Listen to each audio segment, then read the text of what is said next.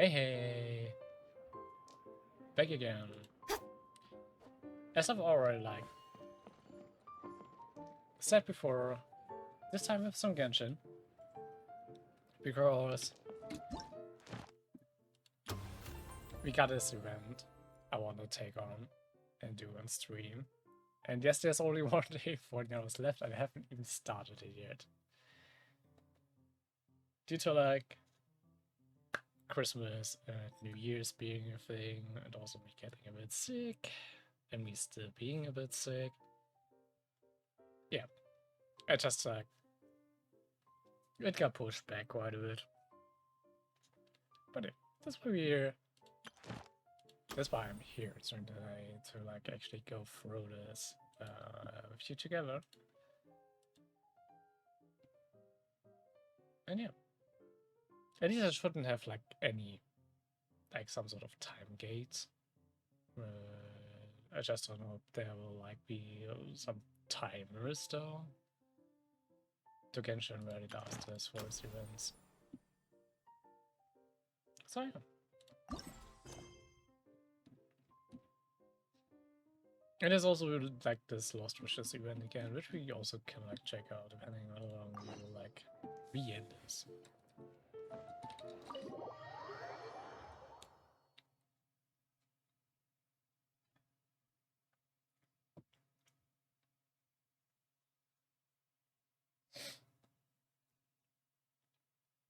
As far as I know, this will be an event that will be I'm expecting it to be even more silly since it will be filming stuff. So actually gonna be playing an act.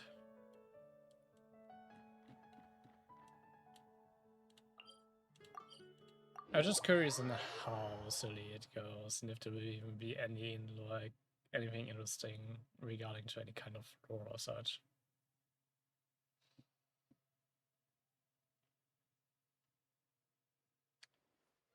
I guess that's right.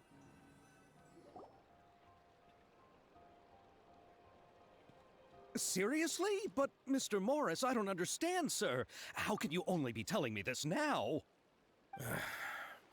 I'm afraid that there's nothing really I can do. I'm really facing a crisis. My hands are tied. But what about my film?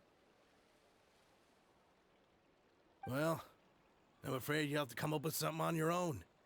Take it from me. Sometimes you just have to let things go. Same goes for this film festival.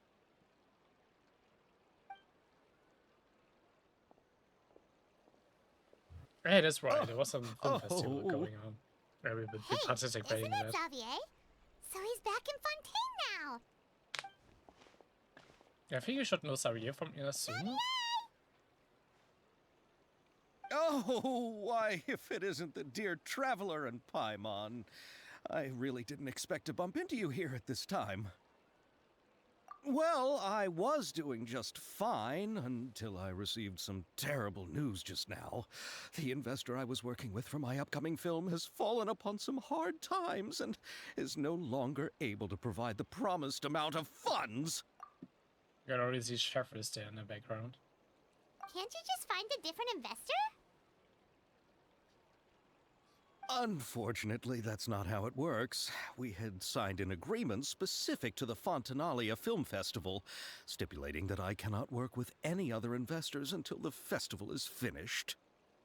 Wow. The Fontanalia Film Festival? What's that? Oh, is this your first time participating in Fontaine's Fontanalia Film Festival? Then allow me to fill you in. The Fontanalia Festival was established to commemorate the legendary Loch Knights, who went on a quest to search for the Oceanids, and eventually welcomed the Hydro Arconageria. The holiday is deeply connected to the founding of Fontaine, as well as its unique laws and trials. It's one of the most important festivals for this nation.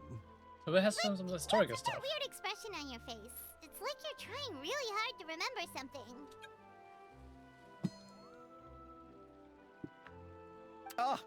I was just trying to recall the exact description from the books, in order to avoid any, unnecessary arguments over semantics.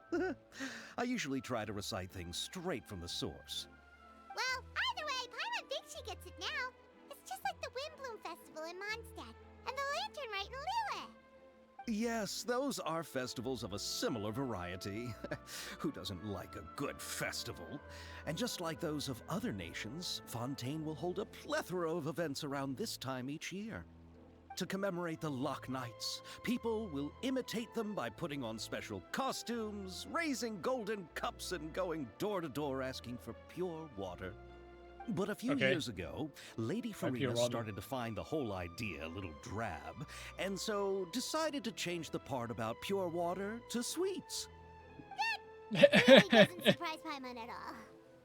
The whole thing seems more akin to a carnival now, and it's quite popular among the kids. Every year you can hear a bunch of them saying, "Trial or treat." Oh, that sounds pretty fun. But how does that connect back to the film festival you mentioned? Taking the trick-or-treating part out of Halloween from this. Okay. Interesting. Ah, yes, it appears I've strayed off topic. I just got too excited after seeing you. Let me get back to the point. The Fontanalia Film Festival is an event proposed by the Fontaine Film Association this year. Now that film technology has matured as a medium, it's the perfect time to introduce more people to the art form. During this time, people may submit films to be evaluated, and the entry with the highest score will be given the Farina Award by the association. The what award? The Farina Award. You know, after the Hydro Archon. They coined it while Lady Farina was still in power, but even though things have changed, no one has made any motion to update the name. Perhaps everyone still thinks of it as a pretty appropriate name. Even though she isn't the Hydro Archon any longer, Lady Farina is still Fontaine's superstar. Anyone with eyes can see the way she shines on the stage. Huh. Alright. Guess the name does work pretty well when you put it that way. Oh, but who would have guessed there'd be an issue with the funding? How will I ever explain this to Miss Chiori? Not to say all the other actors who traveled all the way here from Inazuma. Chiori? Sounds familiar. Where have we heard that name before? Yes, that's her. I asked her to oversee the event's art direction, including the design of the actors' costumes and appearances. Oh, Paimon remembers now! Navia said that her clothes were designed by Chiori, and Kirara's outfit too! How to describe her? Well, she tends to be pretty direct and can be very forceful when it comes to dealing with people. The fashion world in Fontaine has dubbed her the Thundering Seamstress. Interesting Her name. remarkable designs have led many Fontainians to become very interested in Inazuma. Anyway, Chiori is acquainted with all the actors I've invited from Inazuma. Without her help, I don't think I would have been able to get such an international cast for the film. She really is a kind soul. Can I not just, like, overtake the funding? I think I will have to borrow for it. Who are the actors from Inazuma? Do we know them? Why don't the two of you accompany me to the Aquabus station to welcome them? Judging from the time, the Aquabus should be arriving shortly. Chiori will be waiting to meet me there as well.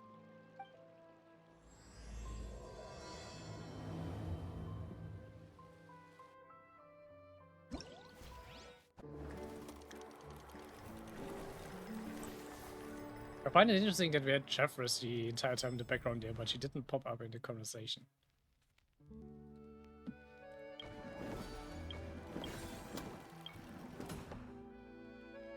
Okay.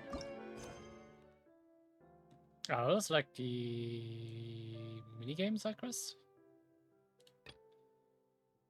If I already can do them, sure, why not?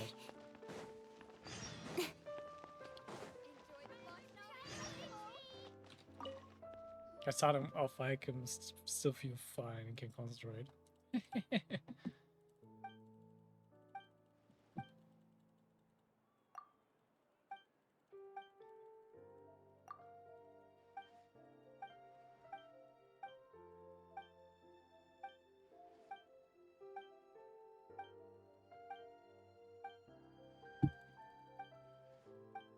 So what's this minigame?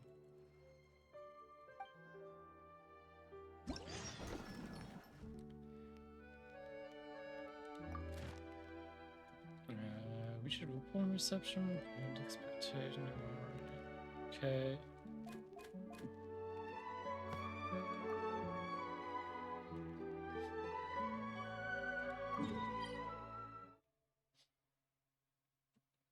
Okay.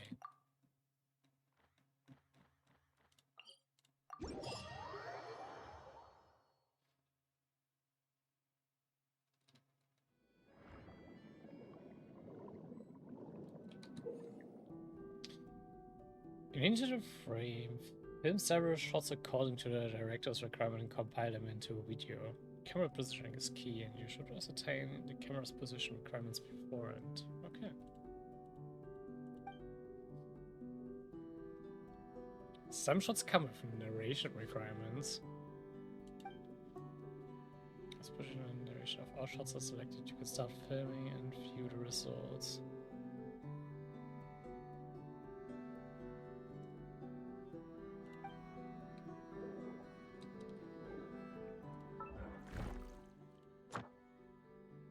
Yeah.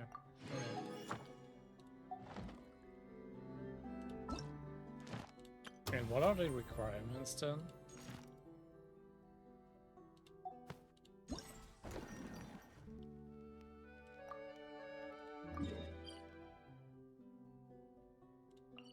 Okay, it's not telling me the even menu. An actress Blabberlinette is almost with the underwater secrets and cannot find her way. When she looks up, the sunlight illuminates her face through the water surface, showing her way forward. Okay.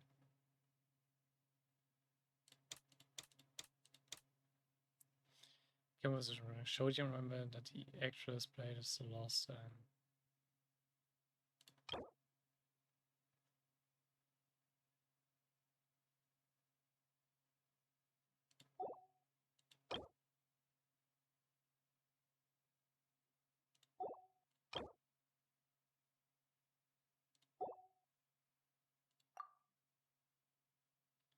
narration requirements showed the actress.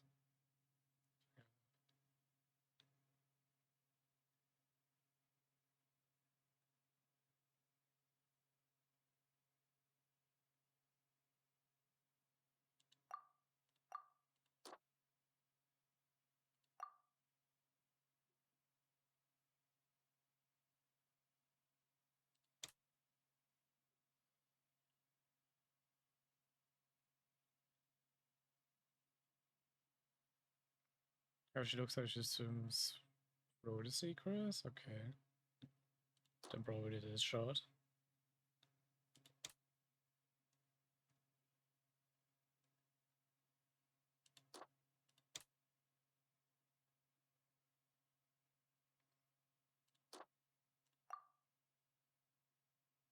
Show the actress feels about finding her way out.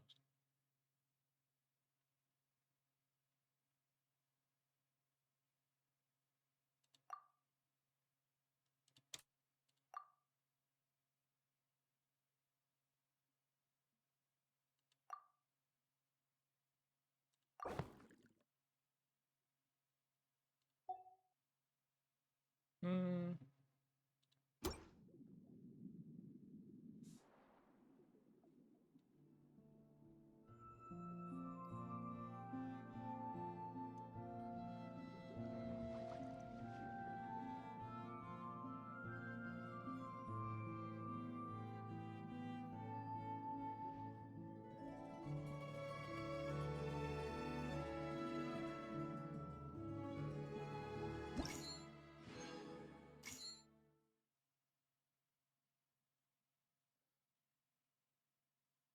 Okay, this is already like the 2-star, okay.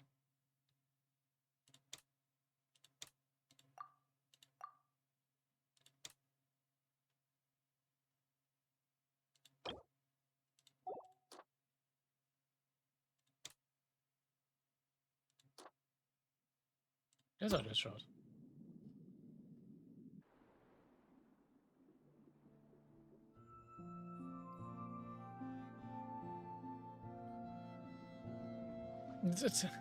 Okay.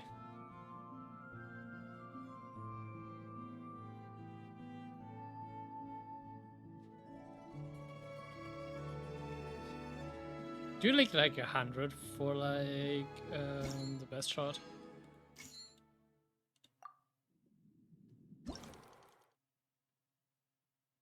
It probably just was like the voice line that was off.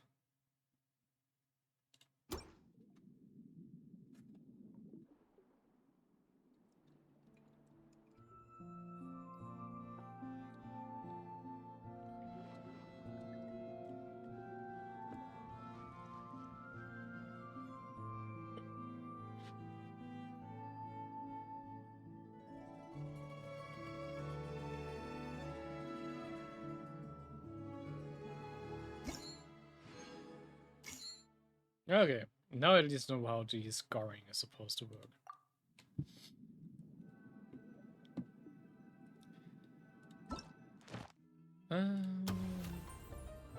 Good.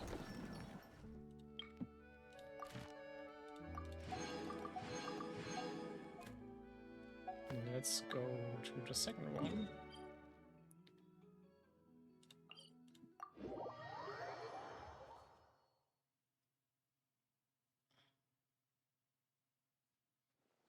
So in general, I want to get 20s for the scenes and like plus 10 on those which like require lines.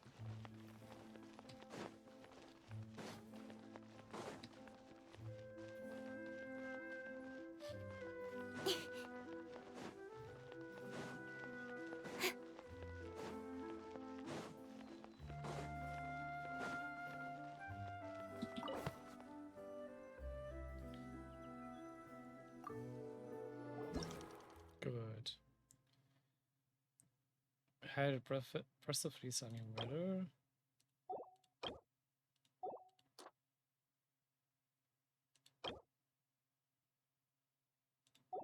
I think I shot with her and it should be better.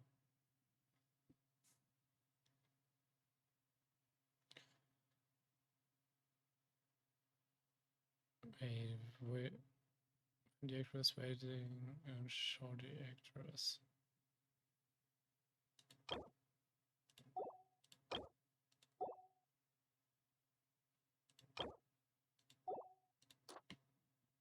Let's go with this probably.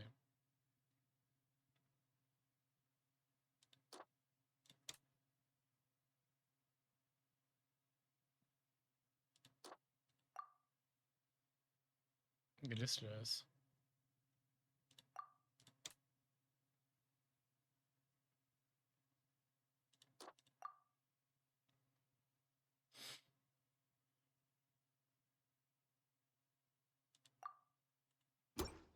Let's see. Maybe this works.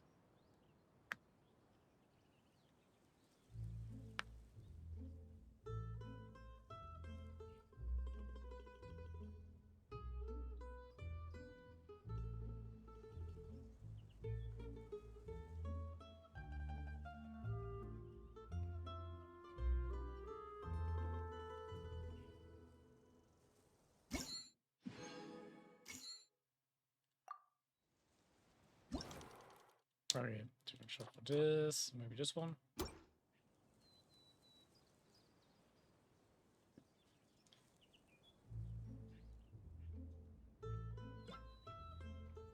Okay, no. This is even worse one.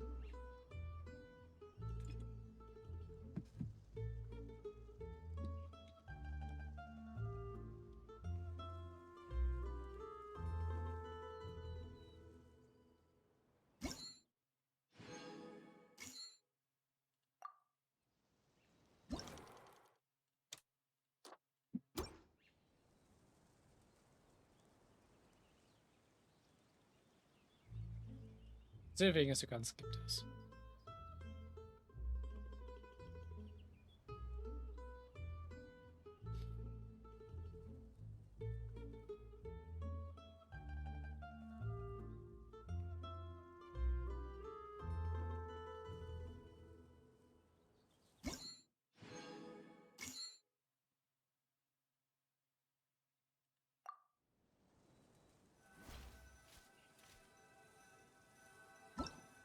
What I think would be funny, but I think would also be like quite hard to like actually like implement.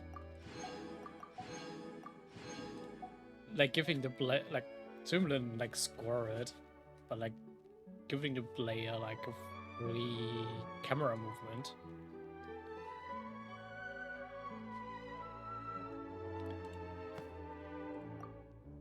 Like free control of the camera and everything. Because I think there might be like some people who could like make even better like shots with this. But this would like really be really hard to implement with like kind of scoring the system.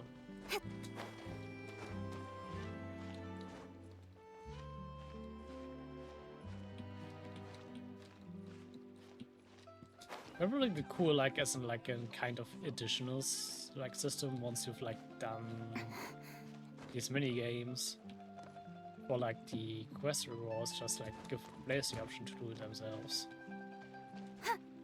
like free-handedly, but without any like extra rewards or something like that. Is that done? No.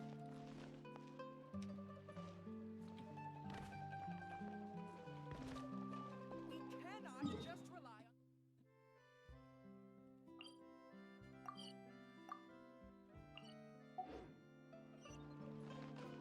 Oh, it's inside here.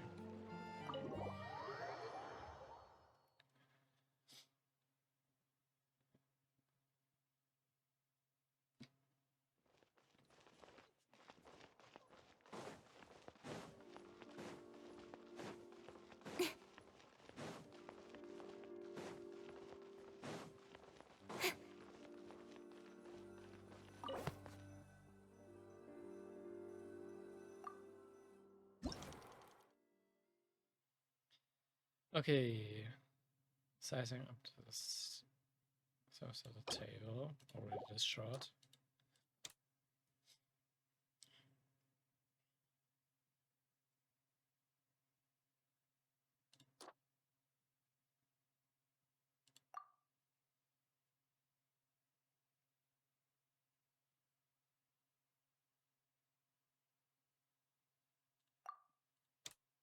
Hmm.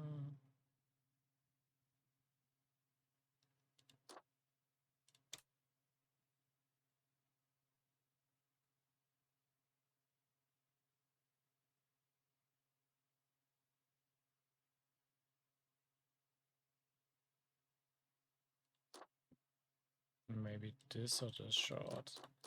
You don't know how like you can't see how it will like move. But here like you can't see all of it, so probably that one.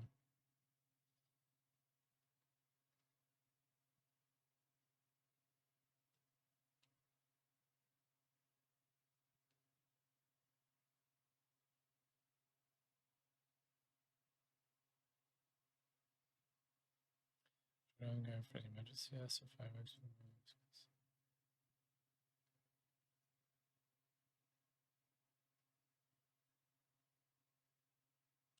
I guess. I don't feel like any of these lines probably fits the description, but hey.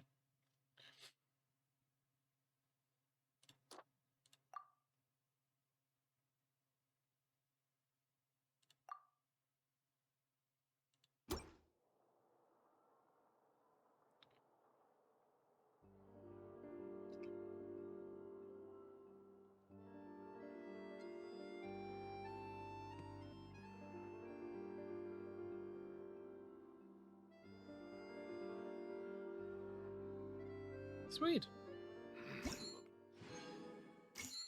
First try.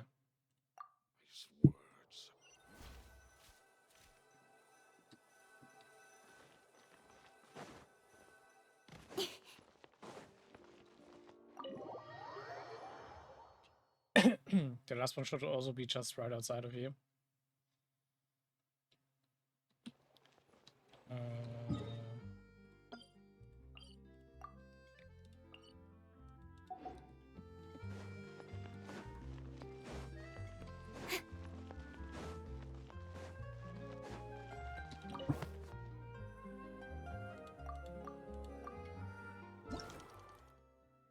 Okay, what do we have here? Presenting environment and characters who perform in it.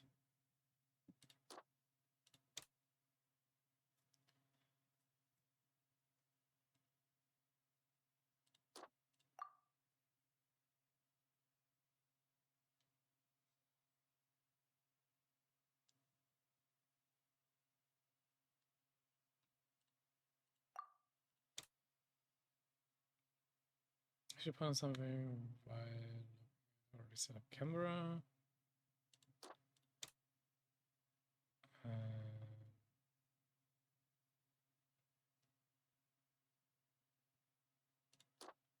Over this shot.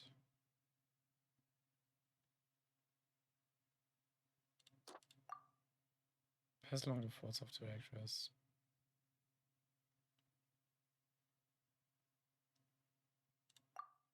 Over this.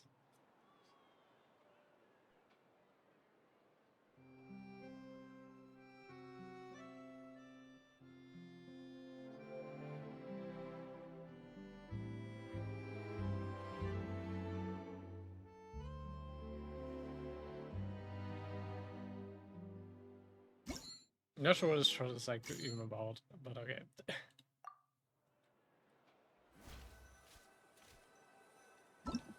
Like what the purpose of that shot is supposed to be about. Oh, I already got the sword.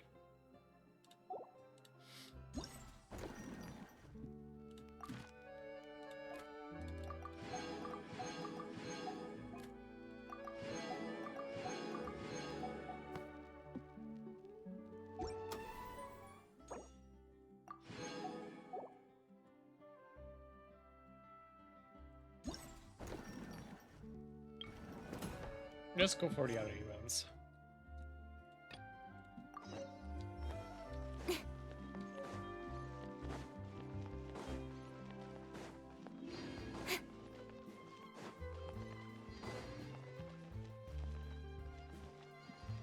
Chevreuse still here, but we can't even tag with her.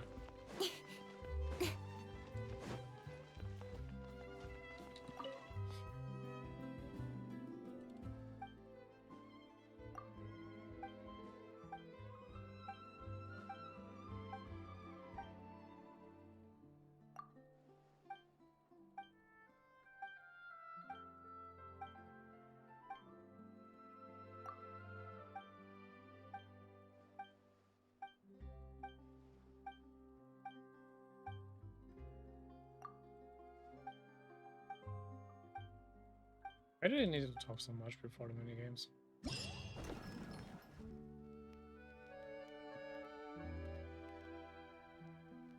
Okay, let's go through it.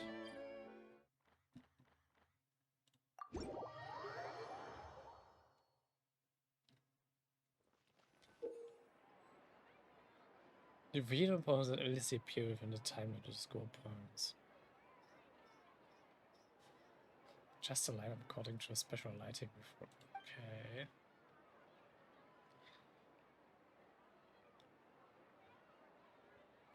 Oh, this is. Okay. Let's see what's this going on about.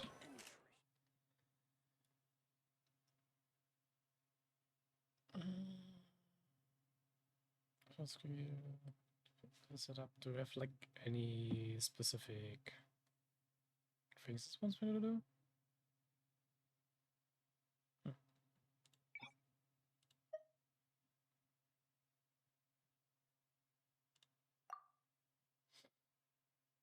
Ah, okay, we do have to. After unleash a hydro.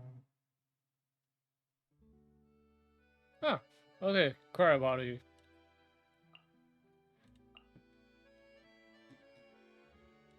I don't have to tell me try, so I'm gonna pay for this.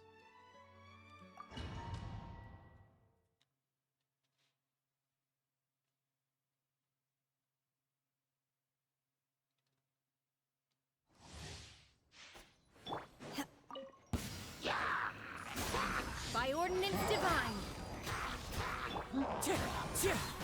Fallen leaves, adorn my nut. Hold the line! Whirling snow, coming to art. Sumetsu!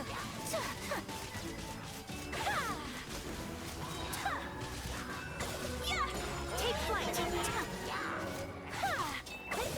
Oh! Manifest! Cryo incarnate! As one with wind and cloud! Rest and rebuild! Whirling snow! Sakura swirl!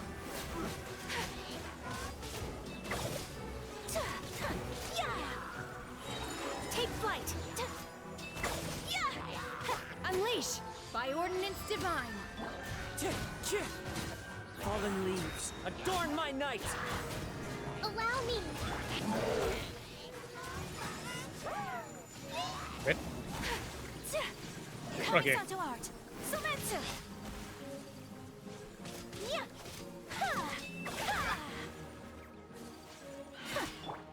Manifest! That was kind of weird. The birds Just disappearing like Hold the that. line!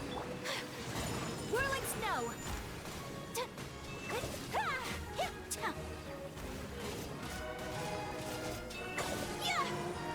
My apologies! obey! Do your master's bidding!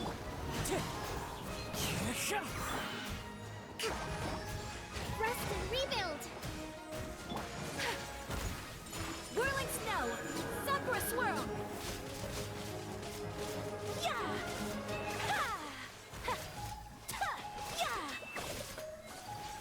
My apologies!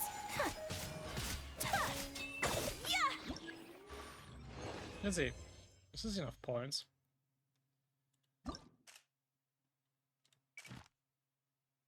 Oh, I only need 4,000 to get all of the rewards. Okay.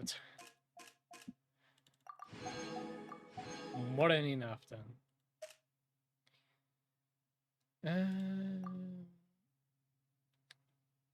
After number 6, dealing true damage. Okay.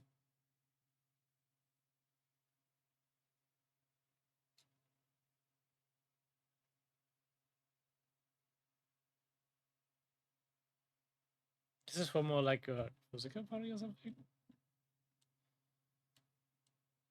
The rest we do you gives me your Mia, but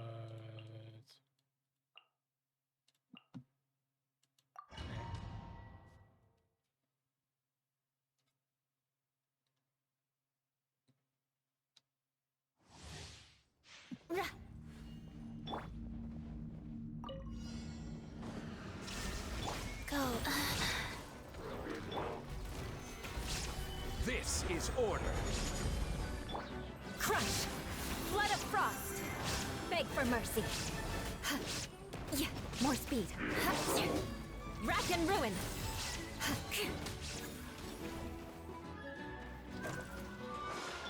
Illusion shattered, torn to oblivion.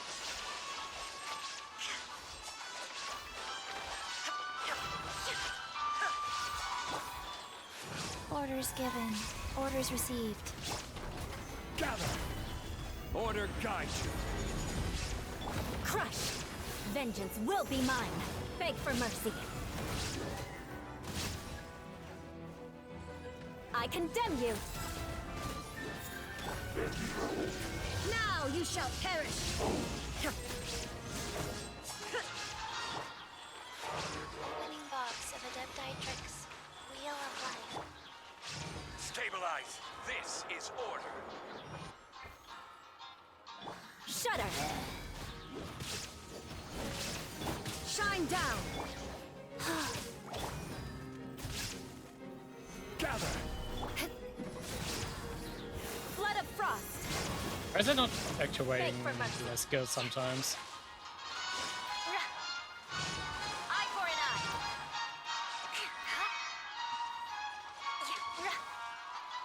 Illusion shattered, torn to oblivion!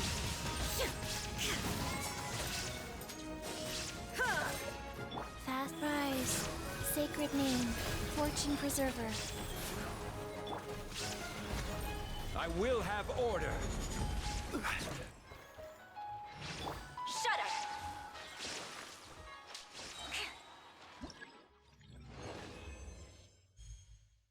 I'm not sure what was off of this part right now, but like This part really did not like to swap around. Yeah, but okay.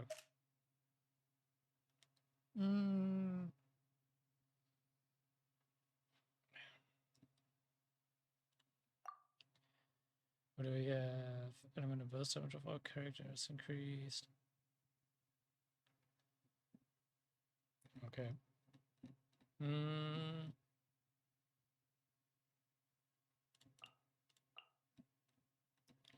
Let's go just for the party. Where's my cookie? Yeah.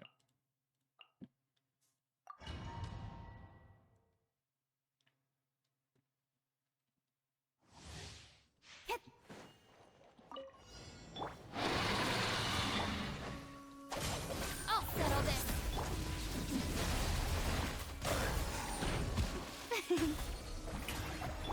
With sword comes shadow. Don't blink. Hey! Yeah! Speed of light. The Temple of Wisdom. Dissipate. Out of my way. Yoo-hoo! Let my name echo in song. Incoming. Hey! Nowhere to hide. Hey!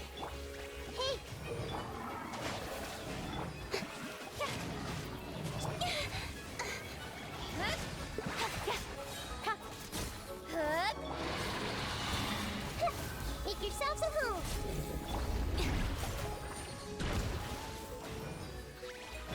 Shower me with praise.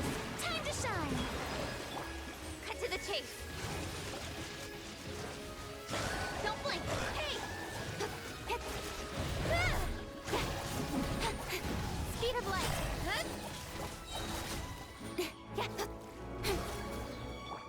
I see everything. Oh, Sharing my knowledge. so Lightning sheriff. Yoo-hoo! Let the world collide. Nowhere to hide. Hey!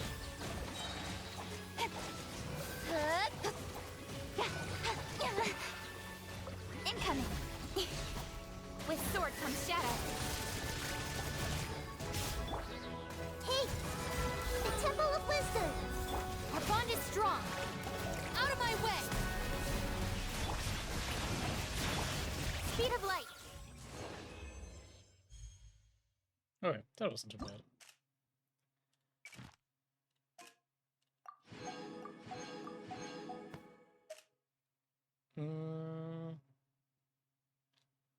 A lot of Hydro stuff.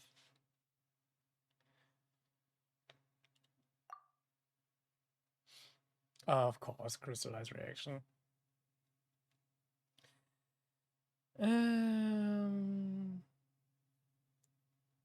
Check this out. Shot.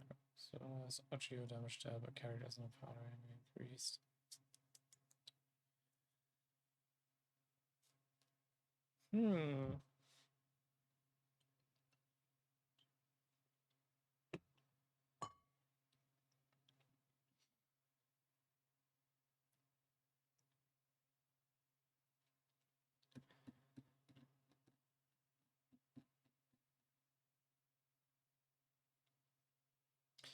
You do have a lot of elemental enemies, so let me use this party.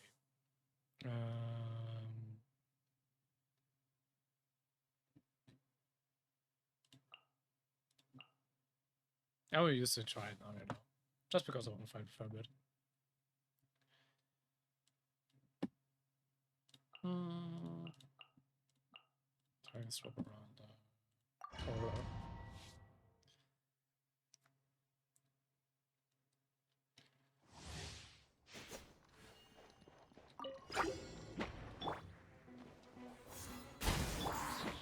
Come to be! Witness my great undertaking! Watch out!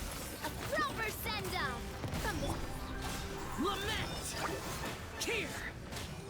Worthless!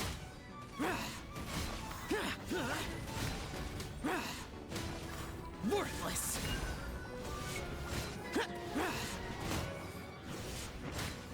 Worthless! Go as one! Wind, Hear me. Live! Feel this ancient power. Fire! Well, with rocks. Ha! And na! Na! Hiya! Na! Conquering! Worthless! Cheer! I'm just partially using range. You don't hear what I. Useless! Watch out! Attack! Ha! I swear by my sword. Burst forth! Moment of birth! Coming at ya! Coming at... Disappear! Cheer! Worthless!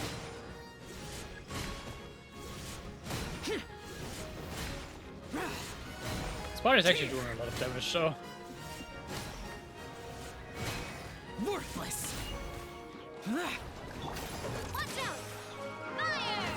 Well, hey then! Was what? Barbados. Witness my great undertaking! Hey then! Boring! Lament! Worthless! Cheer! Nice. It actually gave me the most points out of all of those.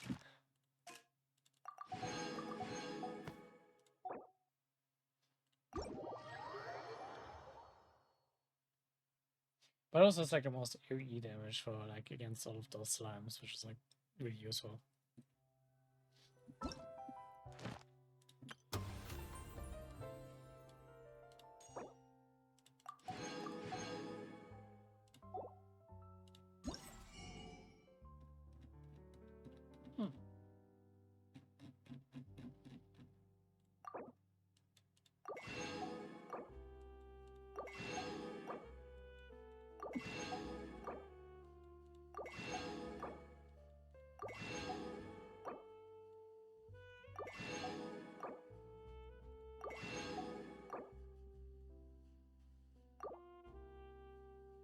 Oh.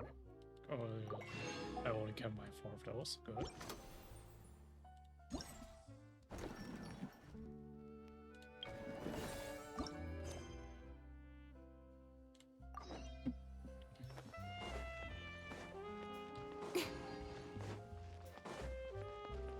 Incoming!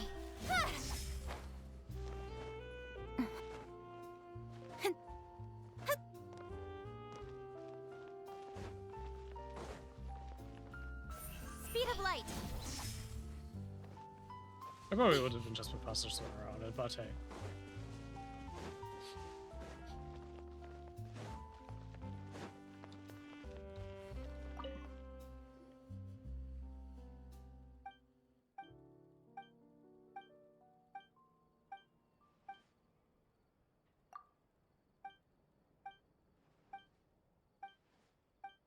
So we got our obligatory combat minigame out of the way, so let's see what these others are.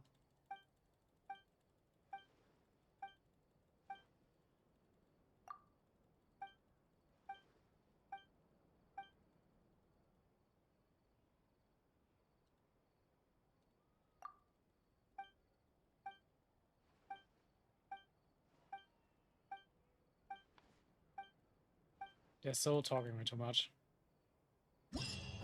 And thank you for the follow, Silent Stone.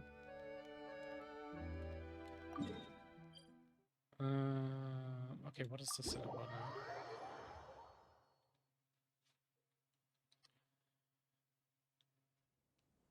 The marker boards on regular testers are moving to a position of an approaching tester. Ah.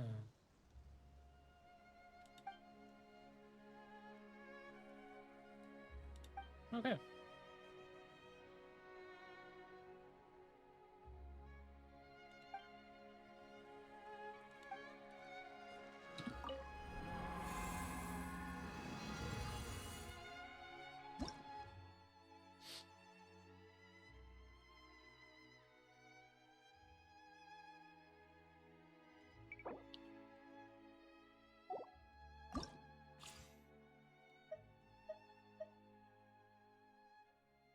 Oh, is this a thing you have to do online?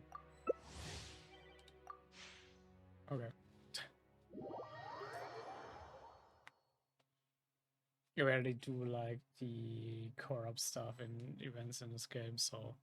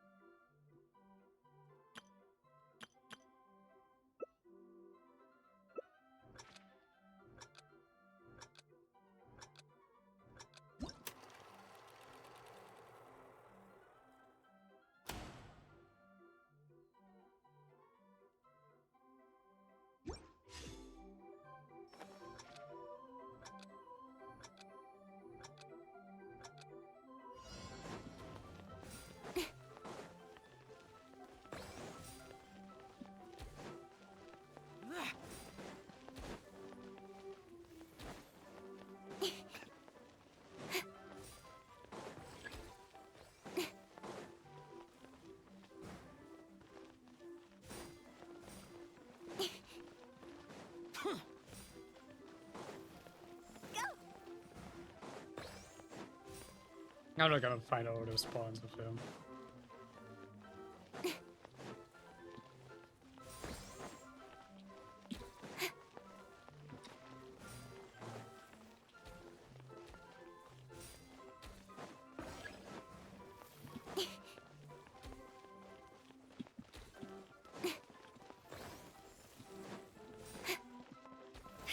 God.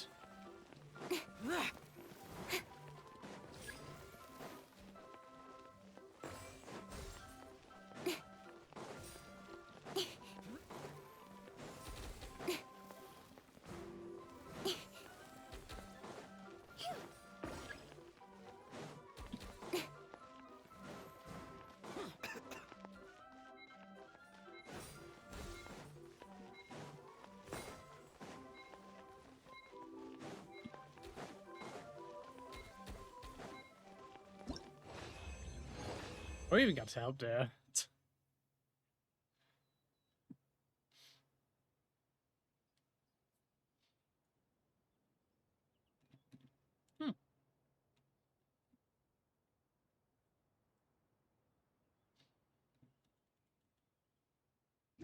Just taking like a long time to know what they are.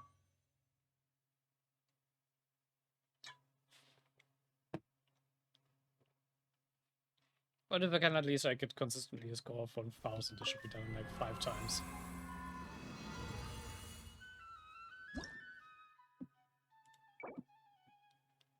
Yeah.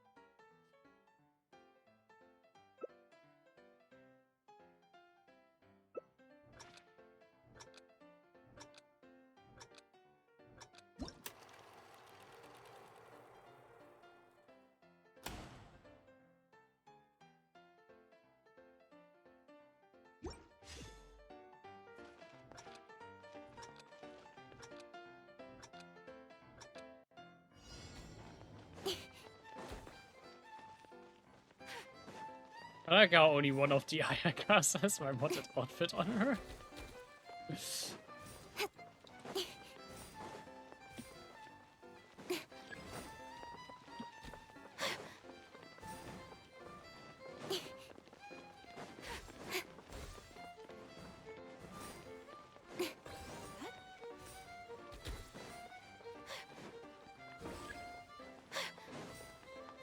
At least it makes it easier to tell them apart also.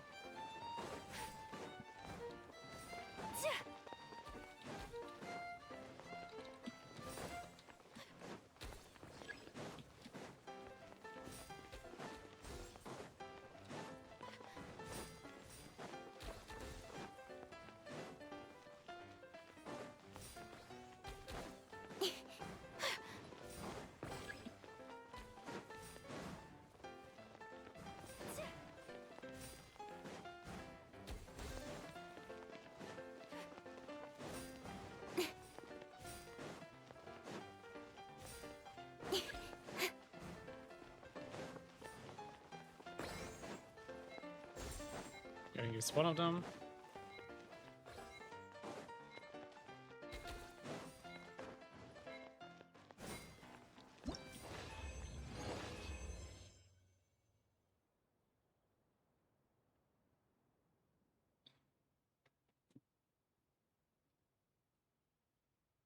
Same scores last time.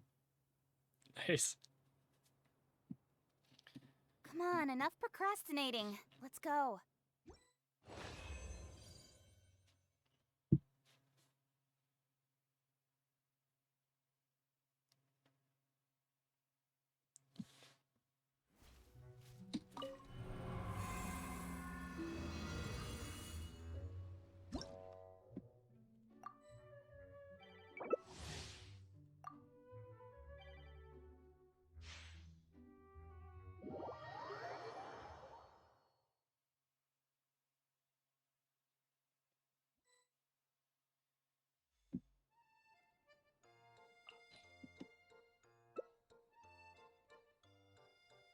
We'll just change that for arena, because why not?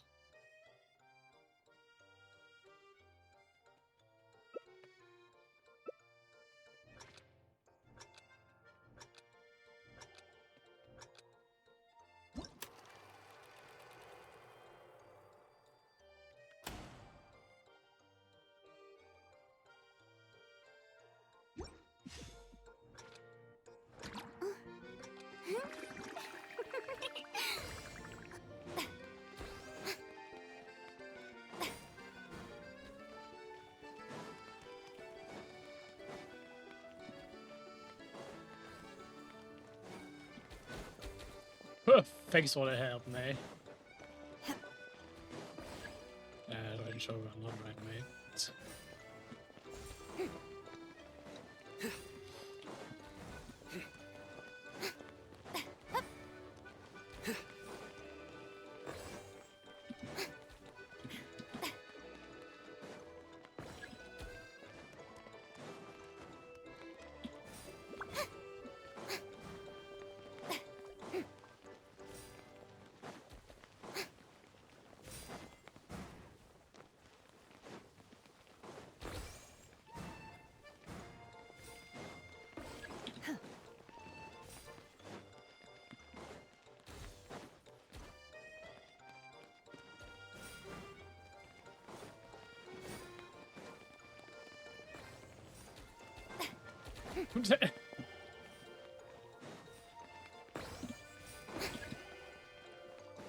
The rain show really likes to help me out here.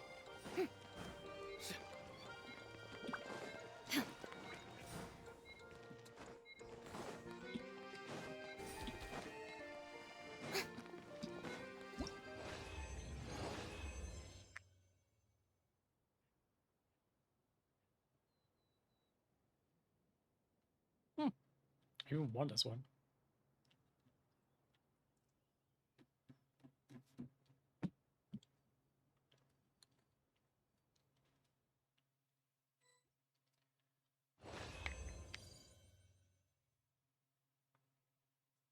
God probably won't help me, like, reducing this by round or the scores.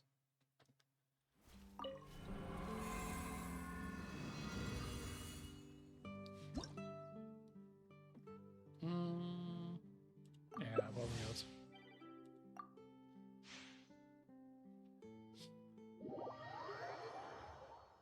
Unless I'm getting 1,600 in this match, but I'm doubting that.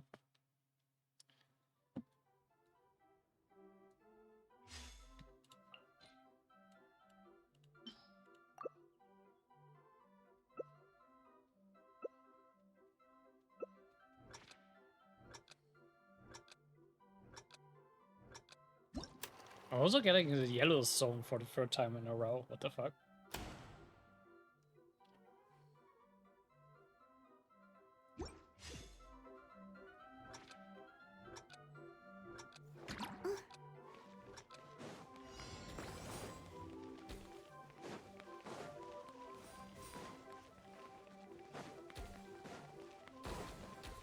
Thank you, Shao.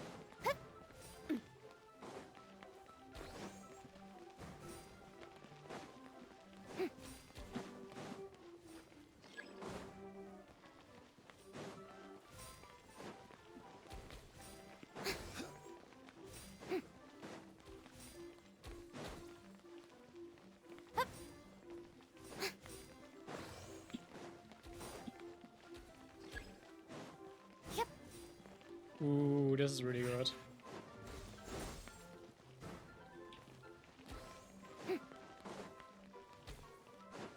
This was really good for me. Nope.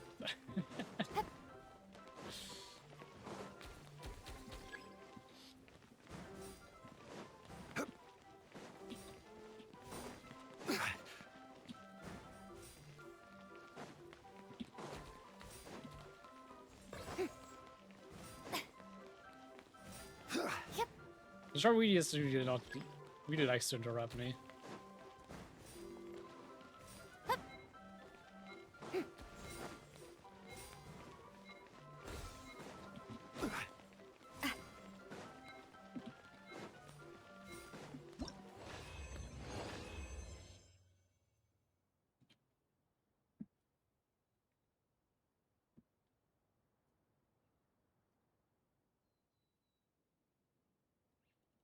Tea parties are a must for the well-mannered. If you'd like to learn the proper etiquette, I'd be happy. Thanks for the info, you know, I guess. Even though she got cut off by the game.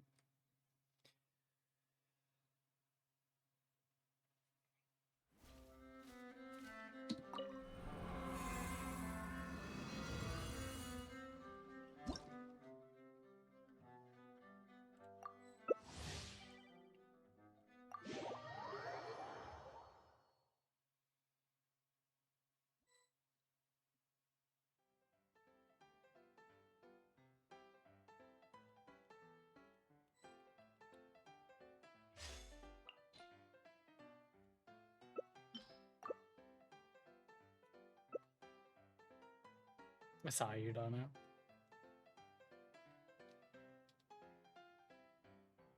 Oh, new song for it. The red one.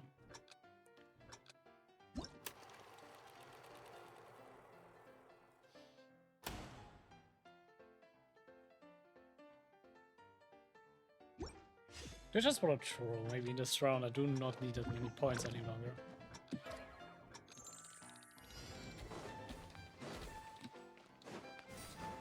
I'll get myself like a few points and then like help the underdog.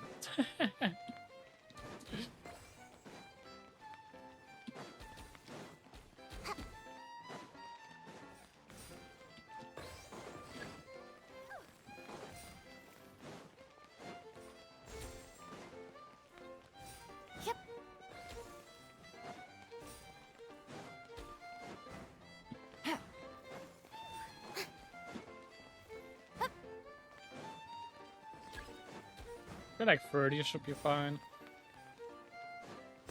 Yeah. Okay, then let's start the yellow.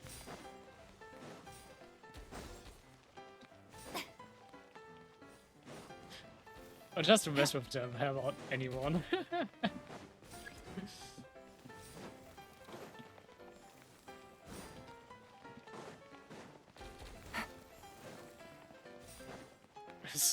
Still have the most points at the moment though.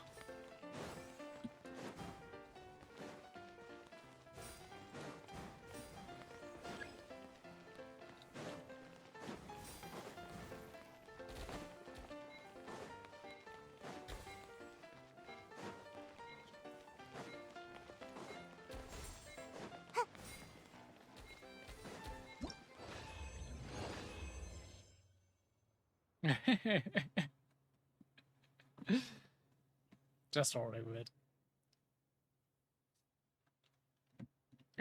Is it they got 4,500 points? Oh no. You know, it was just messing around.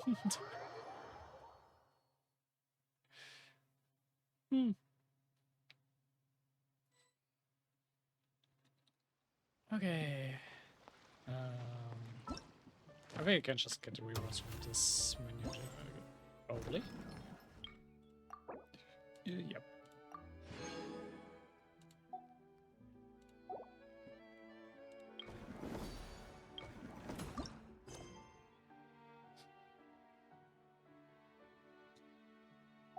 Why am I still in co-op mode?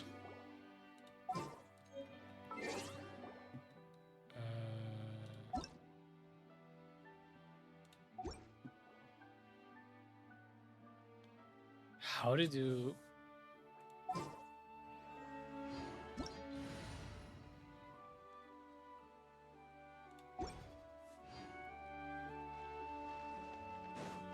How did you disable card mode again? Ah.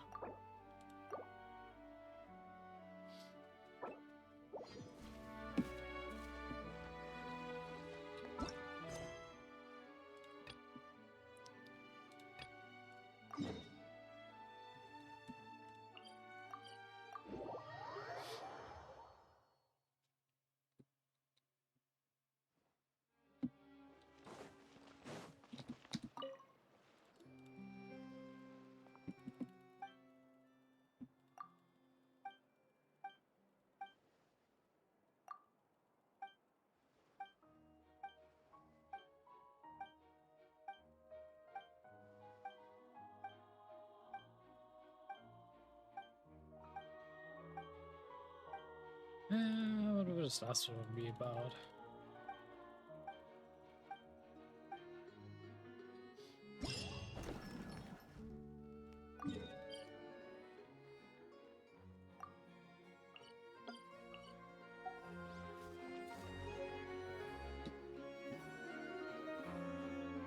Oh wait, does it catch it? I need to equip.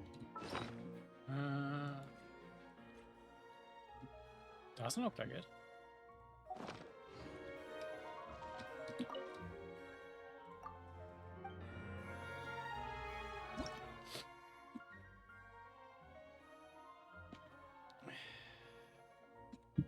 Ah, this is just it's a shooting minigame.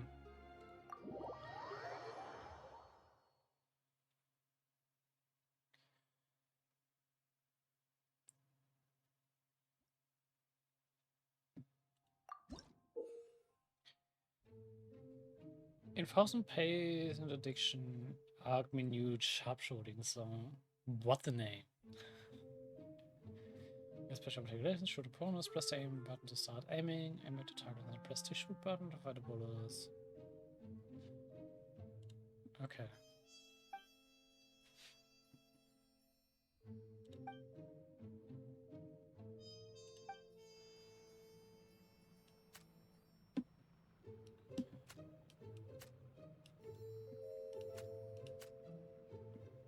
Okay, do I have any object here to use against you?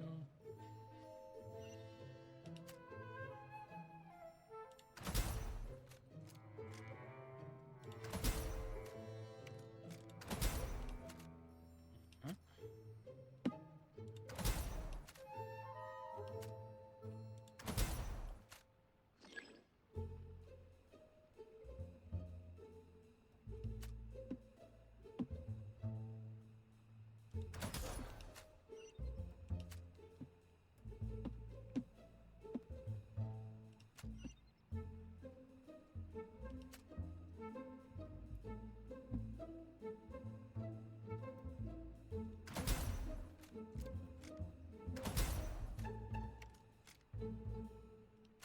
Where's left?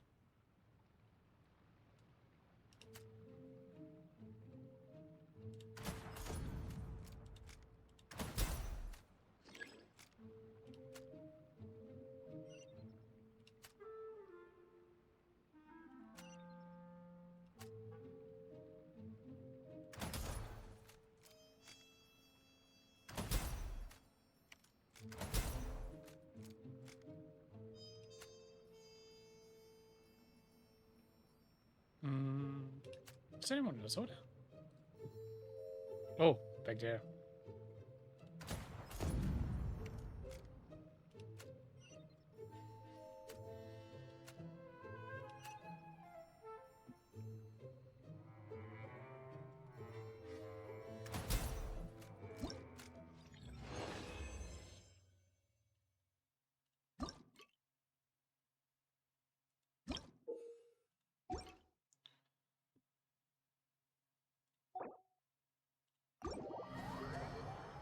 Add your chance to adjust the sensitivity on some stuff.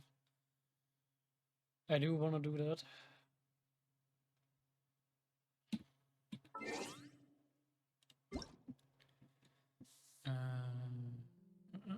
Controls.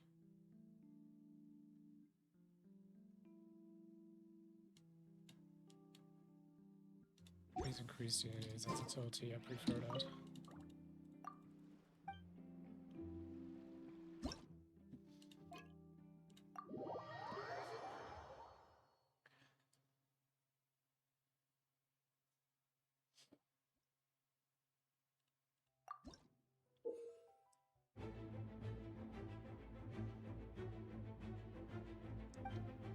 Okay.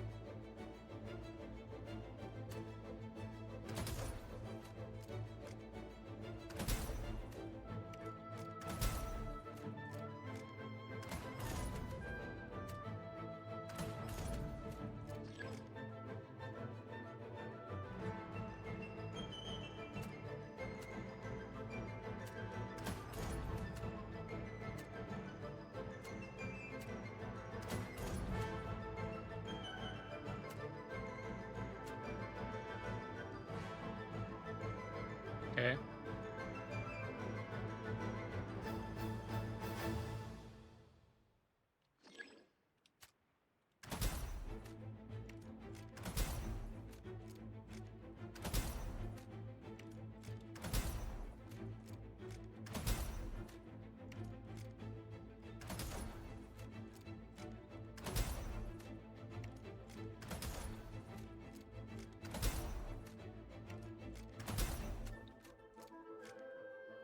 Anything else?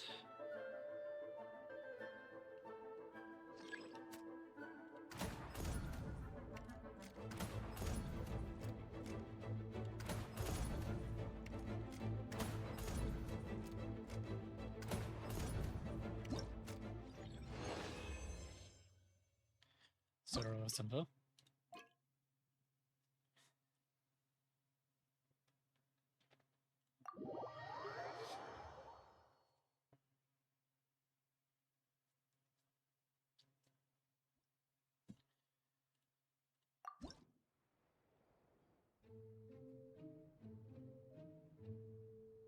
Hmm.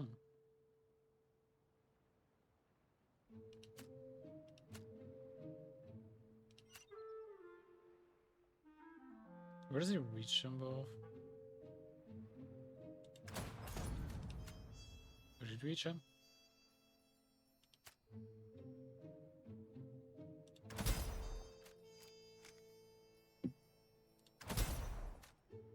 Did you kind of him?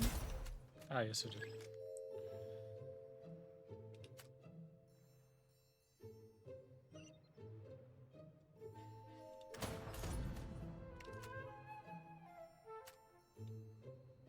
Yeah.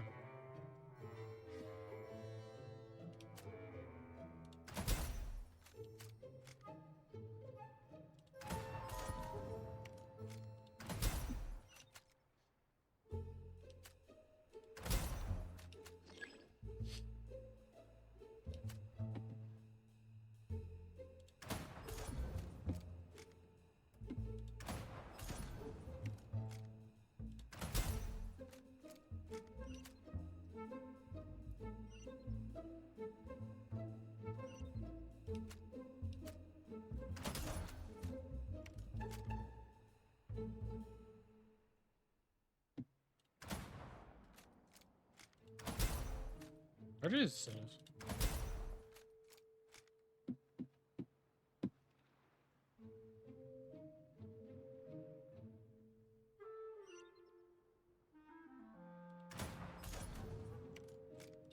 Of course, it did not hit him. But I do have enough ammunition at least. Oh, well.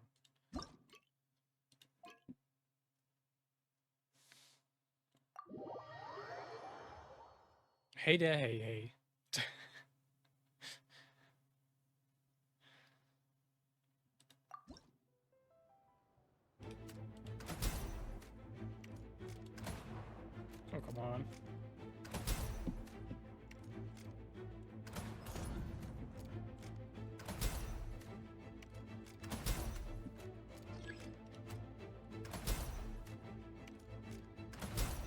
I'm doing today, good today. Even though I'm a bit sick, but still fine nonetheless.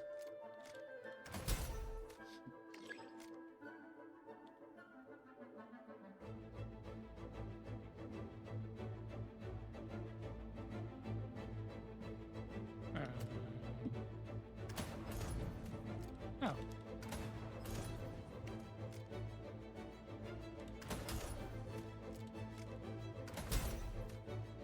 So next wave? Oh, teleported me.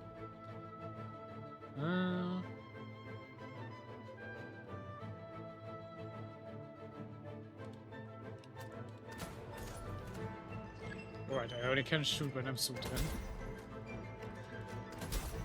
in. No scoping this, I guess.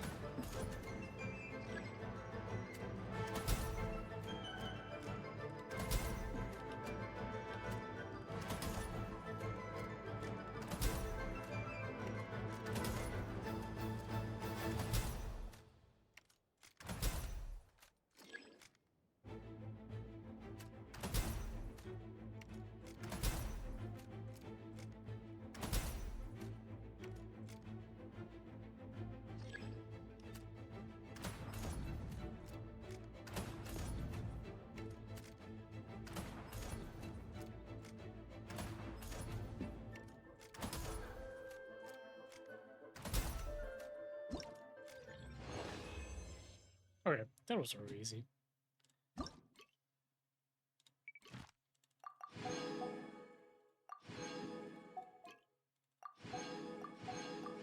thought we should have all the render boards already, though.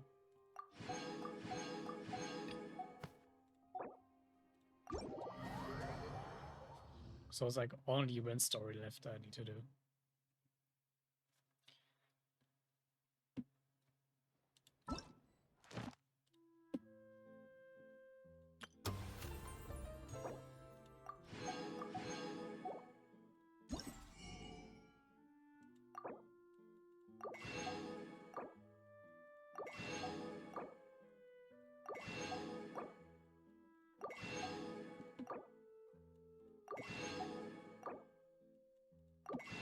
Yep, already bought everything up. Actually, let's look at the event sword.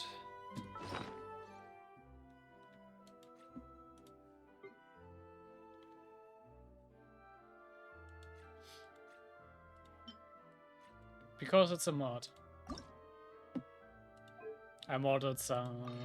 I have like some different outfit mods here.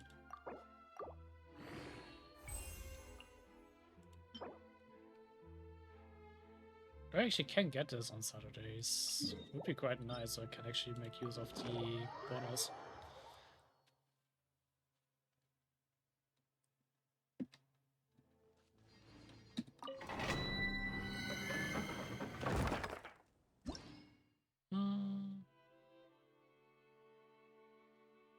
It's like full element of the thingy. Oh, fuck about it.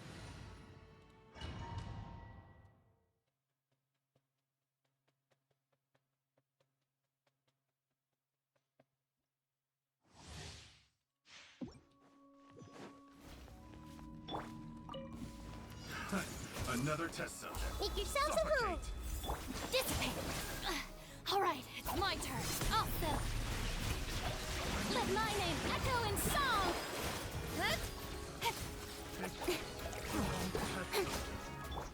Everyone hold hands. Nowhere to hide.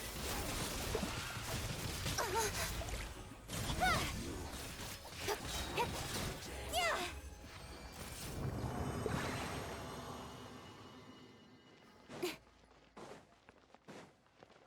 I still have to go to the 3 cameras. Okay.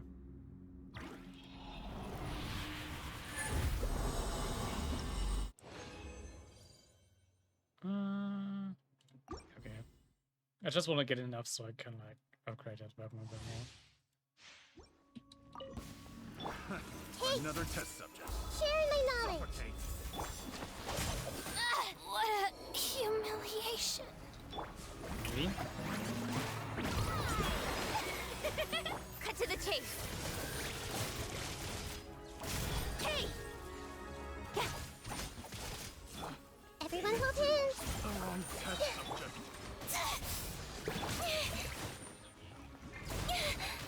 Come on. Nowhere to hide. The show begins! Time to shine! Don't blink.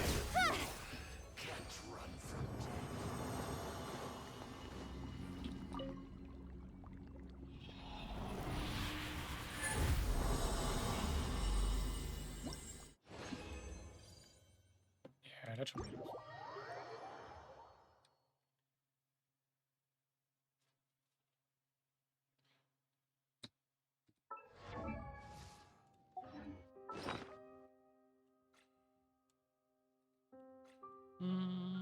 There it is.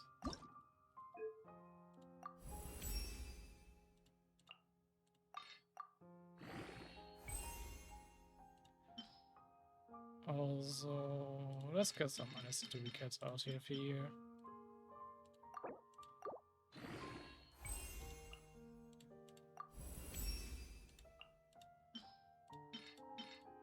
God.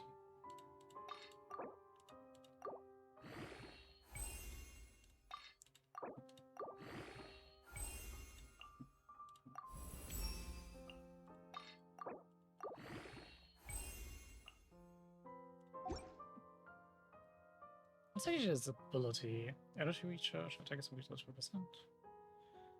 The support from our medicines you've had in Mercy Wish with strength. Based on the number of them you've helped, your attack is increased by an additional. Okay. You get bonus damage for doing a certain side quest? Interesting. That is certainly an interesting weapon mechanic.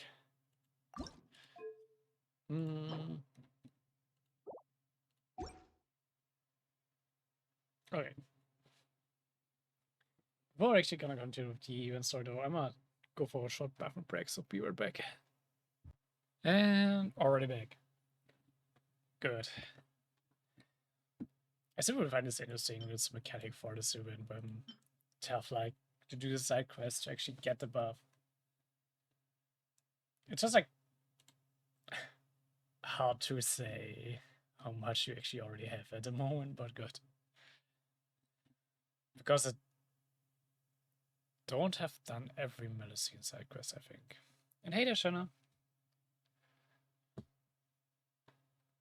Glad to see you still alive. I don't know. So fine. Like, besides being 6 as you already know, but it's better than yesterday, so definitely was a good idea to like just focus on resting yesterday.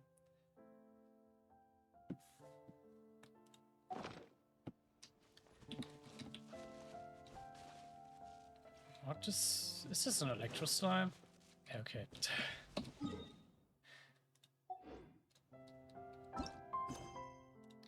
So let's actually do the story quest now that I've done all of the mini games.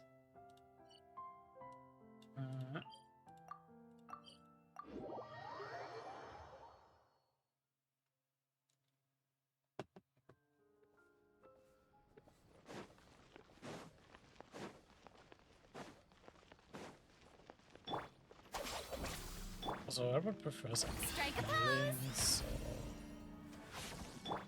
let me get out of it first.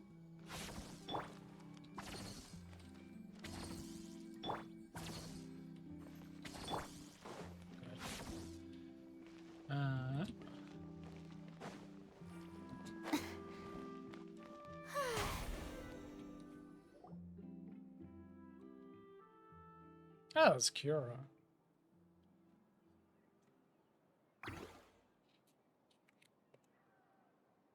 She has a really cool design, not gonna lie. Miss Chiori? Your talk with the Chiori. investor sure went fast. The aqua bus hasn't even arrived yet. Okay, not Kiora, Chiori. I kind of messed up the name there. Oh? And who are they?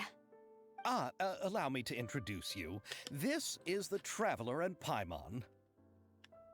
Pleased to meet you. Likewise! We've heard the owner of Chioriya Boutique is a skilled seamstress, so it's a real pleasure to finally meet you in person.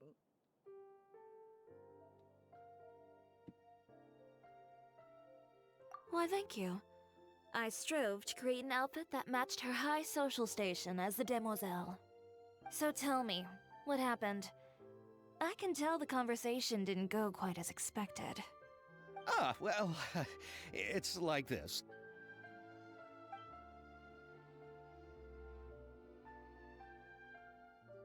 Ugh.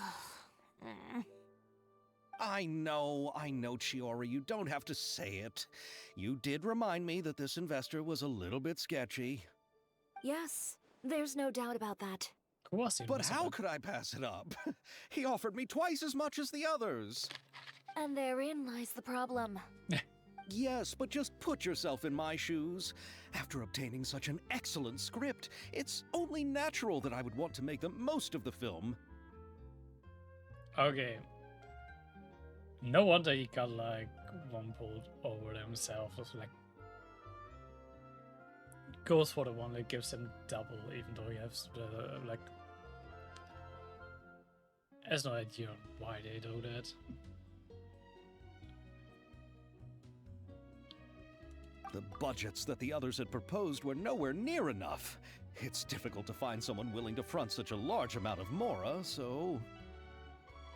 Yeah, and if someone does it, it's more often than not, it's probably some kind of scam. So yeah. Don't be sad, Xavier. We might be able to help scrounge up some more together for you. Oh, thank you, Paimon. That means a lot to me. But the cost of the film is staggering. I'm afraid that any mora we can scrounge together in a short amount of time won't even be able to cover the actors' fees. We need to move on. What's happened has already happened, and there's no changing it. But now's not the time to give up. What? You're saying that you have a plan? No, that's not what I mean. I'm simply saying I wouldn't give up just yet. The actors I recommended aren't just after Mora after all. That's true. Knowing them, yeah.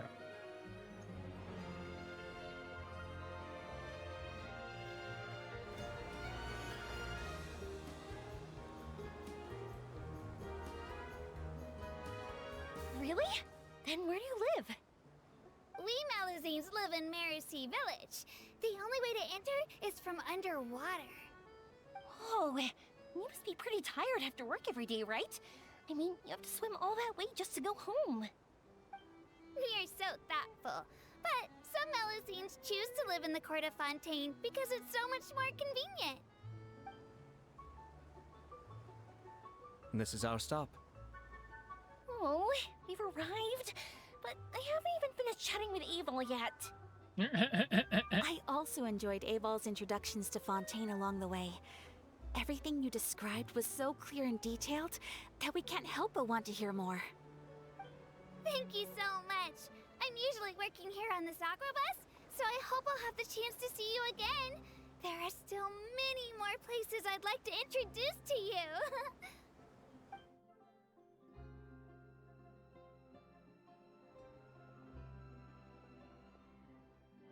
Welcome to the Court of Fontaine. Chiori, you sure have changed a lot. This is the first time we've seen you since you left Inazuma. I haven't realized it's been so long. I was in such a rush when I left that I didn't even get to say goodbye. Thank you for extending the invitation, Mr. Xavier. I'm looking forward to a fruitful trip here in Fontaine. I'm not sure if it was told before already or not, but I'm kind of wondering if like Juri left before the Sakuko decree or maybe because of the Sakuko decree. I'm not sure if it was ever mentioned for a reason like to go into Fontaine and living in Azuma. Especially when she's also like noting just on the side, it's like she left abruptly, so it didn't seem to be like that much planned out as well. Just like moving forward. It's an honor to have the head of the Kamisato clan visit us. So they're who you meant when you said you had actors coming from Inazuma? Oh? It's the Traveler and Paimon. Wow, what a coincidence! Ayaka and I were just talking about you on the way here. Are you also here for the film? We just ran into Xavier earlier and came over with him. But I'm not an actress. Sir Kamisato and Lady Ayaka are the real actors here. I'm just tagging along with Ayaka to have a good time together. About that, I mean, how was I supposed to contact you when I was making preparations for the film? I figured you were probably busy, and I didn't want to disturb you. So I could only keep you in the back of my mind while I sought other actors to play the lead roles in the film. I had been thinking about a surprise reunion with you during our trip here, but you still managed to surprise me first. Oh, so you all know each other already. My, what a coincidence. What are the chances everyone could be brought together here like this? I mean, we know every, like, kind of somewhat named relevant NPC, so it's no coincidence. And thank you for the follow, Ravina. I'm appreciating it. Why don't we go to Hotel de Boer and catch up over a meal? I've already made a reservation. Huh? Did you reserve 2 spots for us too? Yes, of course, of course. I'll be sure to tell the boss to serve a few more delicious dishes just to make sure there'll be enough food. Very well. Then please, kindly lead the way, Mr. Xavier.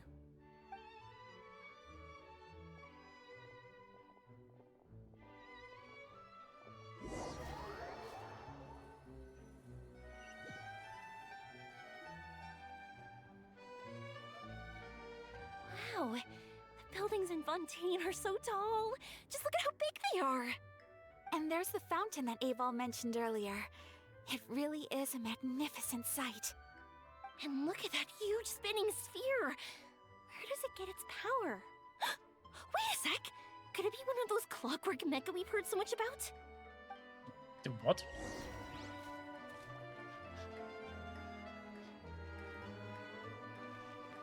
I didn't quite catch what she said. Hey.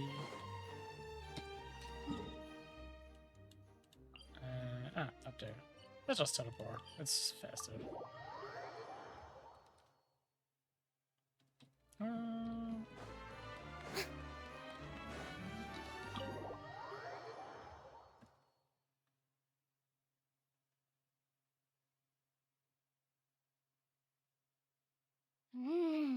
So this is what food from Fontaine is like. It sure is different from what we have in Inazuma. How should I describe it? It seems like you have to go through a lot more steps to make them. And the flavor has many layers too. Ah, yes. When I first went to Inazuma, I actually thought the food there tasted a little too bland. It took some time for me to get used to it. Let's get back to the purpose of this trip for a moment, shall we? How have preparations for the film been coming along, Mr. Xavier? It's just a thing that people think, like, when they first try Japanese food, it's kind of bland. Because, like, it's quite obvious that, like, Inazuma and their stuff is, like, heavily influenced by Japanese culture, so... If they're, like, making a reference like that, this is, like, also actually a thing in our real world.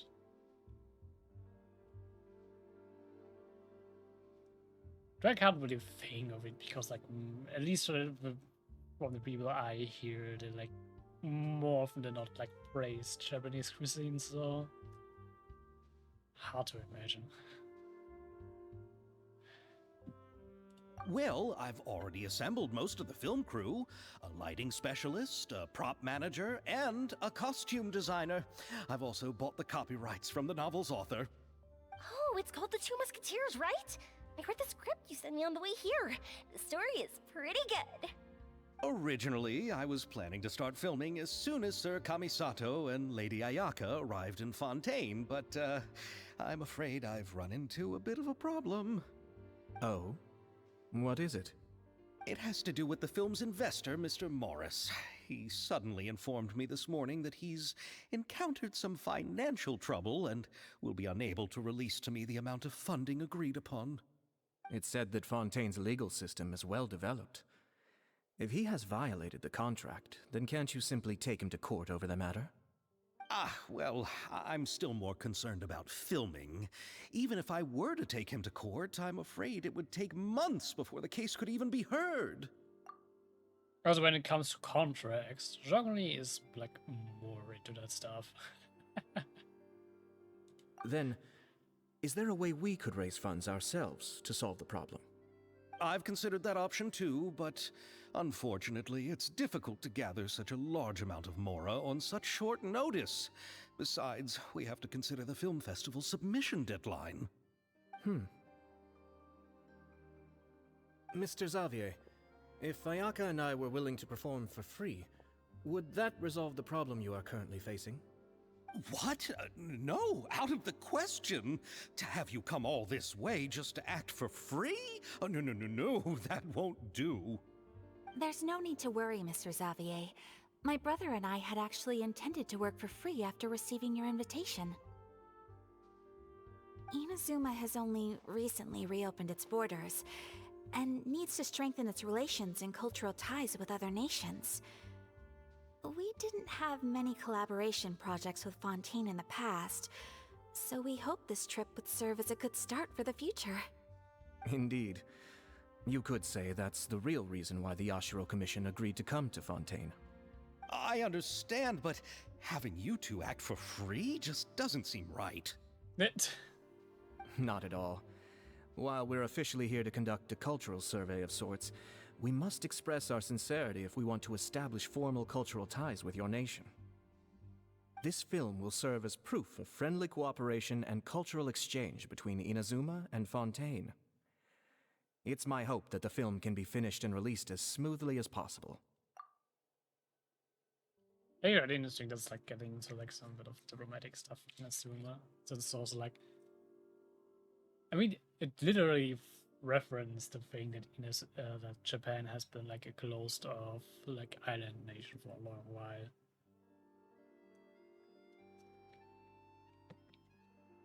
And that's like literally the same case for Fontaine. Not Fontaine, Inazuma. Just like with a different background for it.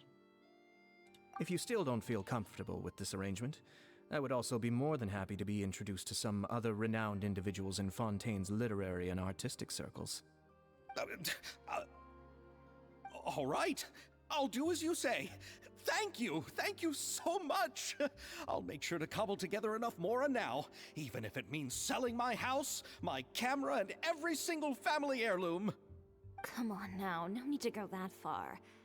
I'll also help you out as a brand sponsor.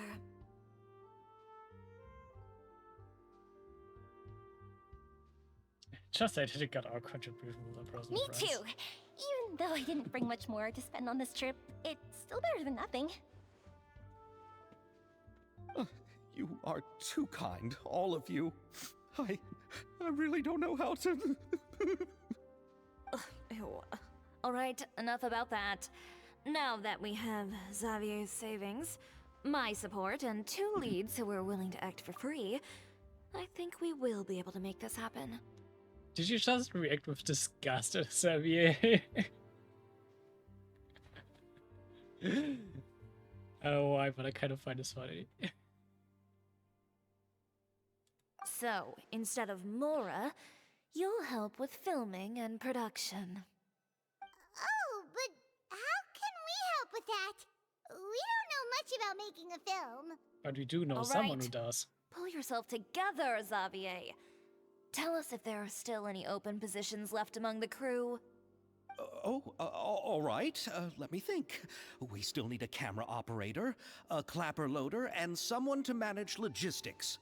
I take I logistics. originally wanted to personally serve as director, but I've been too busy working as the producer. So the positions of director and director's assistant will also need to be filled. Paimon knows what the director and the logistics support person do, but what's a clapper loader?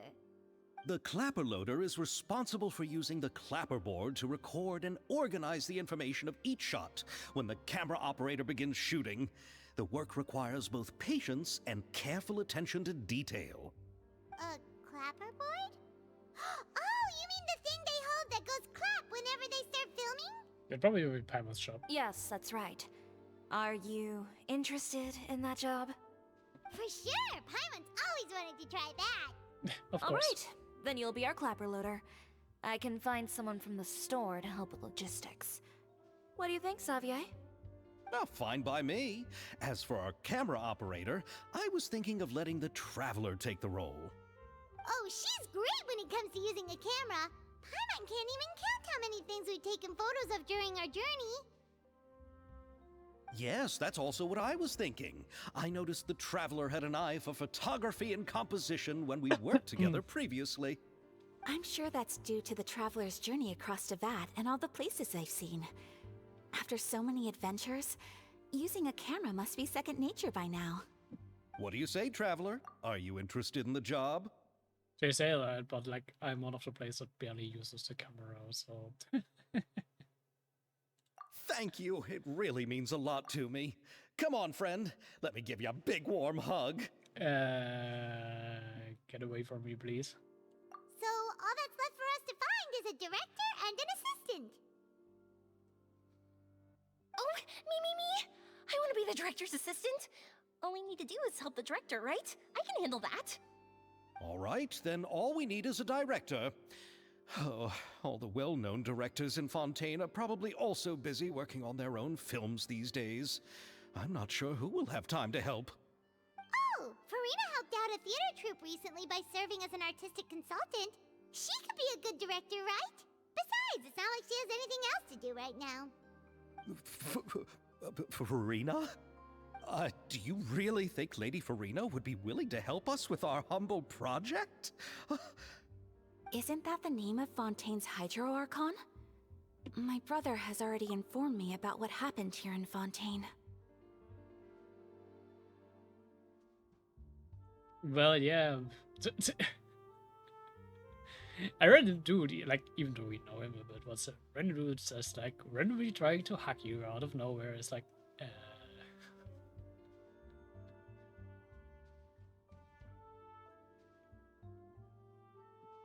It was like a person you're not that comfortable with yet. It's like pretty weird. Yep, that's her. She helped out a theater troupe not too long ago, and now she's taking up work as a director. Well, Oh, I saw that musical. Her performance was perfect, and the storyboards were also excellent. Don't let her form or identity intimidate you. She's the best candidate we can think of right now. You'll never know until you give her a shot. At least not with people I'm not comfortable with. And it wouldn't count Savior among those people. fine. You're right, Shiori. I'll do anything for the sake of my film. Anything! Then I'll have to ask the Traveler and Paimon to show me the way to Lady Farina's residence. I just hope she'll agree to help. Do you need us to also come along? No, there's no need to trouble you with this. Besides, you've just arrived in Fontaine, and I'm sure there are many places you would like to visit. Just leave this task to me. It's part of my duties as the producer. Very well. Then we'll be waiting to hear the good news. I'll go with you. By the way, you might want to consider bringing a gift. And don't worry, we won't simply drop you off at Farina's place. We know Farina pretty well by now, so having some familiar faces there should help your chances. Besides, the whole thing was our idea in the first place. All right, then I'll start making preparations. As for the gift... A gift for someone who was once seen as the Hydro Archon. I wonder what she would like. Probably I sweet. recall that Lady Farina once fancied a clockwork ring, so perhaps I should get another exquisite clockwork contraption for her. Huh? Can't we just bring some desserts, like the Fontanalia mousse? But wouldn't that be a little too cheap? She does like desserts, though. Isn't the Fontanalia festival happening right now? I heard Abel tell us on the Aquabus that Farina introduced the tradition of going door to door and asking for sweets. To do something like that, she must have a real sweet tooth. I agree with Yoimiya. If the gift is too fancy, it might actually make her feel more uncomfortable. Alright then, let's go buy some Fontinalia mousse! Usually people don't try that with me.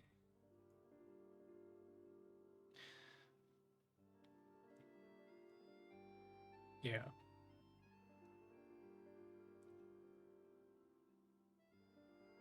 Yeah, people just usually don't try that with me. For whatever reason.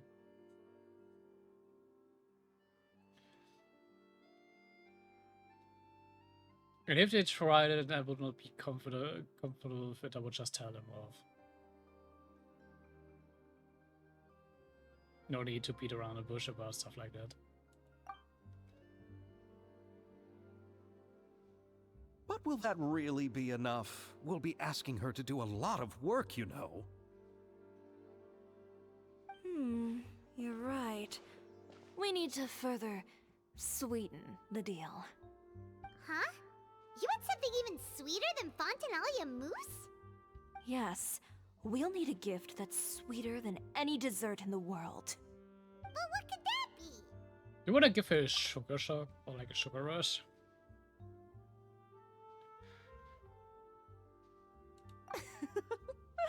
Your words of praise. Wow.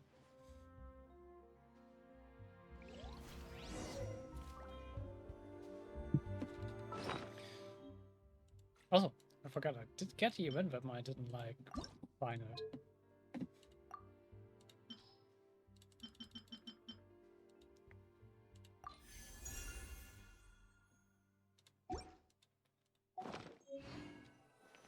I actually had a recipe for this. Fontinalia mousse. Sure, I love it.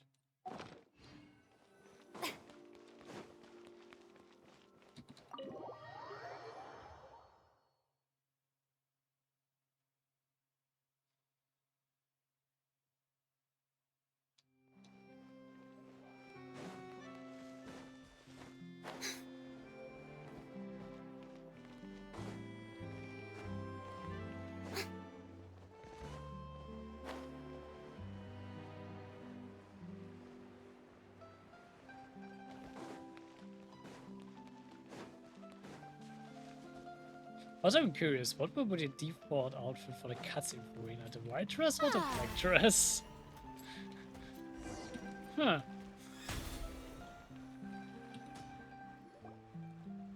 We're here! This is where Farina lives. Okay, I'll go knock on the door.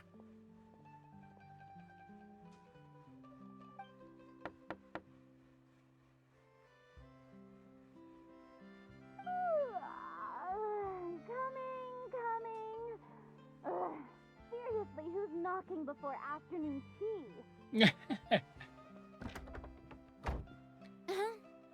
Who are you? Lady Farina, please allow me to introduce myself.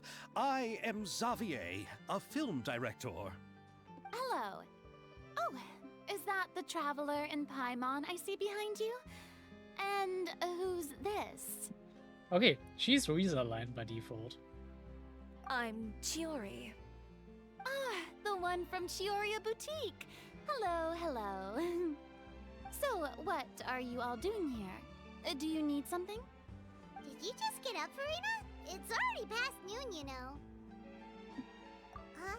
Oh, Paimon means the weather is so nice in the afternoon and the sun is so warm. Just like how you make us feel. Sleeping in late is a really smart idea. No. I was just up late last night reading some novels. What does sleeping in have to do with the weather? This is a small gift we've prepared for you, Lady Farina. We hope you like it. It's just like the choreography that's seen right now where like Paimon just pushed her around without any trouble.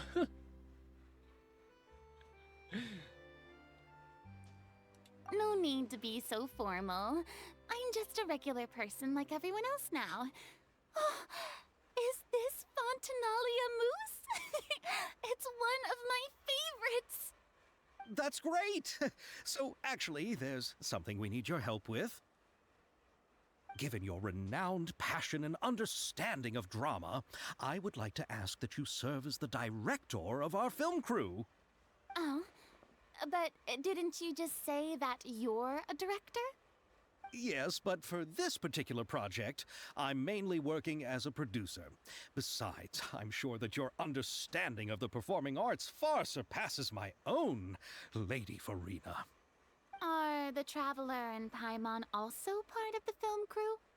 Yep, we sure are. Paimon's the clapper loader and she's the camera operator. Camera operator? That can be a pretty technical job, and it directly affects the final quality of the film. Are you really up to it? No, I'm not questioning your abilities. It's just that I've never really seen you use a camera before. Maybe you can come up with a test for the Traveler and see for yourself. Thanks for the follow. Whatever the name is, Pika. I can pick out the last part of the name. If she can satisfy you with her camera skills, then you'd have nothing to worry about and can join the team. What do you say? You sure are getting better at rolling with the situation, Paimon. Oh, I do wish to see how skilled the Traveler really is with a camera. Alright, how about this? We'll work with what we have. I'll give you some scenarios and see if your work is up to my standards. Very good. It's essential for the camera operator to understand the director's vision. I'll make my decision after seeing your work. Are you ready? I have high standards, you know. Okay, grab the camera and I'll give you a scenario. Oh, this would be like the same minigame we did earlier. Okay. Yeah, we had the tutorial already. No need to give me that again. I want to see the workshop.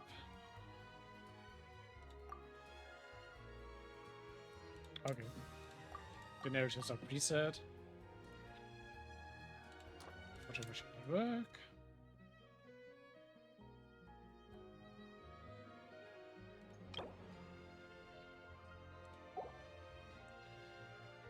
Yes, style works relaxed play.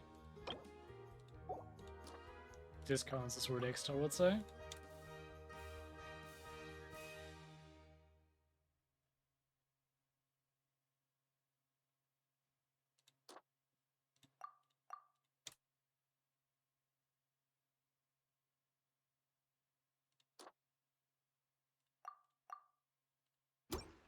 Let's see if this is like how they want it.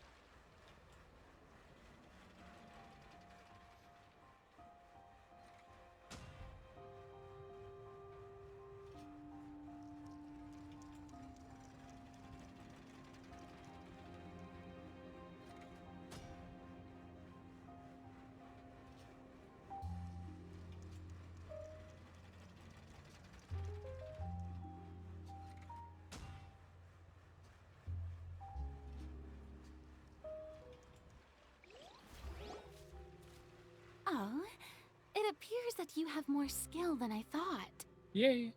All the shots had a great composition, and I could really feel a connection to the characters and their lines. Yeah! Does that mean you agree to be our director, Farina? Did you think I would agree just like that? After our performance of The Little Oceanid, I've begun to make a name for myself again, you know.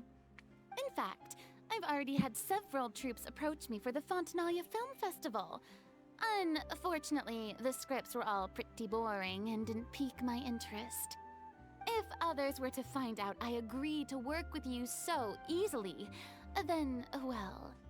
Hey, but didn't we have a deal? What else do we need to do to convince you, Farina? With the script. Well, what about the pay? Huh? You know, how much you're willing to pay me to be the director? The pay is also an important factor for me to consider, you know. Well, I can offer you this much? What?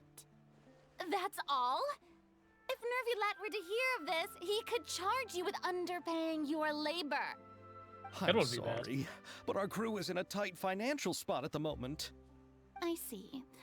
Well, even though it's highly unlikely now that I'll join your crew, there's still something I'd like to ask.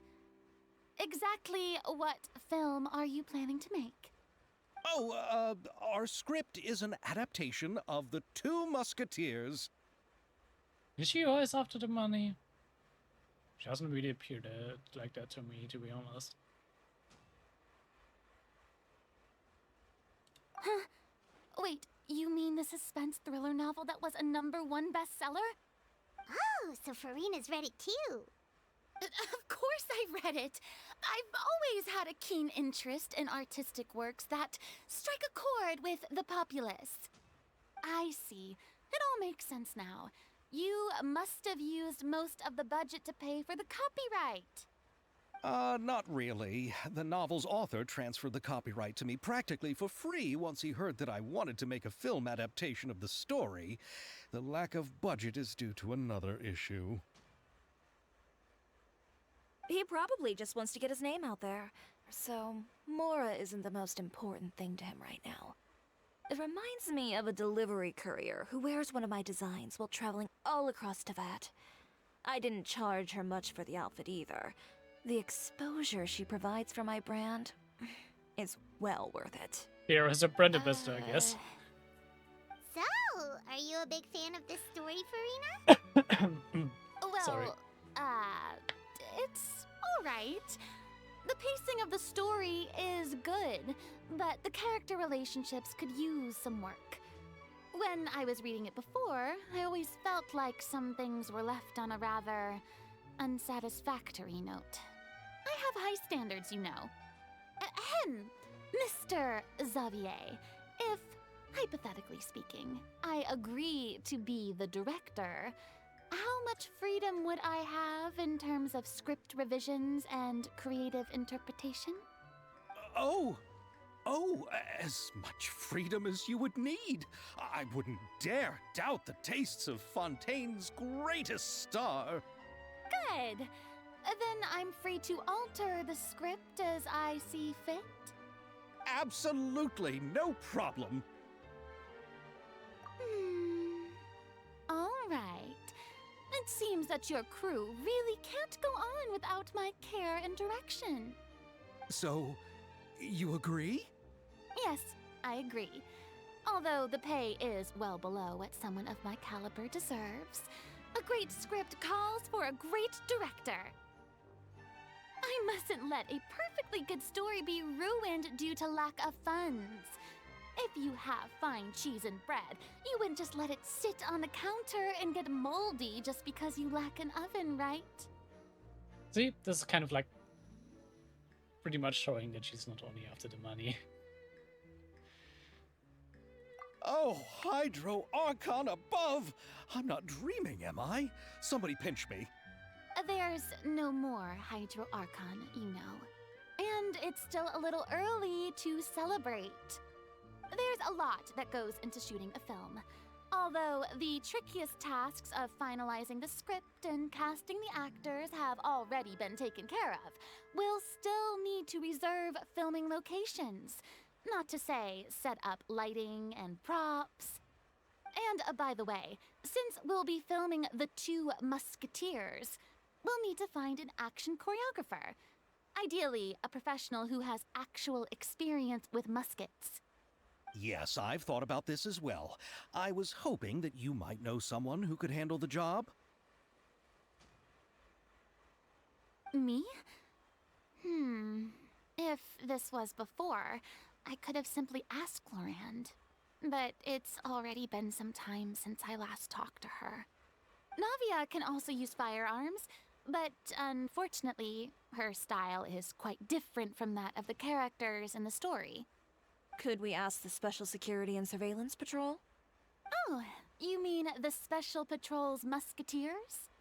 Yes, that's right. They work with muskets every day. I can't think of anyone more qualified than them. They would be under Nervilette's jurisdiction. Unfortunately, I, don't have any connection with them at all. No, I don't think like Noelle would reject us if like at least asked. Just because she's not the Archon anymore doesn't mean that like everyone suddenly is like not wanting to have to do anything with her. There's still a lot of people who still quite respect her for who she is. So, in the end, we still have to start by talking to Nervilette. No need to go to all that trouble. I know their Captain Chevreuse. Oh, you do? Wait, Chiori, how do you know the captain of the Special Patrol's Musketeers? No particular reason. Running a business means dealing with some trouble from time to time, and she's helped me out on a few occasions. In return, I've helped her handle a few situations in which the Special Patrol couldn't get involved directly. So, we've gotten to know each other over time. So you're saying there's been times when the Special Patrol needed a fashion designer to handle a situation? Your work is becoming more and more mysterious. I quite agree with that, It'd Paimon. be best to keep it that way. Anyway, enough about that. What do you all think about asking the captain to be our musket action choreographer? She sounds professional enough. She is a captain after all. I have no objections. But I imagine the Special Security and Surveillance Patrol must be busy with their duties.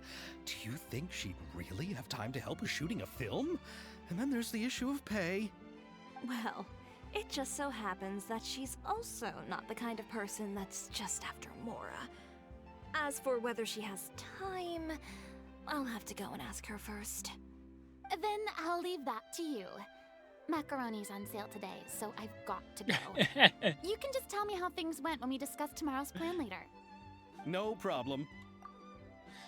Marina's not after the money. She's more after all of the sweets. Having Farina join feels like a big boost to our team. Of course. Just wait until the day of our premiere. You'll witness the true power of my name in these lands. You'll be so glad I agreed to help. I can guarantee that even the standing tickets will be sold out. I'll be sure to ask some people I know to see if they'd be willing to act as extras. Seems like you're finally getting more comfortable with your own reputation now. I didn't ask for the Clapper Loader's commentary, Paimon. Then let's get going. I happen to know where Chevreuse is today. By the way, I'm curious. If my pay is so low, then what about our two lead actors? Didn't they travel here all the way from Inazuma? Actually, they told us that they see the trip as part of a cultural exchange, so they didn't ask for any pay. What? So is every person in Tevat who doesn't want money gathered here to shoot this film? Don't tell me Chiori isn't being paid either. This kind of really sounds quite weird. No wonder Farina's surprised about it. I already knew Xavier from before, and he's also agreed to give my brand some good exposure. It seems the gods have really smiled upon you, Xavier. And that certainly doesn't include me, mind you.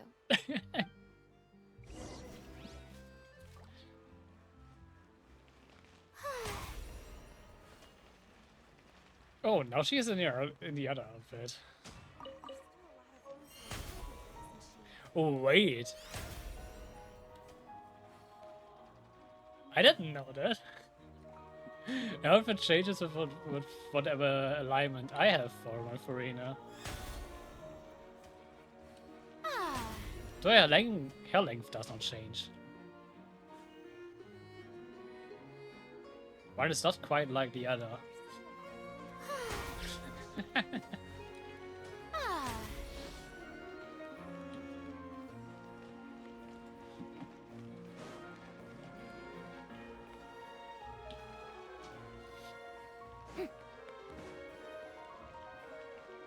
I might actually have to go now,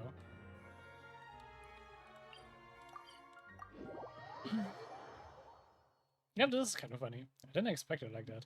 But it means that I changed your outfit the entire time for all the cutscenes.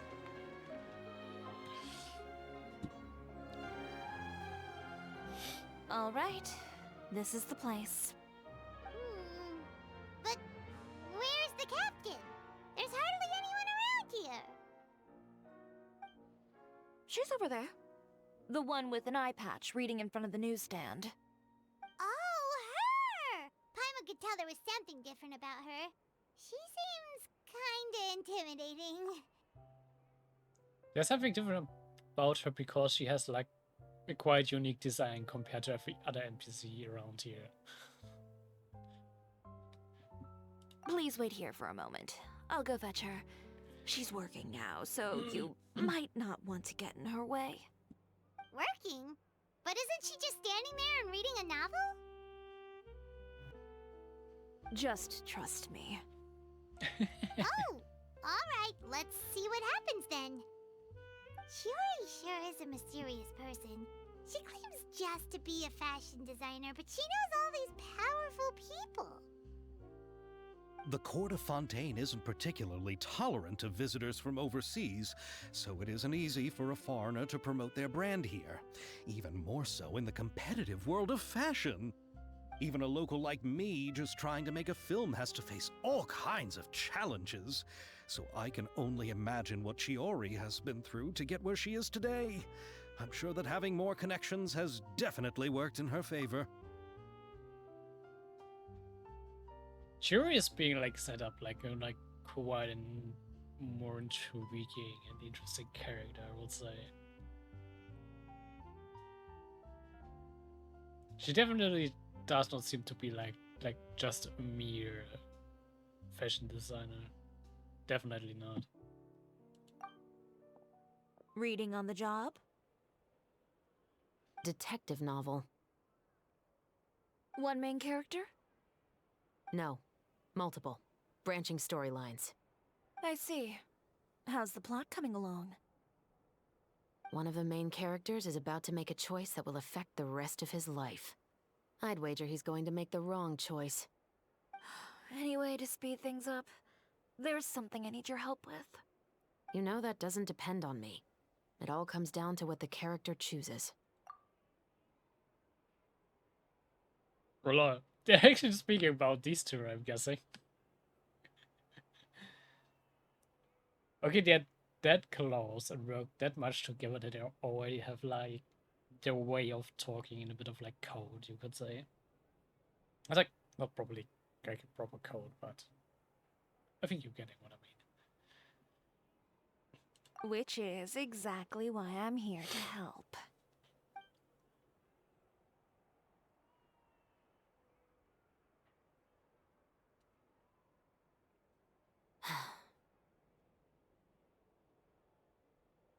All right. It appears he made the wrong choice in the end. Halt! Huh? What's going on? Hand over whatever you're holding. Oh, it's just a book. I didn't buy anything else. Then I'm sure you wouldn't mind letting me have a look. Excuse me, officer. I don't mind you standing around here, not purchasing anything, but I'd prefer if you didn't disturb my customers. It's bad for business, you know? Don't give me that act. You won't be able to get off so easily either. I am Chevreuse, captain of Fontaine's Special Security and Surveillance Patrol. I will say this one last time.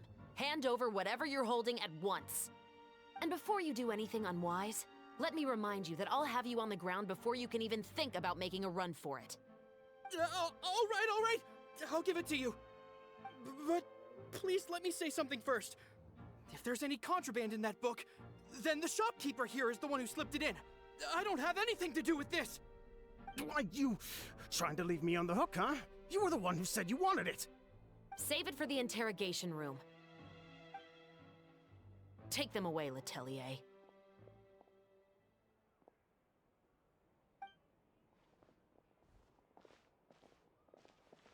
What's going on here?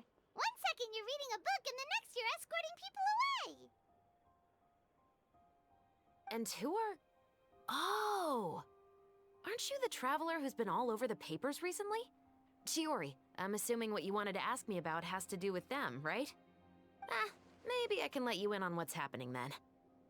Now that Vache has been brought to justice, no new shipments of synth will be made and distributed to sellers. The Fontaine guards have been busy collecting the remaining synths still circulating on the market. Thanks to a tip from our reliable source here, this should be the very last batch. Oh, so you were pretending to read a book in order to catch the bad guys! Oh, Paimon almost forgot to introduce ourselves. Paimon is Paimon, and this is the Traveler and Xavier! Hey, I'm Chevreuse. You probably already heard me introduce myself, so I won't bother repeating it. Yeah, why didn't you make a move as soon as you had the chance? Were you worried that my intel wasn't accurate? No, I wanted to see if the shopkeeper would turn himself in It was first. Yuri's inter. All he had to do was come up to me and say that he didn't know where the synth had come from. If he did that, then I wouldn't have had to press charges on him. He had the whole day to turn the synth over to Chevreuse. But instead, the moment I came up and blocked Chevreuse's line of sight, he took the opportunity to sell it off. Yep, he made the wrong choice, even though the right choice was right there in front of him. But you knew they wouldn't make the right choice. Yeah, I knew. I was just hoping I'd be wrong for once. Enough about that, though. What did you want to ask me about? Oh, you see, it's like this. Yuri is becoming more interesting. She's now even having it on synth. Musketeers. You certainly have a good eye for a story. So what do you need me to do? Just be the action choreographer for the actors? Yes, that's right. I want to make sure we get all the details right. I want the actor's posture and understanding of firearms to be as realistic as possible. However, I'm afraid this work will require a bit of your time, since you'll have to be present whenever we're filming. Also, as for the pay... No need to say any more. I'll join. Huh? Just like that?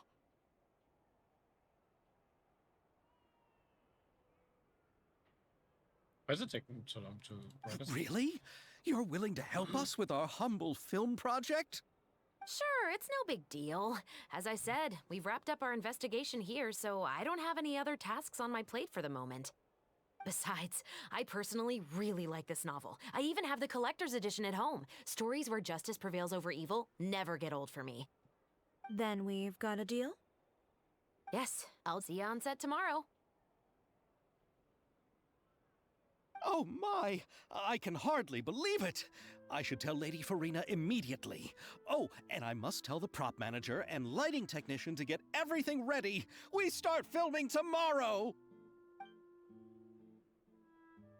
Calm down, Xavier. The film is going to take more than just a day to finish. Still, I should also head back now and start preparing the actors' costumes and makeup.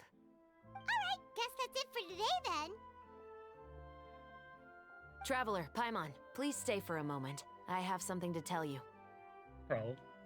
Then I'll take Xavier back. Poor thing. He's so excited that he can't even walk straight anymore.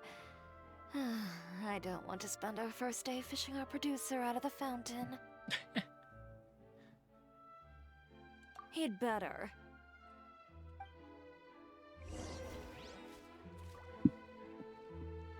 What is Chevreuse one from us now?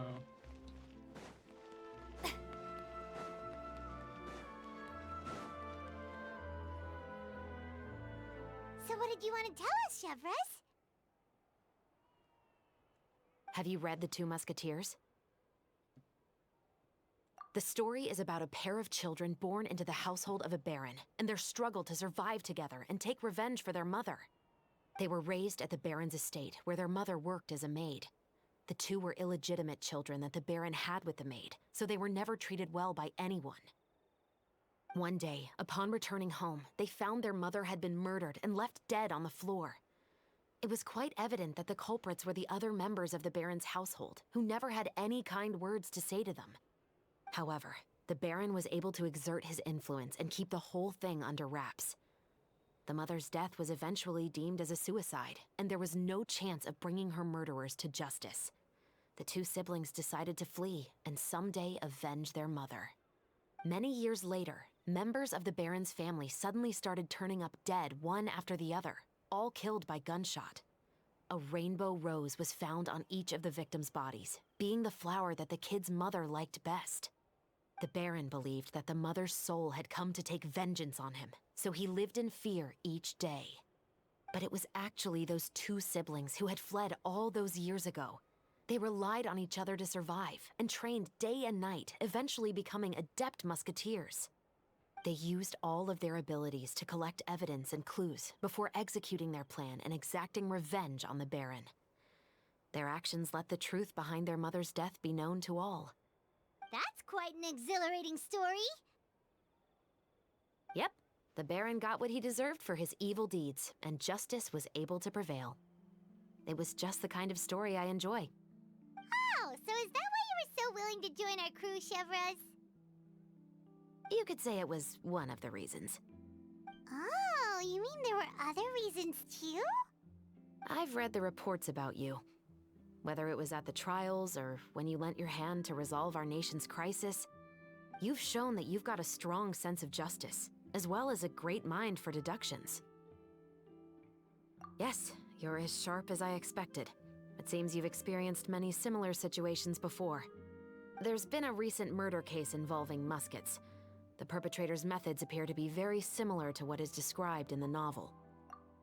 I'm not surprised that they're like doing a B, and then a B plot storyline, where you're actually like solving a case similar to what you're filming. Genshin loves to do like such similar B plot lines for their events. Huh? Really? But Paimon didn't see anything about that in today's papers. The Marechaussee Phantom hasn't yet released any information to the public because the investigation is currently at a standstill. The murderer is extremely cautious. A murder involving firearms? But not that many people use those in Fontaine, right? Impossible.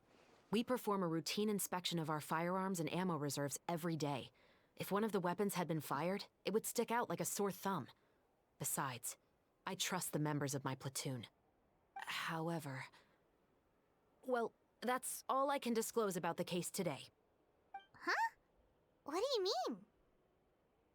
I hope you all can go back and get some shut-eye.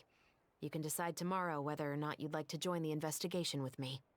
I'm aware this might not be the ideal time to add more to your plate, but the more capable people we have, the better the chances that justice will prevail. I mean, it sounds interesting, so why not? Carrying out investigations isn't actually supposed to be our responsibility. Our job is to apprehend the perpetrators. Finding them is really up to the Marechaussee Phantom. You could say I'm taking part in the investigation out of personal interest. I don't want people to see muskets in a negative way, and also, I'm concerned about the similarity between the crimes and the story. You mean they might be connected somehow? I suspect so. Just to make myself clear, this is not an order, nor is it a deal of any kind. It's a request, nothing more. If you two have any interest in the case after we finish filming tomorrow and are willing to assist me, then I would be most grateful. What do you think, Traveler? Yeah, you're right. Paimon's getting a little tired too. We've really been hustling all day. You'd better head back and get some rest. It's good to keep a calm mind, especially when you're about to make an important decision. Otherwise, when the moment comes, you might end up like that shopkeeper and not even realize that the right choice is right there in front of you. Yeah.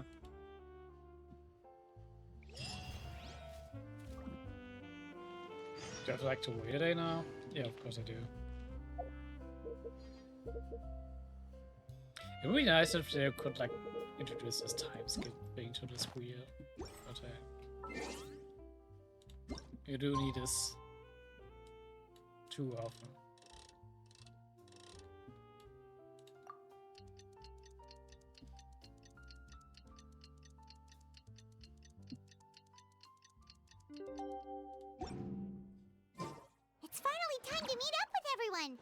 Paimon even dreamt of making the film last night.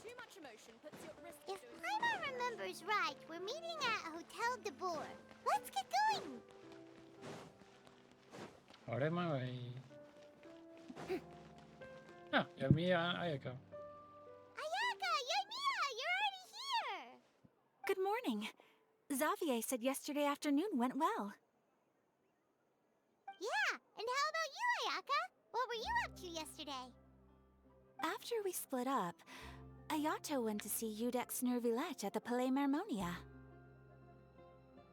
I was originally thinking of going with him, but he said he could manage it himself.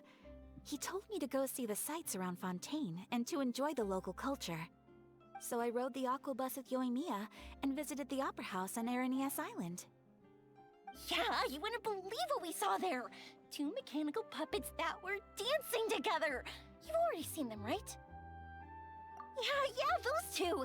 Amazing, aren't they? You're beating them up like 3 times, but hey. We sat and watched for quite a while.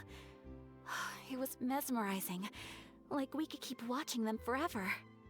Oh, it was the same for us the first time we saw them, too! They'd be better now. Afterwards, we went swimming at the beach!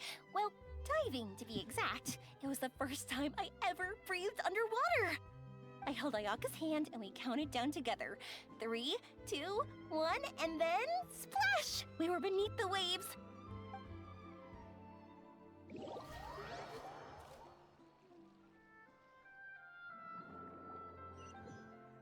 Has there ever been a proper explanation as to why you can breathe First, I underwater? didn't dare to open my mouth. But once I couldn't hold my breath any longer, I decided to take a big breath in. Turns out the water wasn't as salty as I imagined. It didn't really taste like anything at all. Did I miss it, or do we actually have like a proper explanation why I can't breathe in Fontaine's waters? Feels kind of weird. But I think I may just have missed it. Before I knew it, I was breathing like normal down there. It was an amazing feeling. Ayaka said I was too nervous and needed to loosen my grip. She got used to everything way faster than I did.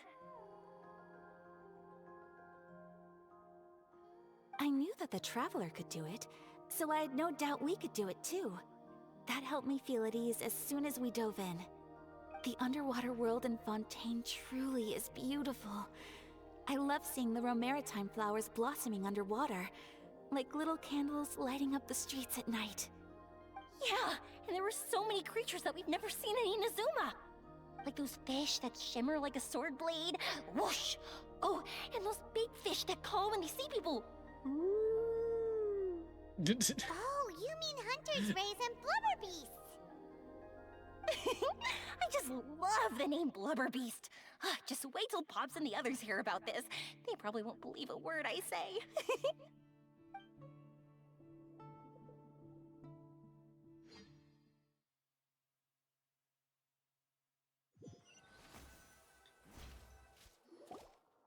Yoimiya was down there for quite a while. It was dark before we finally rode the aquabus back to the city. I figured she'd want to sleep in today. Yeah, even I was worried that I wouldn't be able to get up. I still felt like I was drifting in the waves when I went to sleep last night. But as soon as I woke up today, I remembered that we'd all be shooting a film together, and I was ready to go. Well, Yoimiya is a bundle of energy after all. You're like always a bit more on the hyper side. Speaking of the film, where's everybody else? My brother and Xavier were speaking to the restaurant owner about using the place as a filming location. They should be here soon. As for the others, We're here. Please excuse my tardiness. I just finished the Special Patrol's 6-mile morning jog. Wait, 6 miles? I'm so tired. I heard you all chatting, so I decided to come down. I sure could use some of that endless energy everyone else has. Okay, my outfit swapping does not influence the cutscene for Reina. Interesting.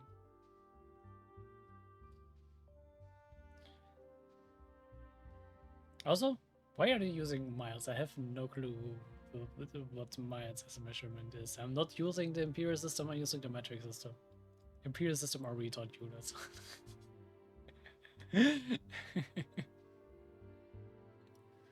Good morning, everyone. Morning. Can someone fetch me a cup of coffee? More milk, hold the sugar.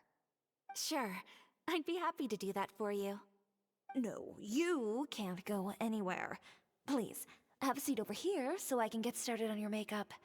The last thing I want is coffee stains on my costumes. I can get the coffee. It's the perfect job for an assistant.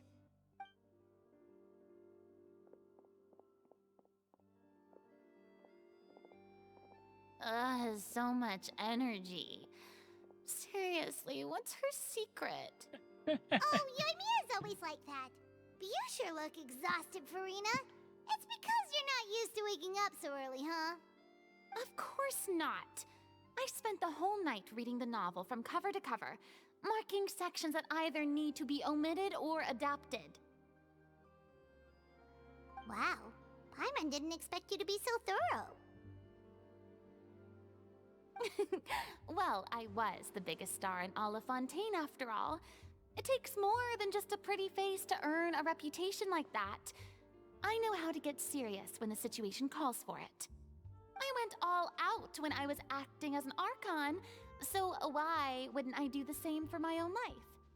Here's What your about coffee, that? Judge Farina.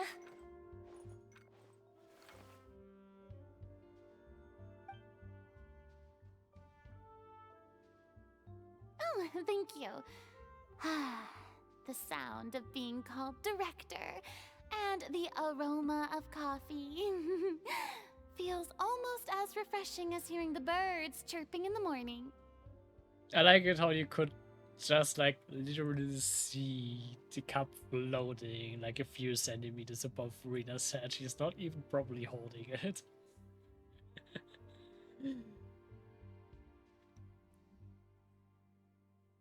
It's just like floating a bit over her hand.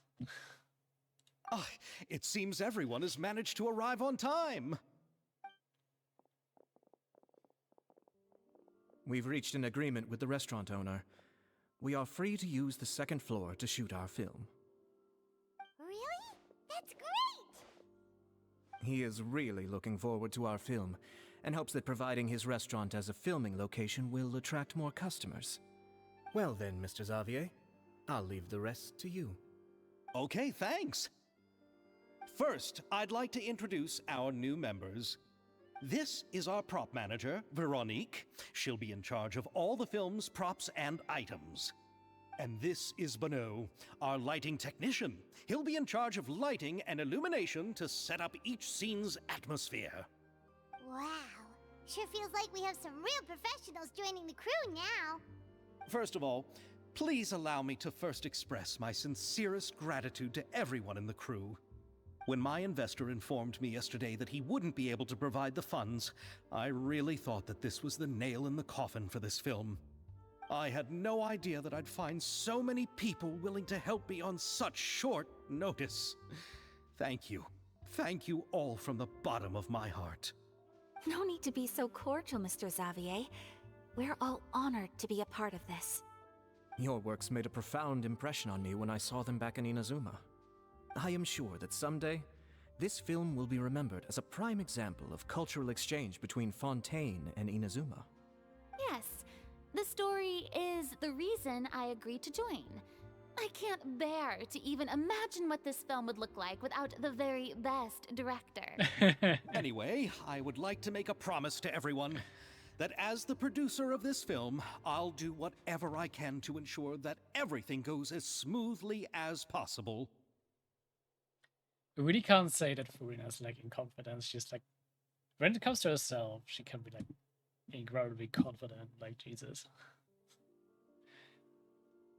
But in the Kuga, I kind of like it because, like, usually when she acts that confident, she also is like, she most of the time also has the ability to back up that confidence. This is not just my film. It also embodies the thoughts and feelings of every person here, as well as the endless effort we are about to pour into it. So, without further ado, the Two Musketeers will officially begin filming now! You may take it from here, Director Farina. All right. Listen up, everyone.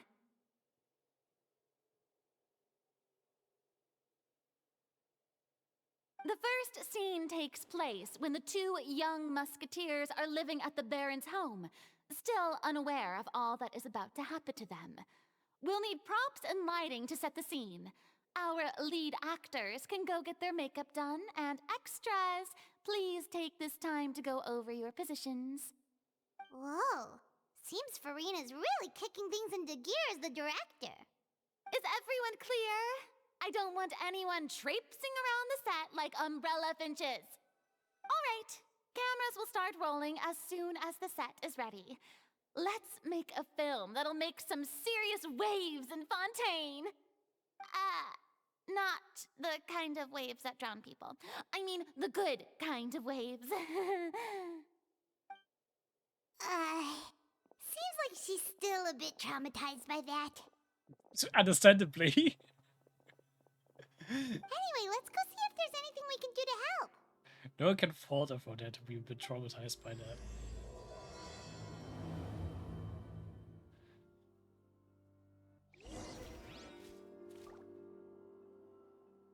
Like, it literally was the thing that, like, crept up in her mind for, like, 500 years. This is still fun. I quite like that. How about here? A little more to the left. You got it. Hey, Yoimiya, do you need a hand? No, I'm fine. You know, doing the lighting is kind of like designing a fireworks show. It's interesting to imagine what kind of atmosphere the lights will create. I heard that the Traveler will be operating the camera and Paimon will be the clapper loader, right? Those roles are just perfect for the two of you. Really? Is that because it'll be easy for Paimon to hold the clapperboard while flying? Well, sure, there's that, but that's not exactly what I meant. I just think that after all your journeys together, you two must have developed a super close bond and just naturally know how to work with each other. If I'm not mistaken, the director will want the cameras rolling as soon as the clapperboard goes clack.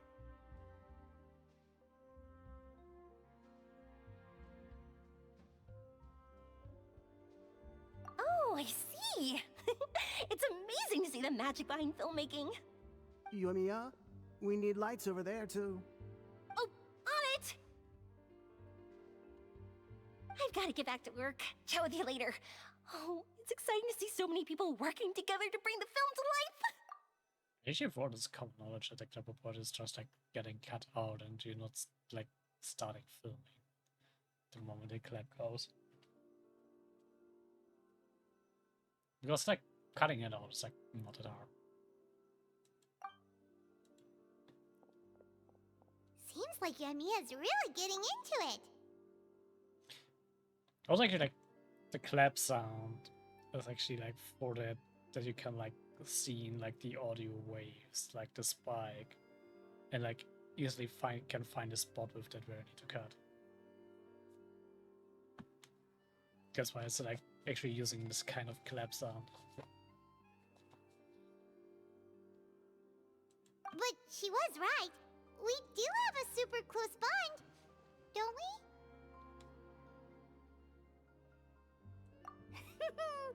Paimon's really happy to hear that.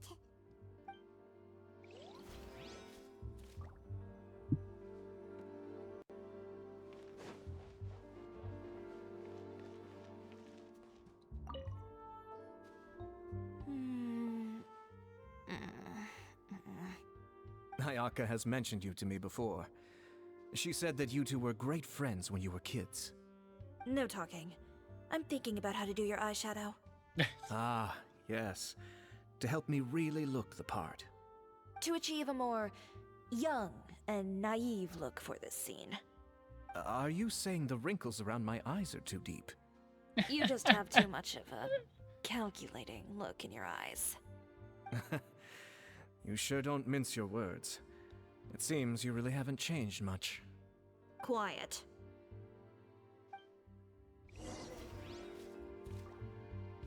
I think she's like only one of the few people which will like actually outright say quiet to Ayato. I don't think many people would dare that. So, this is a real musket? No, it's just a prop weapon. Not bad. Have you seen a real musket before? Only in books and newspapers. I made this one based on the relative shape and proportions I saw in reference images. When we're filming, some special gunpowder will be applied around the muzzle, which will help create the flash and smoke effects of a real gun being fired. Which means it'll be up to the actors to portray the recoil. That's right. The sound effects for gunshots will also be added in post-production. Thank you, Veronique. I think I know where to start now. However, the musket's gears and firing pin could still use some work. Adding some wear on the metallic components will make them appear more realistic. Also, be sure to rub the muskets with some oil each time before we start shooting. That'll give the impression that the firearms have been well maintained. Good point. You seem to know a lot, Miss Chevreuse. I assume you use these types of firearms on a regular basis? Yes, I perform routine maintenance on my weapons every day. Just like we as people need to eat and sleep, muskets need to be cleaned and maintained. I also perform similar care for my sword every day, and familiarize myself with its shape and weight, to the point where it feels like a natural extension of my body. Yes, this way, our weapons will never betray us in the heat of battle. Yes, well said. It seems we have the same philosophy on this topic. Yeah, just of an execution. Oh, sounds like they found a common interest to talk about. Though these props differ from the muskets I use, I can still give you some pointers. Good. I look forward to your instruction. First and foremost, never point the weapon at anyone, regardless of whether it's a real or prop weapon, or whether you're holding it or it's on the table. This holds for any time when you're not actively engaging an enemy. Okay, understood. When aiming the musket, extend your arm so that it's level with your shoulder, and use your eye to look down the weapon's sights. Like this? Not bad.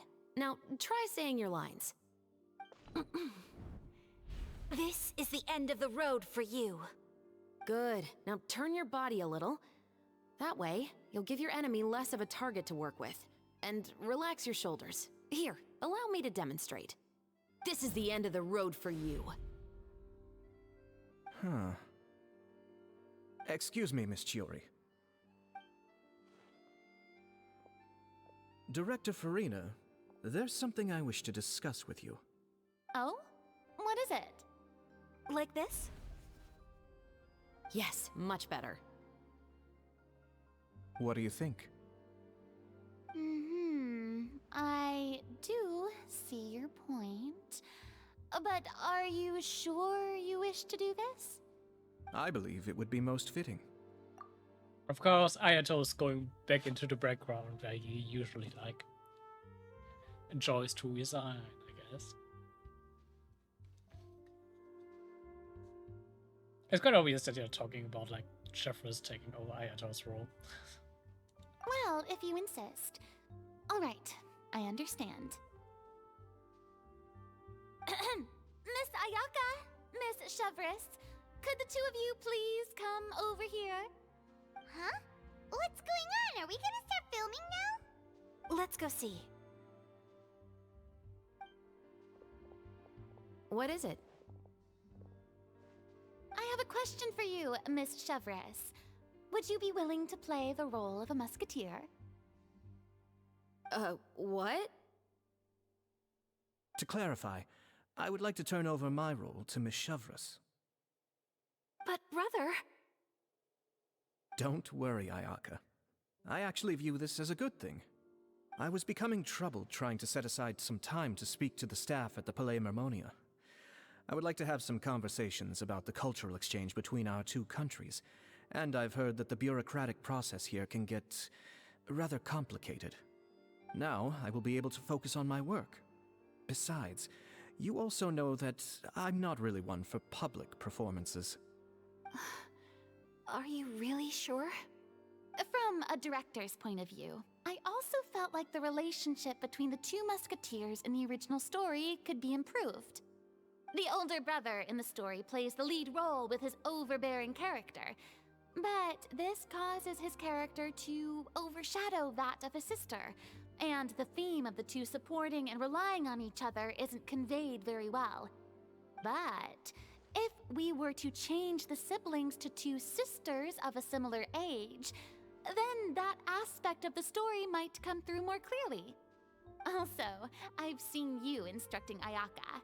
That cold and dignified personality is exactly what we need for the older musketeer. Of course, even with all these insights, the decision should still be made by Miss Chevreuse. Chevreuse mentioned that she really likes the story, right? Paimon bets that she'll take the role. Not quite sure. She's really being put on the spot there. And maybe she's also like not the person for like being on stage.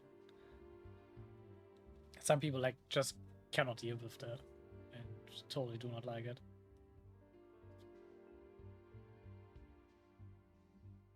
All right, I'll take the role. Good. It's decided then. I'll get started on making edits to the script. We'll also need to make some immediate adjustments to the lighting, props, and costumes. I have a feeling that our adaptation will be even better than the original story. You're doing a great favor for me, Miss Chevreuse. You have my gratitude. Don't mention it. I like this character, so if anything, I should be the one thanking you.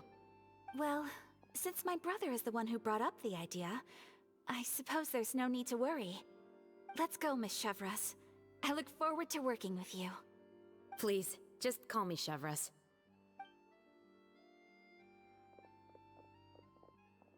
Seems like you're really going out of your way to solve the problem I was having with your makeup. Surely you jest, Chiori. I assure you that I was mostly motivated by a desire to spend more time on formal business. Oh, come on. You really think I'd buy that? According to what I've heard from Ayaka, her brother is someone who can juggle 10 different matters at the same time. I'm sure you have other reasons for backing out. Perhaps. Ayaka always said she wanted to go out and see more of the world, just like the Traveler. But I feel that she needs not only to see other nations, but also to make some different kinds of friends. I think it would be harder for her to make new connections with me constantly by her side. I would like to give her some space. Alright, go on. Spoil her some more. Ayato, it's too bad you're stepping down from the role. Paimon really wanted to see you act as a musketeer. No need to poke fun at me. I'd wager that you also felt that I wasn't the best candidate for the role. It's a little hard for Paimon to imagine you saying those lines. Yeah, it also feels off to see like Ayato wield a firearm, to be honest. It totally does not fit his style. It works a bit more with Ayaka, but not with Ayato. Yes, I've made an appointment to meet some people from the Palais Mermonia. Now, I will have some more time to prepare. Traveler, get the camera ready. Paimon, get the clapperboard. Actors, to your positions. We're about to start shooting the first scene. Go on now. And please take good care of Ayaka. Yep, don't worry. Also bet he's like gonna do something about the case Chevreuse is like working on. And bet he's like getting involved in some way somehow. Thank you. I look forward to seeing the film when it's finished. All right, now that we're all here, let me help set the scene for everyone. The first scene takes place when our two main characters are still living at the Baron's estate. They've been ostracized and verbally abused by others in the household, but they still have no idea why. We want to capture how naive and innocent they are, despite their pain. Chevreuse will be playing the role of the older sister, Tulip, and Ayaka will be the younger sister, Iris. Be sure to get close-ups of the main characters at the right moment. Silence on the set! Lights! Camera! Action! Let's go! Tulip, Mother's been out for quite a while now. Perhaps she went to pick some flowers on the way home. You know how she loves flowers. Okay, we're actually not controlling the camera. I expected we would, like, have this mini game again. Iris, Tulip, I'm home. Mother! You were out for so long, we were beginning to worry about you. I'm sorry, but I'm back now, safe and sound. Here, I brought your favorite treat, apple turnovers. Mother, what are those bruises on your hand? Huh? What bruises? Oh, I must have bumped into something while I was working yesterday. But I didn't notice them this morning.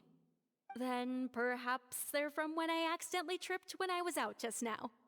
By the way, did you have fun playing at home? What's the matter, Iris? Well, we've realized that no one really wants to play with us. They even took Iris's doll and spat at us. And they even called us names. They said we were... Shh! It's all right, don't worry. Girls, listen to me. It doesn't matter what anyone says. Don't listen to them. No one can define you with such words. You both have wonderful lives ahead of you. Just like your names. You will both blossom like beautiful flowers. Maybe your time to blossom hasn't quite come yet, but one day, you two will bloom more beautifully than anything else. I wondered if the decisions were actually, like, influences in a way. Don't let the soil you're in now ruin your future beauty. Understand? My dear daughters. And cut! Not bad. The actors' emotions were all on point. Let's keep that take. Also, if our clapper loader could avoid shouting at the start of the scene next time... Got it! Great. I was a little worried that my nerves would get the better of me. What about you, Chevreuse? I felt fine. The lines weren't too difficult at all. Seems like Farina must have adapted the role nicely. You two were great. I couldn't tell it was your first time acting in a film. You should have more confidence. Thank you for your encouragement. Positions, everyone! We'll move on to the next scene after we try a few more camera angles.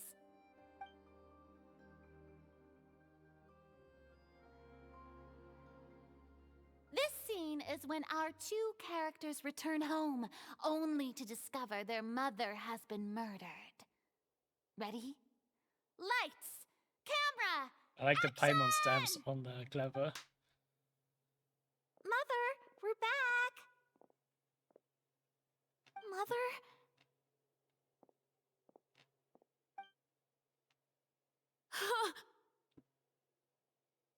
What's wrong, Tulip? Iris, stay away! Huh? Why? What's... Mother! Mother... She's... Huh? There's poison in this cup. Huh? I could have sworn I've seen this kind of cup before. Those aristocrats. They didn't even try to cover up their actions.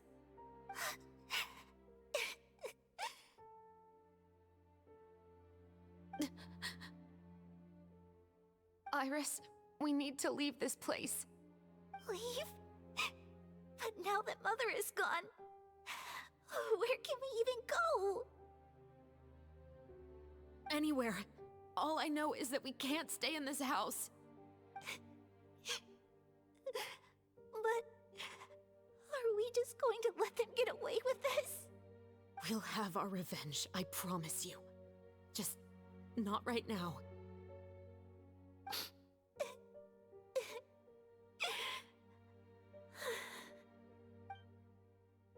Come on, let's go.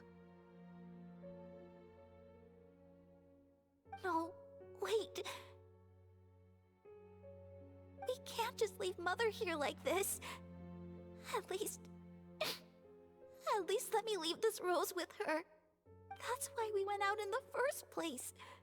To buy her this flower. All right. Goodbye, Mother. We'll avenge you. Someday. And cut!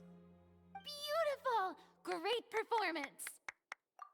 I mean, didn't even like get the options to decide. I mean, yeah, they're acting this well, but there's also like kind of due to the fact the game developers can then just set them up like however they want them to act anyway. And they were being voiced by professional voice actors already, so from like a technical behind the scenes standpoint, it's no wonder that like you can like make any of the characters in Genshin look like good actresses or actors.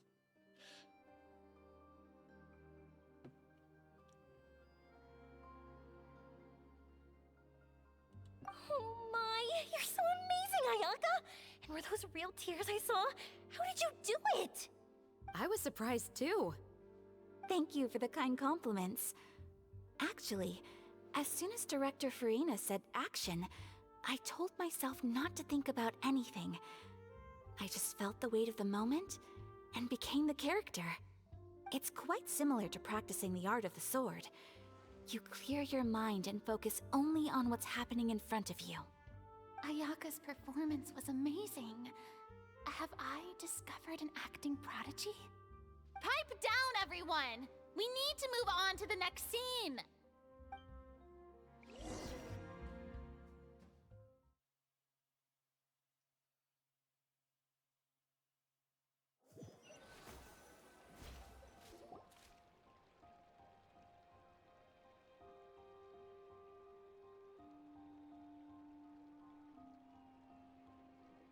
Okay, now we're getting to the escape quality event.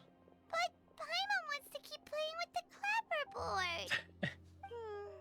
How do you feel, Traveler? Is your arm sore from holding the camera all day?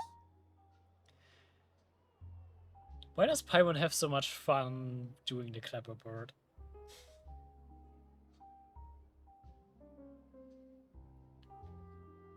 Good work, you two.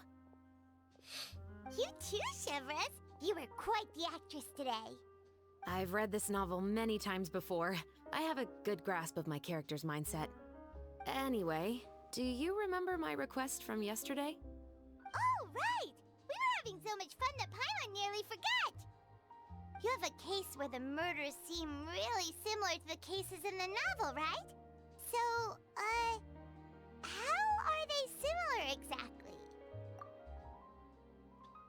Well, I'm gonna let you tell us that. I'm gonna go for another bathroom break. So, we were back in a bit. And I'm back. In the story, the main characters grow up to become two musketeers, always using their guns to carry out their revenge. And on each of the victims, they place a rainbow rose as a signal that they've returned. Yes, that's correct. We found rainbow roses just like in the novel. Seems like you're connecting the dots now. Oh, that does sound pretty concerning. Especially after seeing the script today. Ooh, now Paimon can't stop wondering what kind of ulterior motive the murderer might have. What do you think, Traveler? You're smart. Paimon wants to hear your thoughts.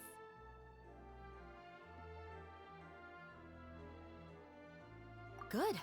On behalf of Fontaine's Special Security and Surveillance Patrol, thank you for your dedication to justice. There's no time to lose. We should start investigating right away. Follow me. Huh? Right now? But we just got done filming all day. Paimon's so tired. The most valuable intel always comes after nightfall. They are like small, remote islands in the middle of the sea. If you don't stay vigilant, you will pass right by them in the fog. That's how one of my favorite books always puts it, at least. So, where are we going right now? Let's start by checking out some workshops that sell mechanical components. If the culprit is making their own weapons, it's very likely that they'll visit those sort of places.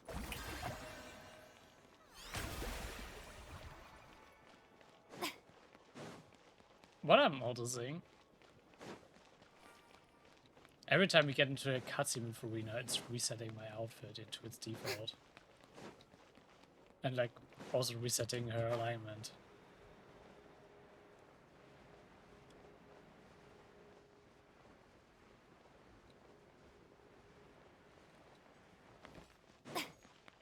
So it's the more like, Arena always gets like assigned a certain state for the cutscenes. Which also gets translated over to the playable Arena.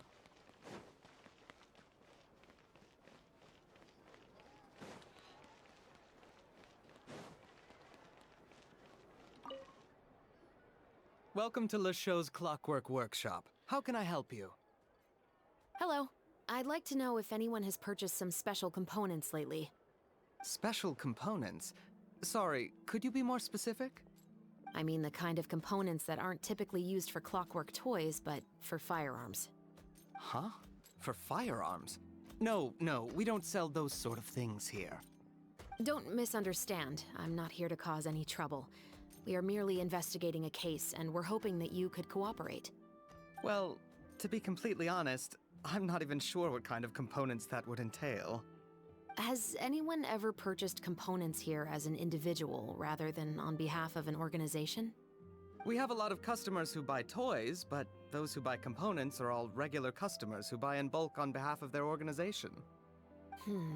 Is that so? I understand. Thank you for your cooperation. You're welcome. It's the least I can do.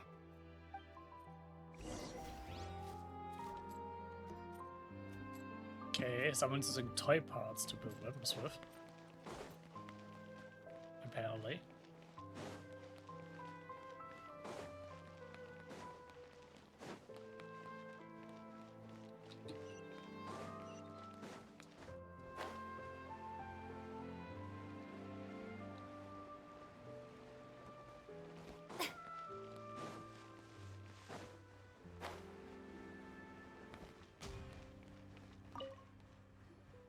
Oh, hey, Chevreuse. Run out of oil for your musket again? Hello, Estelle. I want to know if anyone has come to your shop recently to order some firearm components. Oh, is this another case? Let me think. I don't think so. Some people have requested that I make some prop guns for the Fontanalia Film Festival, but I refused all of those requests. Oh? Why's that? Because there's no profit! I only make things here that can do some real heavy lifting. I don't have the energy to make some new molds just for the festival. Then has anybody come specifically looking for mechanical components? Well, I usually sell off my scrap to the Fleuve Cendre. I don't typically give them to one specific person. I understand. Thanks for your cooperation. Don't mention it. Always happy to have the Musketeers' patronage. Seems like we haven't found any leads to go off yet. Yeah, unfortunately. All right, let's head to Fleuve Cendre next. Huh? Are you sure? People might not be so thrilled to see the captain of the special patrol there. You think so, huh? Then I guess you don't know. Huh? Know what? That I grew up in Fleuve Cendre. Interesting.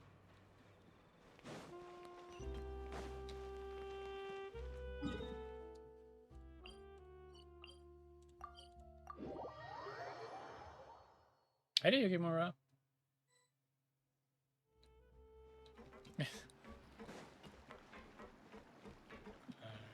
There's actually one out there, just to see it.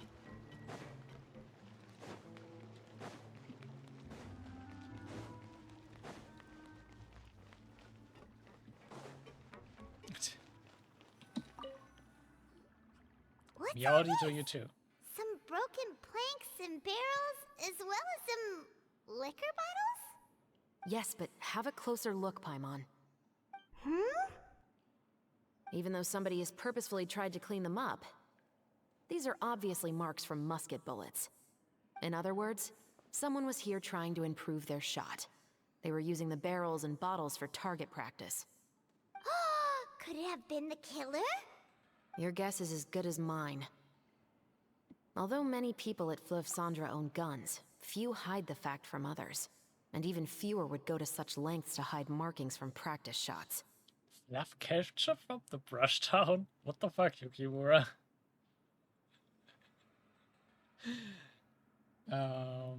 Sure, I guess. Anyway, let's go. There might be more to this.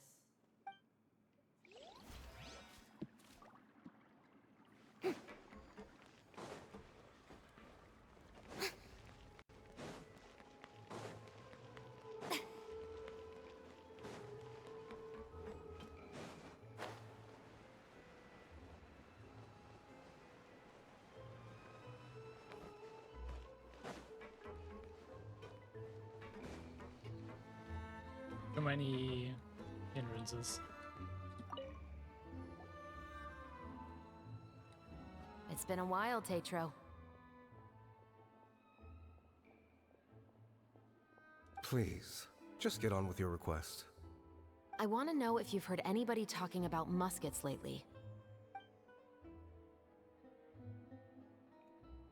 Information isn't free, you know. I've heard that bandits have been extremely active in the countryside recently, and they've been affecting the delivery of goods to Poisson. I can allocate some more manpower to help out with that problem. What do you say? You're still as helpful as ever. One of our men got drunk at dinner about a month ago and lost his gun. 3 days later, it turned up in the corner here. What's weird about that? He just forgot where he put it, right? This is Fleuve Cendres, my friend. Anything of value left in the tavern won't ever make it to the next day. But that gun turned out to be an exception. It didn't get any new wear and tear on it, and didn't even appear to have been fired. We were quite mystified as to what could have happened. I suspect it came back because the weapon was already known to the guards. You mean, a criminal was afraid the Marechaussee Phantom would use the shot marks to track them down? Maybe. But if that's the case, the culprit really took great care to avoid getting caught. I didn't say anything about a criminal. In Fleuve Cendres, knowing who was killed is as easy as knowing what clothes you're wearing today. It's the guy living in the east side, isn't it? I've never liked him. Every time he's here, he just orders a drink and sits there with a nasty look in his eyes. So, who was the one who lost the gun in the first place? Don't bother. Even if you ask, he wouldn't admit to owning a gun to some strangers. Not to mention the captain of the Special Security and Surveillance Patrol. He's right. I know you grew up here, Chevreuse.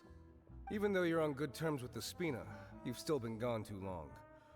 Not many people know you here now, and a lot of people don't like the Special Patrol. I know. So take my advice and don't show your face too much around here. It's for your own safety. I'll come and go as I please, and I'm afraid I'll be appearing more often due to my work. All right. Don't say I didn't warn you. That's all it is in the body of a country.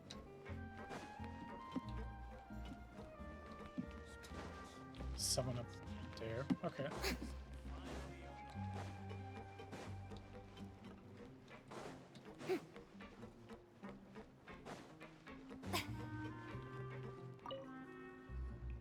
Hello, I'd like to ask some questions.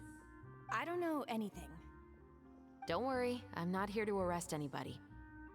You say that now. It's the truth. Here, take this as my guarantee.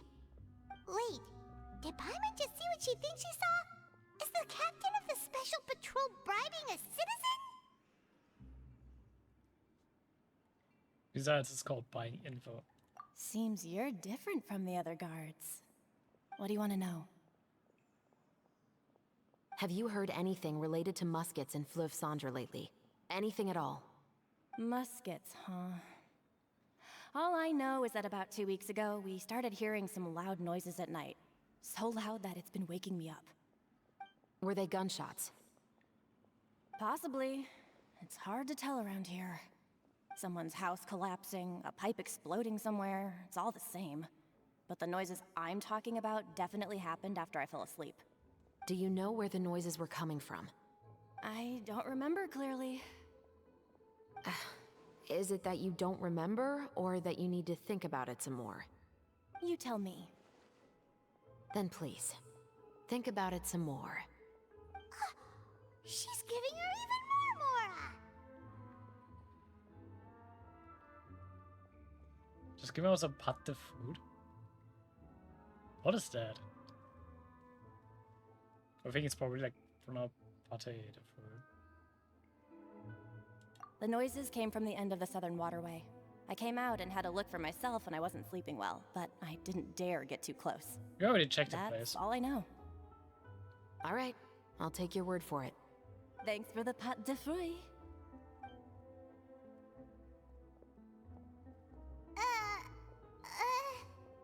No need to be surprised.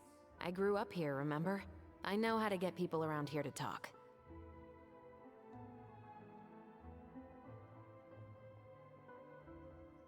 My apologies, I'm all out of sweets. Though I do have some other tempting snacks in my custody. Fries, fried chicken, and even onion rings. But taking care of junk food is my responsibility. You're better off sticking to your normal, nutritious diet. Now then, let's keep going. How did you just randomly summons all of that? Seems like that's all we'll be able to uncover for today. Paimon feels like we managed to learn a lot more here than up on the surface. Yes. Assuming that everything we found is indeed connected to our suspect, then their timeline was probably something like this. A month ago, our suspect found a gun and took it home to disassemble it. Once he'd figured out its mechanics, he brought it back. In the following weeks, he used some parts to create his own makeshift musket, and took it to the Fleuve Cendre for target practice.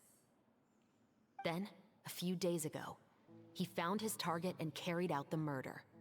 Once the deed was done, he left a rainbow rose on the body, just like the scene in the novel. That all makes sense to Paimon, but we're still no closer to figuring out the killer's identity. The deceased was a resident of Fleuve Cendre. It said that he was a poor, solitary man. Yeah, that's also something I'm trying to figure out. If we are indeed following the novel, and there's a story behind the murder, then this murder should be an act of vengeance. But according to our investigation, the deceased didn't have any enemies. He was no saint, but no one's heard of a rival who hated him enough to shoot him dead. Much less care to leave a rose on his body. What message is the killer trying to convey? And to whom exactly? We've thoroughly investigated that possibility.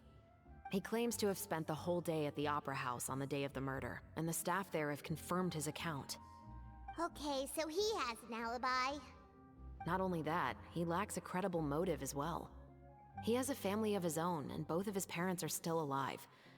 I've looked into his records. He was adopted at the age of 6, and all the proper procedures were followed. There are also records of him at an orphanage before then.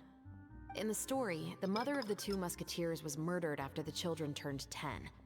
Of course, he could have changed the children's ages, but I don't want to assume anything without evidence. More importantly, I've also had a chat with him in person. He didn't seem like the kind of person who would pull the trigger to kill a man. Then, what should we do now? We have all this new information, but it doesn't help us move forward. Investigations take time. I didn't expect us to catch the culprit in just a single day. How about this? Let's spend the next few days filming with the crew. We can continue the investigation once we're done with the film. I'm sure that given time, new leads will present themselves. Wait, but weren't you saying intel is like small, remote islands in the middle of the sea just a moment ago? Wouldn't you just miss them if you were to stop looking? Ah, but the book had more than one reference to the islands, Paimon. Oh? What else did it say then? As long as you spend enough time sailing through the fog, you'll eventually come across an island. Yep. That's certainly true.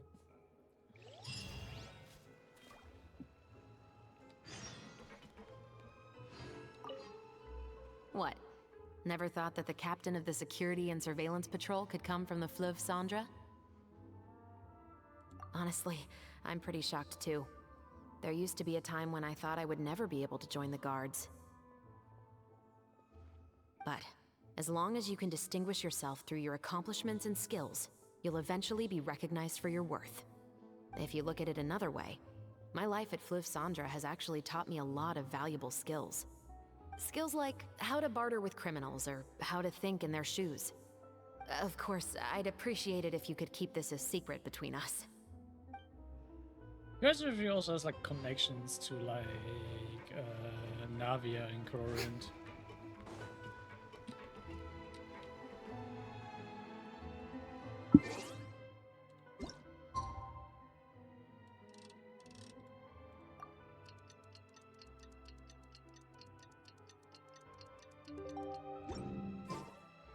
It's filming time again! Our schedule is jam-packed for the next couple of days, too. We've got so many different locations and sets to cover.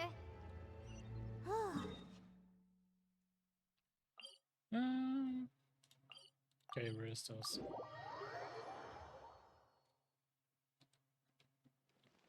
Ah, down there. Okay.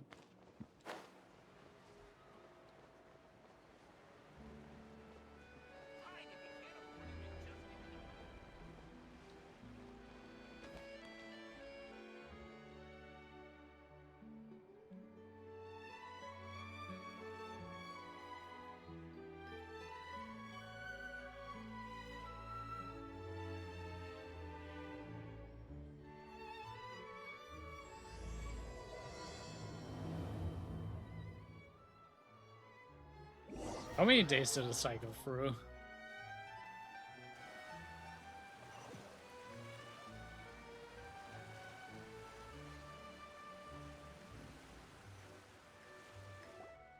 Good work, everyone! We're looking to wrap with our two main ladies today. I can already smell our success. What do you mean, looking to wrap? Oh, aren't you the expert now?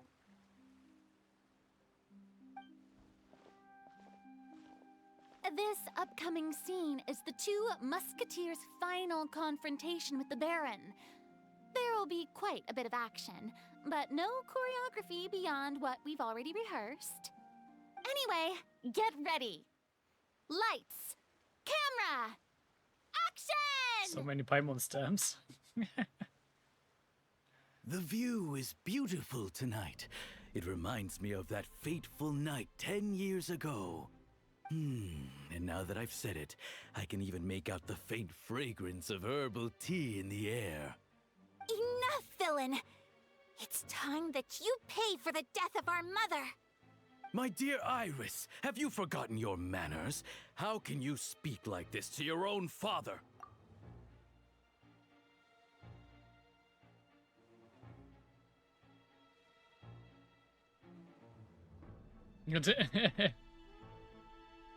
They do have like a bit of Men in Black vibes, yeah. And yeah, keeping like children busy can be quite tiring.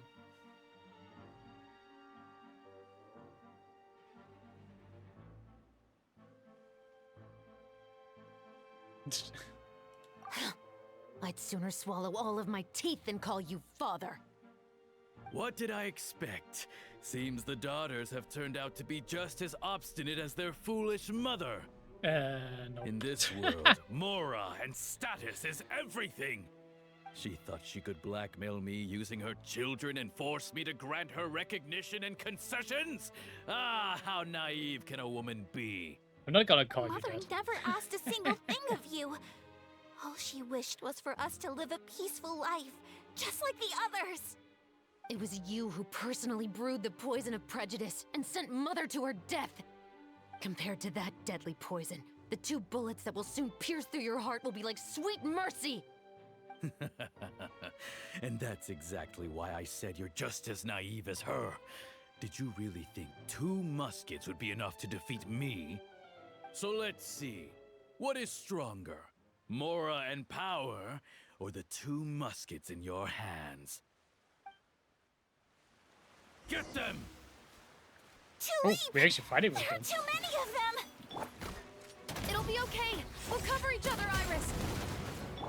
And Mother will be watching over us too.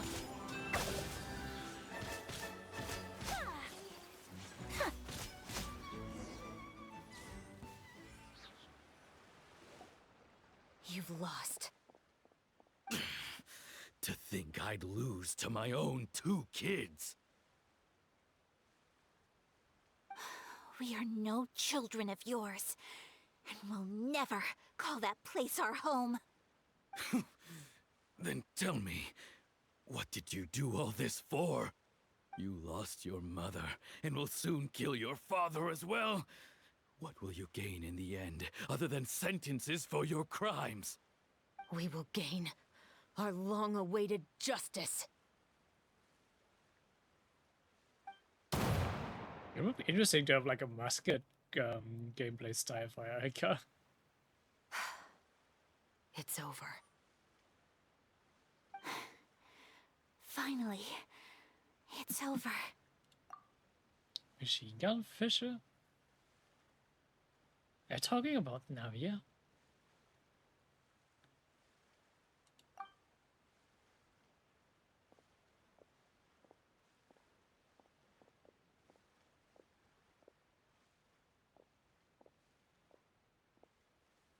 So, where will you go now, Tulip? Well, she's not fighting with a proper machine gun there, yeah, but she definitely plays a lot faster there.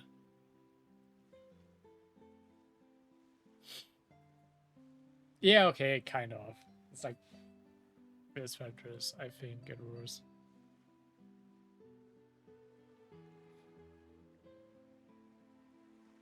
I also want to have Honkai Impact 3rd coaching back. I really liked her playstyle in Honkai Impact 3rd. It sucks though that they never made her a permanent character.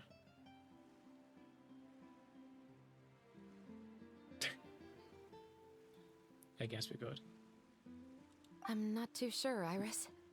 Maybe somewhere with lots of flowers? After all, Mother always did love going where the blossoms were. What about you? I want to go visit Mother's grave. Yeah, that's not a bad idea. Huh? Tulip, look! What is it? It's Mother's favorite.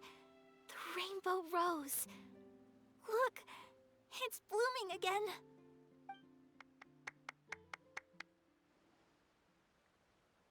Excellent! That was beyond mesmerizing. Even I didn't expect the scene to go so well. And we got it in a single take. You're reading a lot of weird stuff. All right, everyone. We've got a wrap for Tulip and Iris. Congratulations, Ayaka and Chevreuse! Thank you.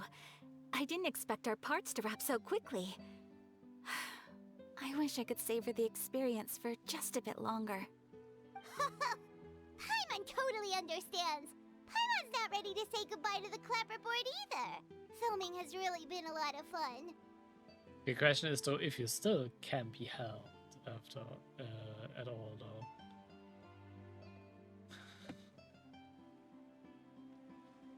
You were great too, Chevreuse. The way you said long-awaited justice. It gave Paimon chills. That is indeed my favorite line in the whole book. I still remember trying to act it out in my room the first few times I read it. Whoa, Paimon would have never guessed you're that type. Who doesn't like stories where the guilty are punished and justice prevails over evil? Don't forget, I'm the captain of the Special Security and Surveillance Patrol. Captain, I have something urgent to report. Please excuse me, everyone. I'll be back in just a moment. It's okay, don't worry about us.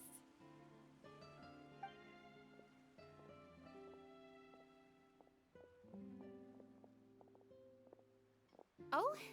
Was she whisked away by work already? I was just about to tell her how great she did. It seemed like some urgent official business. Then perhaps we should thank the stars that we were able to wrap both of your parts so quickly today. Switching around the filming schedule would have been a real pain. Anyway, I actually came over to let everyone know that we're all done for today. You can go home and get some rest. And one last thing, Miss Ayaka. Your acting skills today were immaculate as always. Are you sure you won't consider taking up full-time acting? See, I just happen to know this great troupe that's still looking for a lead actress. What do you have to deal with then? Thank you for your kind words, Director Farina.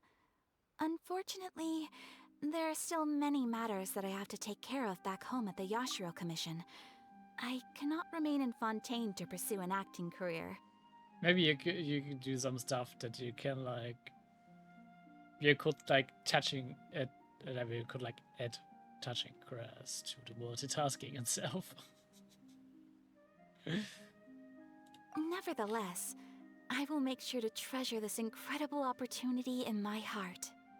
Oh, that's a shame, but I understand. Just let me know if you ever change your mind. I believe it's also about time for me to take my leave. But hopefully I'll see you on set over the next few days. Even though my part's wrapped, I'd still like to swing by and help out the crew. See you tomorrow, Traveler and Paimon. Yep, see you tomorrow! Well, what should we do next? Maybe we'll go investigate the case some more with Chevreuse today. Traveler, Paimon, please come with me. Huh? Where are we going? You could say that our ship has finally chanced upon one of those small, remote islands of intel.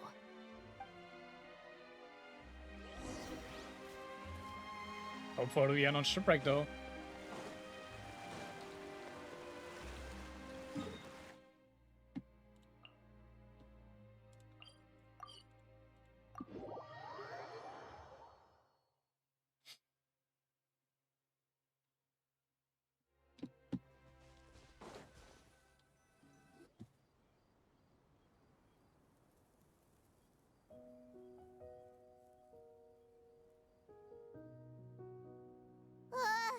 Paimon's exhausted. Paimon definitely didn't expect having to float this far after a full day of filming. You teleported here. Chevreuse, why did you take us here? Affirmative. It wasn't anything conclusive, but it should show us a clear way forward.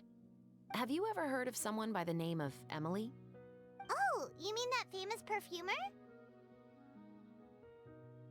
She's a good friend of mine. She's lent me her aid several times in the past to resolve some difficult cases. After I discovered the rainbow rose at the scene of the murder, I sent it to her. After all, she's probably the foremost expert on flowers and scents in all of Fontaine. And then? There was nothing remarkable about the flower or the trace amounts of soil left on it. But according to Emily, the rainbow rose left by the killer was derived from a very rare cultivar. Huh. Paimon didn't know that there were different varieties of rainbow rose. Paimon just thought they grew everywhere in the wild. Flowers that are deliberately cultivated will always show some different features from those that bloom in the wild. We already knew that the rose left at the scene belonged to a special cultivar, but with Emily's expertise, we were able to pinpoint the place where it was first picked from. Oh, Paimon gets it now. So whoever first planted that rainbow rose was probably the killer. Precisely. And after we checked what we learned against some sales records from the past, we discovered that there's only one person in all of Fontaine who could grow and sell this specific cultivar. Really? And who is it? It's the novelist. But didn't you say he had an alibi? To be clear, I haven't changed my mind about him. I still don't think he was the one who pulled the trigger. However, that doesn't mean the true culprit never visited him at his home or never purchased a rainbow rose from his garden. Whatever the case, we will have to confirm a number of things with him. So you mean the next place we need to go is... Yes, we're going to pay him a visit at his home. Oh, that's interesting.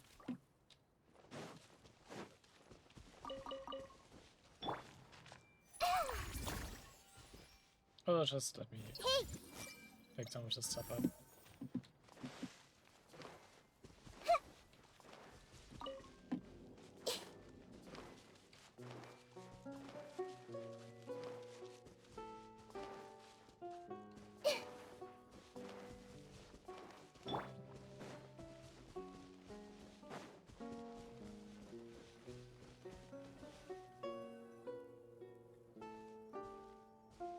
That should be his house. There are so many Gardamex stationed around the place. That's pretty unusual, right? According to what he told me last time we spoke, he hired them so he won't be harassed or disturbed. Huh. So there are a lot of flowers in his garden, but Paimon doesn't think we'll be able to pick one without alerting the Gardamex. Right. Which is exactly why I think there has to be a special connection between him and the killer. So, should we knock? Just wait here for now. I'd like to take care of a number of those Gardamex first. But they're so far away. How are you planning to do that? Don't forget, Paimon, I'm actually the real-life captain of the Musketeers. So we're actually gonna shoot him down.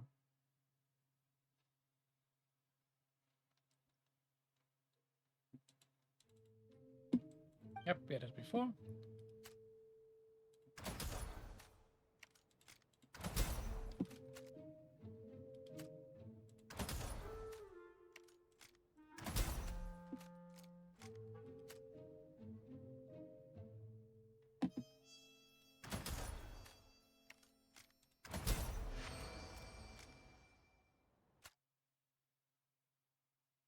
That's really simple.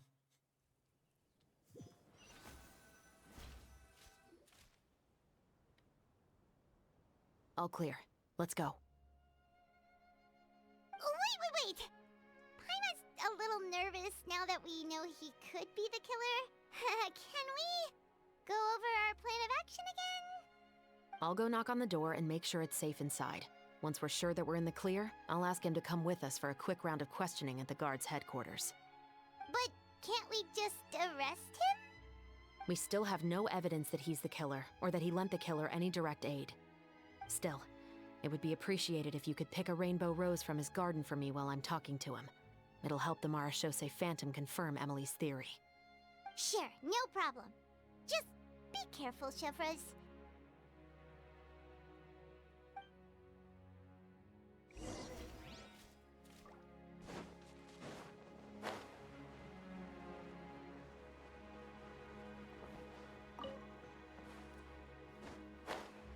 Wow, it did not trigger that. I would take that, like, grotto thingy, but it did not trigger it.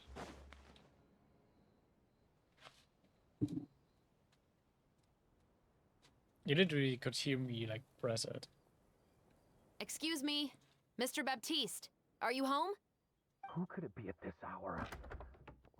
Oh, it's you, Officer Chevreuse. Would you mind accompanying me to the guard's headquarters, Mr. Baptiste? We would like to ask you some questions about a case. Oh, is it still regarding the murder case from before? I cannot confirm or deny that at this time. So it is then. Listen, I need you to come with me, Mr. Baptiste. Miss Chevreuse, I'll save you the trouble. Oh, and you two over there? There's no need for you to pick my flowers either. It's not time for them to bloom yet. Okay.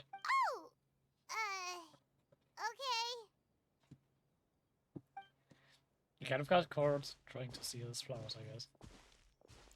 By saving me the trouble, you mean... I will confess. I was the killer. Huh? He just admitted he's guilty! Please relax, everyone. I'm not armed. The musket you're looking for has been buried in my backyard. Then it's my responsibility to inform you, Mr. Baptiste, that everything you say right now will be used as evidence for the inevitable trial. Yes, I am perfectly aware of that.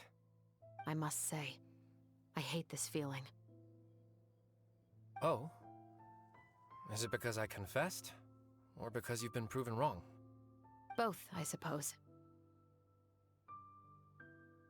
For the same reason as the one I wrote out in my novel, of course.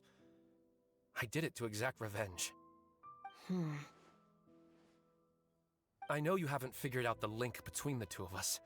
Had you done so, I'd have been taken away to the headquarters a long time ago. But that won't stop me from always remembering his grotesque face. After all, he was the one who killed my mother. Your mother is still healthy and well. You know, I was adopted as a child. I was referring to my birth mother. That was never recorded in the orphanage's records. Please forgive a 6-year-old child for concocting some lies to protect himself after watching his mother die right in front of him. So, your novel, it was like a record of your life? No, of course not. It was a work of fiction with many embellished parts. But I am indeed the illegitimate son of a wealthy and influential man who abused his power to murder my mother. That part was 100% real. But the man you killed didn't have a Mora to his name. He was a hired assassin. An irredeemable beast who sank his fangs into a defenseless woman just for a few bags of Mora. But if that's really the truth, you wouldn't be telling us any of this now.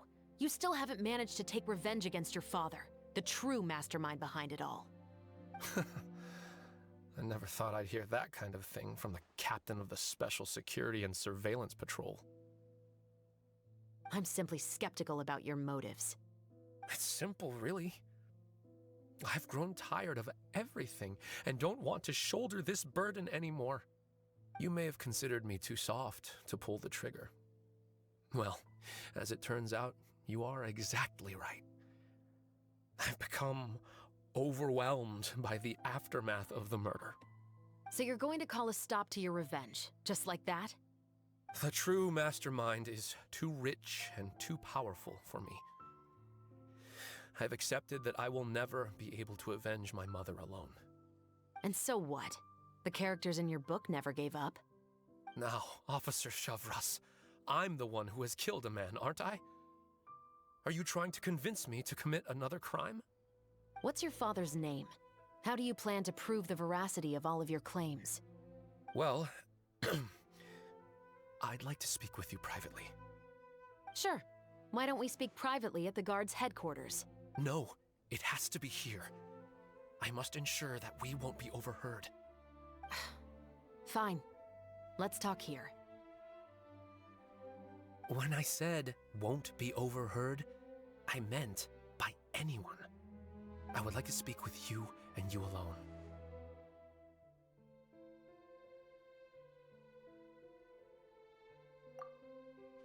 Thanks. I appreciate it. Please stay safe, Chevreuse.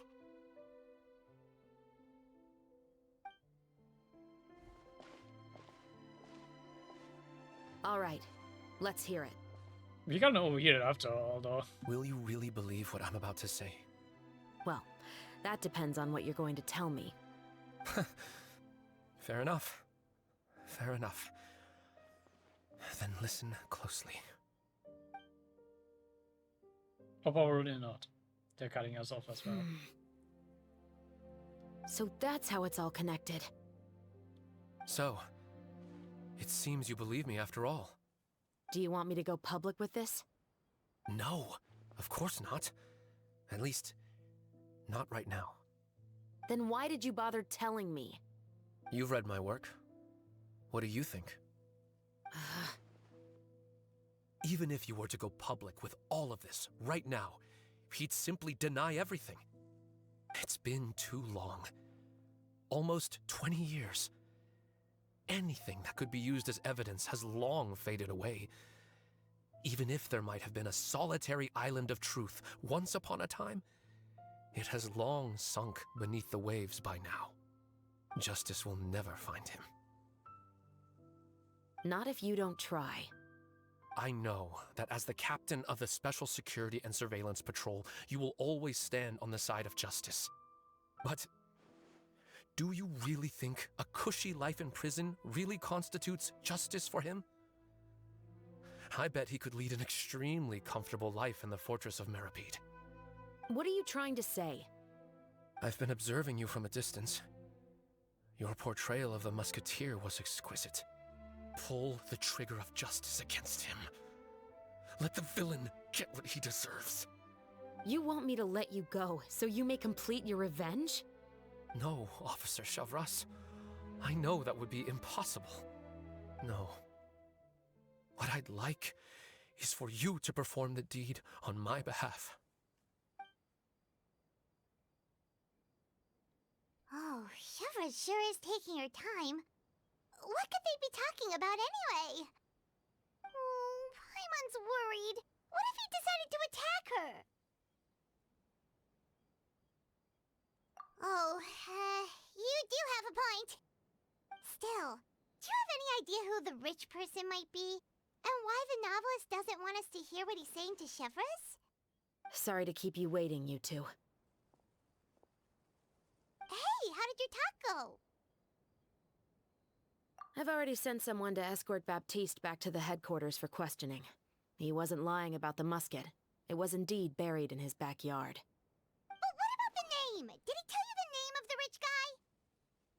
How did it prove that so quickly? We did, just like a few seconds ago, she was still talking with him. No other person was near them. We started talking. And suddenly she completely finished all of that. Yes, he did. But for now, I have to return to the Special Patrol. There are still a few loose ends I need to tie up.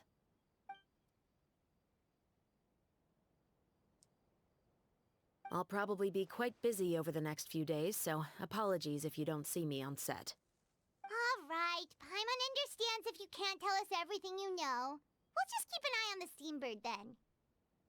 Actually, there's still something else I need your help with.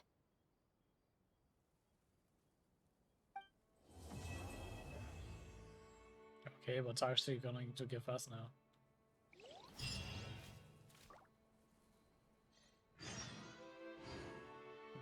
Okay.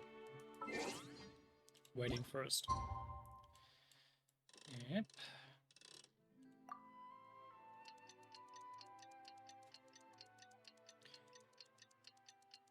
Still annoying that they make you do this so often to have to wait.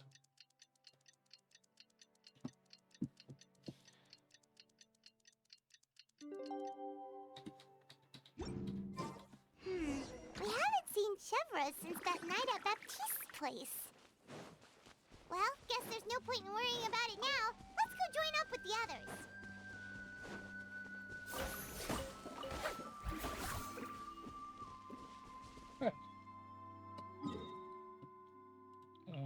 Where it's supposed to meet up? Probably down here again.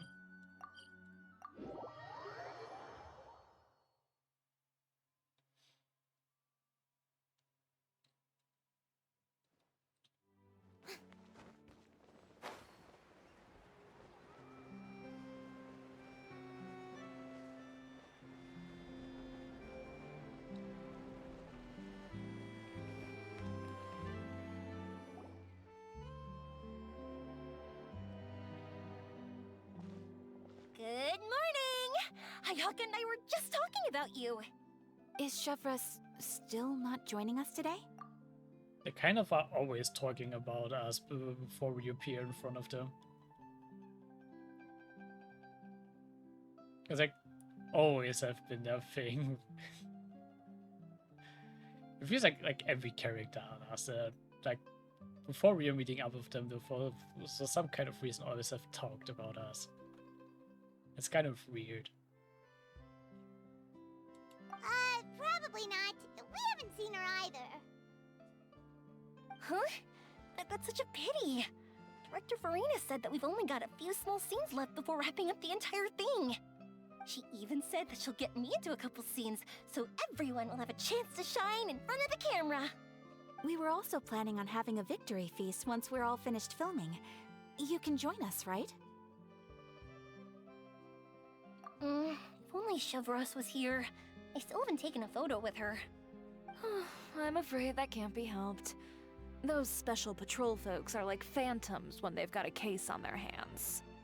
But to be honest, I'm even more concerned by what I read in the Steambird earlier this morning. It said that the killer in the murder case was none other than the author of the Two Musketeers. Oh yeah, I heard about that too. He came forward and confessed his crimes, but gave no explanation as to why he pulled the trigger. We didn't know about this case at all when we joined the film. Is it going to affect the reception of our work? From a pure publicity standpoint, this will draw a lot more attention to our film. I have to say, though, that no director can be perfectly comfortable with garnering attention through means other than artistic skill. To be fair, I feel like that ship sailed the moment you allowed yourself to be named as the director on our posters. It's not True, though. my fault that I'm super popular. What was that saying again? My popularity has, Sunk to an all-time low? spread to the four corners of Teyvat. Me.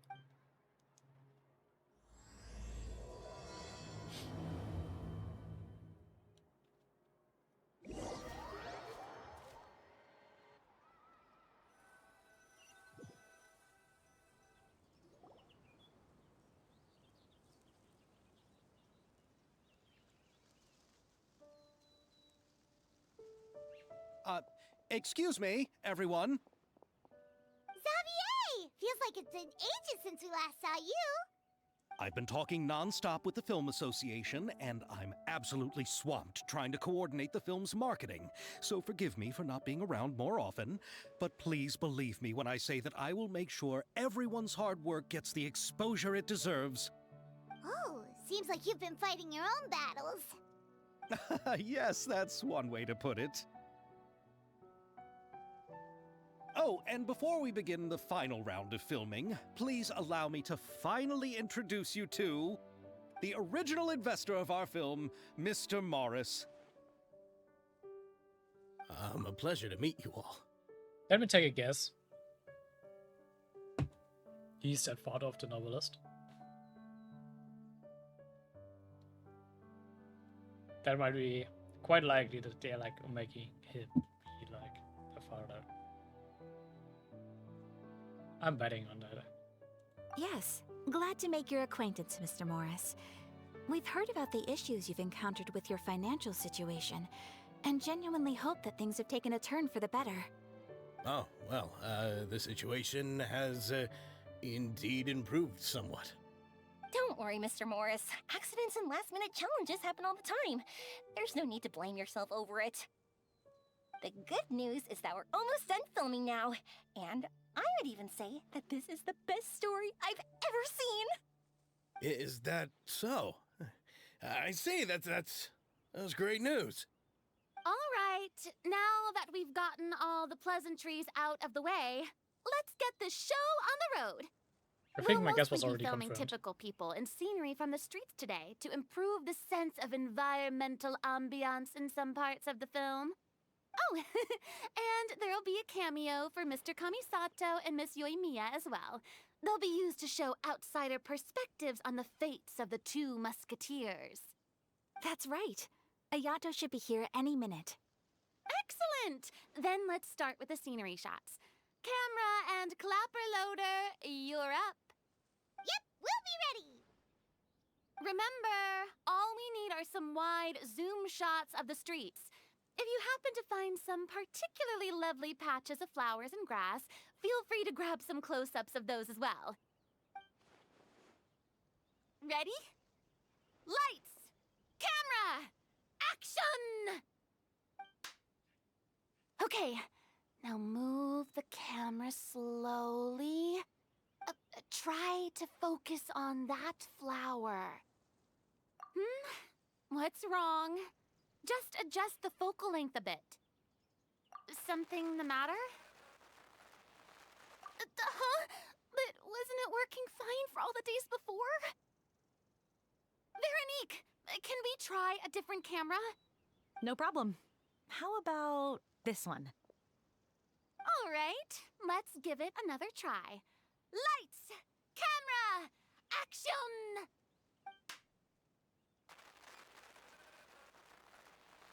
Well, something is weird is going on. Don't tell me. This one is broken too? Veronique, do we have any other spare ones we can use? I'm afraid we only brought these two today. What? Then go find a workshop to get them repaired right away. Oh, and you too, Bono.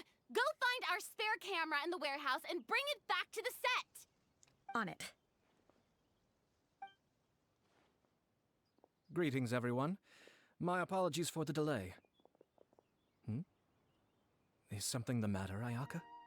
It seems like there are some issues with the filming equipment today. We're stuck for the moment. I see. Well, let's not just stand here twiddling our thumbs. Actors, to the makeup booth. We'll start on the next scene as soon as we get a working camera. We'll just use our own. The people at the workshop told me that the part which holds the lens in place seemed to have fallen off. That's super strange. It was perfectly fine just yesterday. Well, no time to dwell on that now. Let's get back to filming. Ahem! Quiet on set! Places, everyone! Lights! Camera! Action!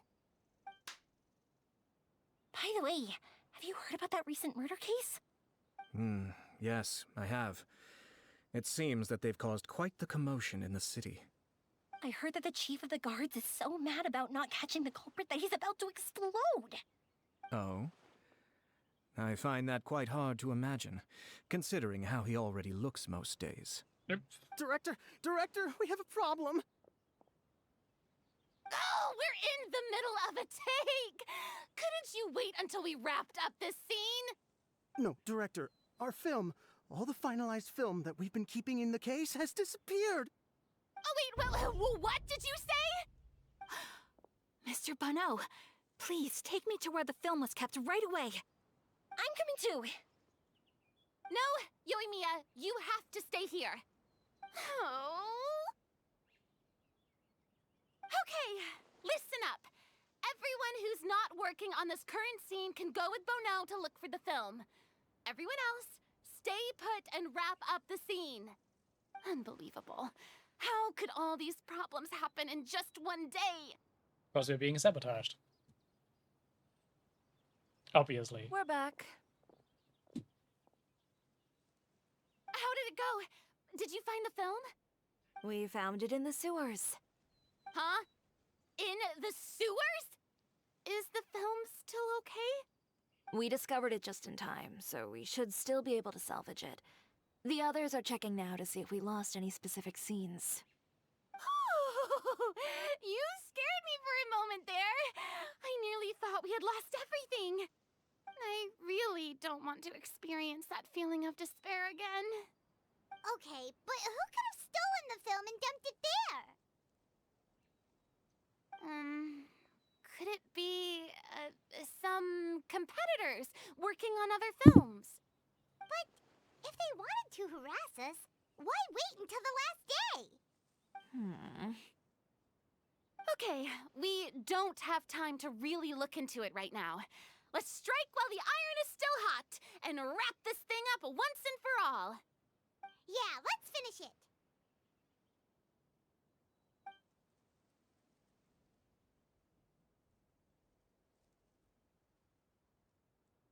I would like to officially announce that our entry to the festival, The Two Musketeers, has now concluded filming! I think there will still be some stuff going on.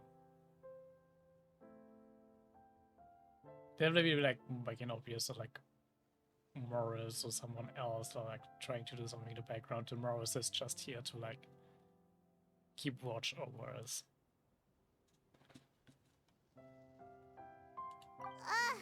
Paimon is spent. It's so late already.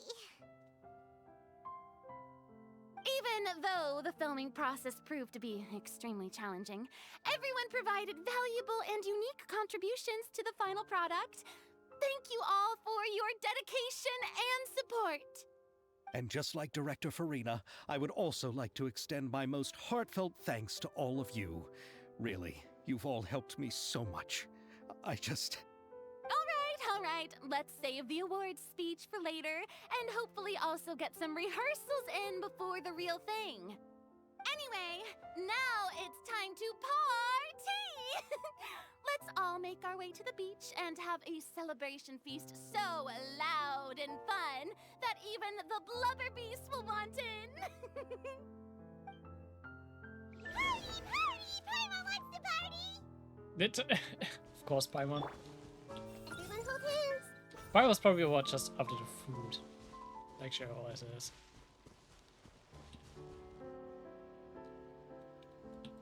Why are there so many?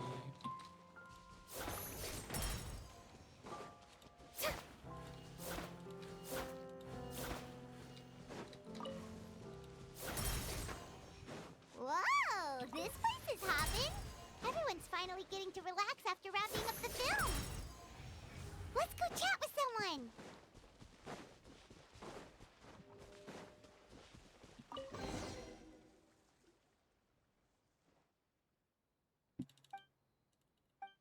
Oh wait, that was this one side quest I once accepted.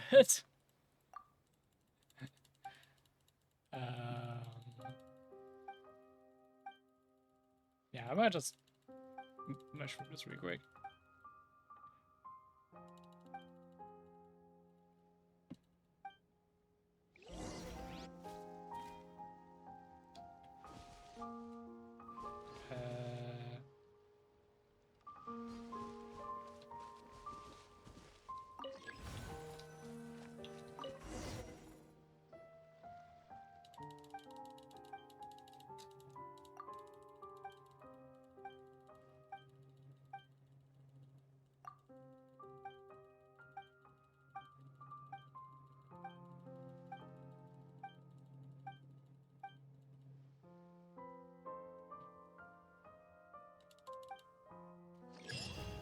How much more are you gonna talk? Oh, okay.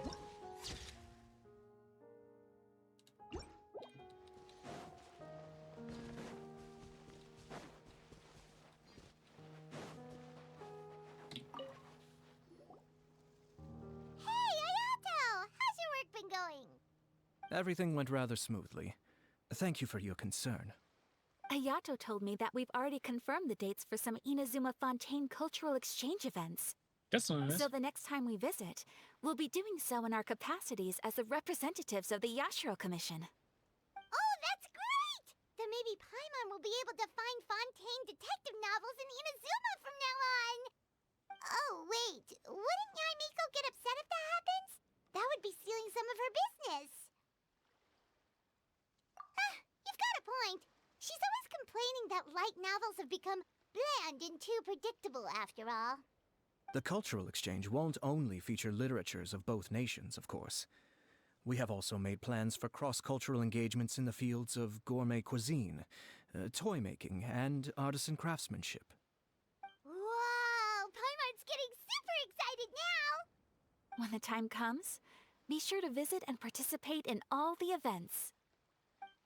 This has been teasing other events, like future events, or what is this about?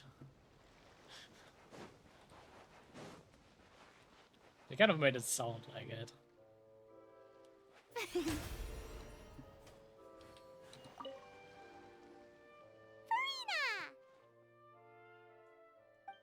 Oh, my darling clapper loader and camera operator. You've both worked really hard. Paimon thinks you worked even harder than us. Honestly, Paimon was getting a little tired of playing with the clapperboard by the end of it. Worst of all, Paimon started having dreams of you shouting, "Lights, camera, action!" into Paimon's ears. The actual dream can't even start until you've yelled that. Hey, If anything, shouldn't I be more grand and delightful than your dreams? We've been through so much together, and that's how your brain remembers me? Poor Farina. That's not Paimon's fault. We've just used the clapperboard too much lately. Anyway, what's most important is that we've wrapped the film. I'm pretty confident that we'll take first prize. Hey, no need to mention the official name. Wait, now that you mention it, if we did win the prize, would Farina just get a statue of herself? Come on, I don't need that kind of attention. Xavier can accept the reward on our behalf. But just imagine! Farina accepting the Farina Award and holding a Farina statue. That just sounds silly. I'm going back to my dessert now. You all can keep discussing that on your own. She's kind of embarrassed about it.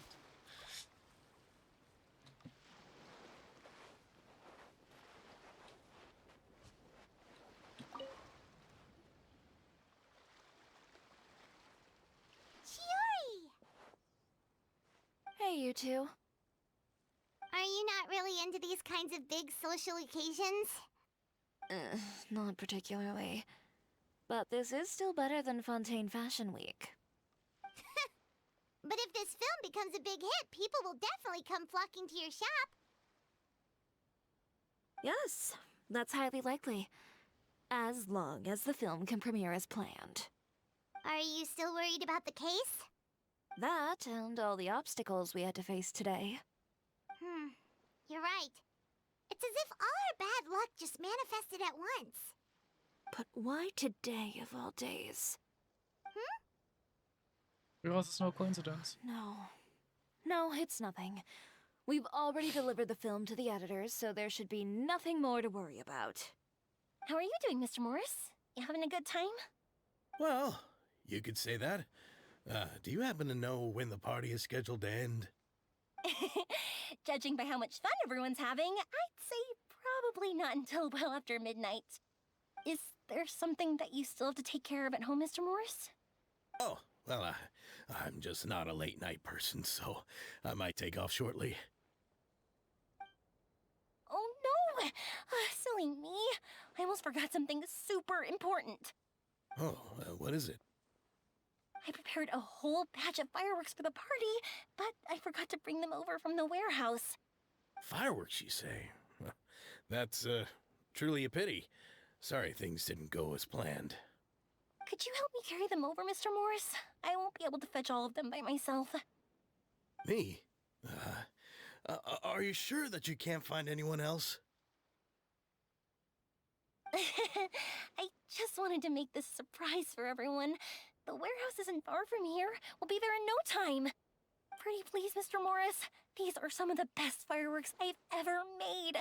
So I also want you to see them before you leave. They're stunning.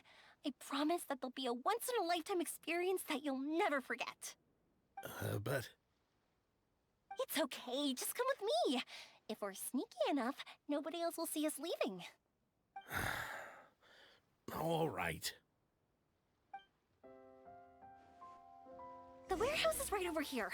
I moved the fireworks there in advance, so it shouldn't be too much work bringing them back. It's still a ways away from the party. Sorry about that, Mr. Morris. No, I'm trapped. Probably because I'm used to carrying fireworks all the time, so it doesn't feel like a lot of work to me.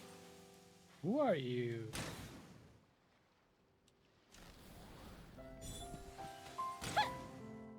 What's that dude doing over there?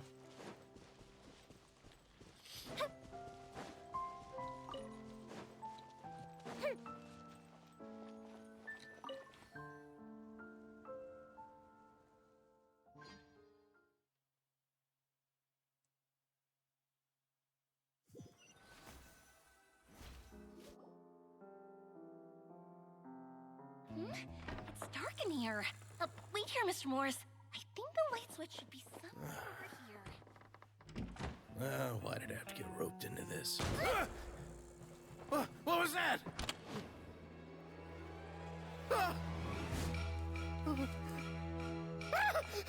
Who's there? Get me out! Get me out of here! Did you really think you'd get away, Morris?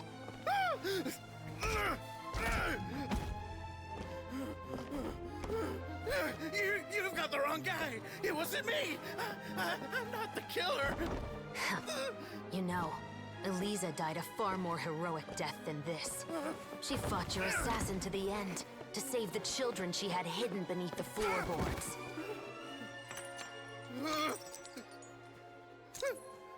That is Eliza's pendant. The one with a photo of you two inside. The one you gave her. Ring any bells? It's a fake! It has to be! There's no way! No way your assassin didn't destroy it, you mean?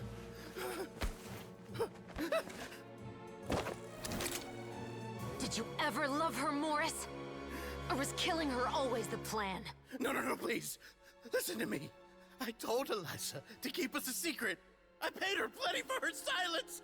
I never thought she'd keep the child. Everything was gonna come out, and I had no choice. She forced my hand. No! I'm begging you. I have money. Just name your price, please. You can keep your Mora, and you can go to hell.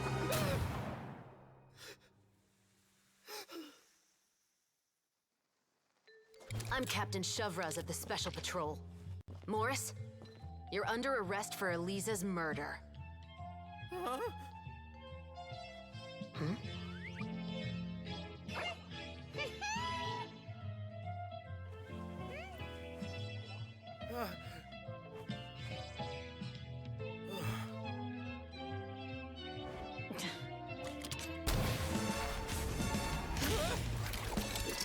You're under arrest too, prop manager Veronique. Or perhaps I should call you the Second Musketeer.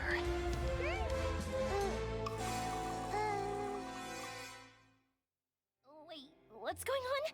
This wasn't in the script. She's an older sister, obviously. Drop the gun, Veronique. Why? Why would you keep me from exacting revenge on this heartless monster? Drop your weapon. This is my final warning.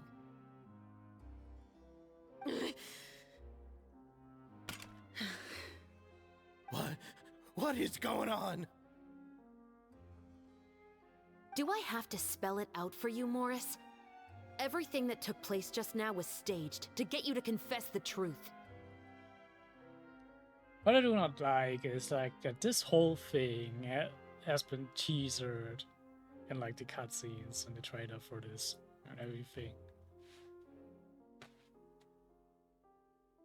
And like the teaser itself spoiled too much.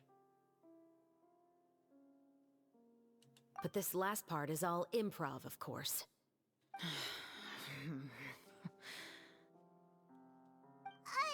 Chevreuse, you told us you wanted us to help you stage a play. You never said anything about the Second Musketeer. It's because even I had no way to confirm my theory until now. Thank you for your performance, Yoimiya. Could I trouble you to go and bring in the other Special Patrol members? They should be on standby just outside. Oh, and please tell the other cast members not to worry about us. We'll be rejoining them shortly. On it.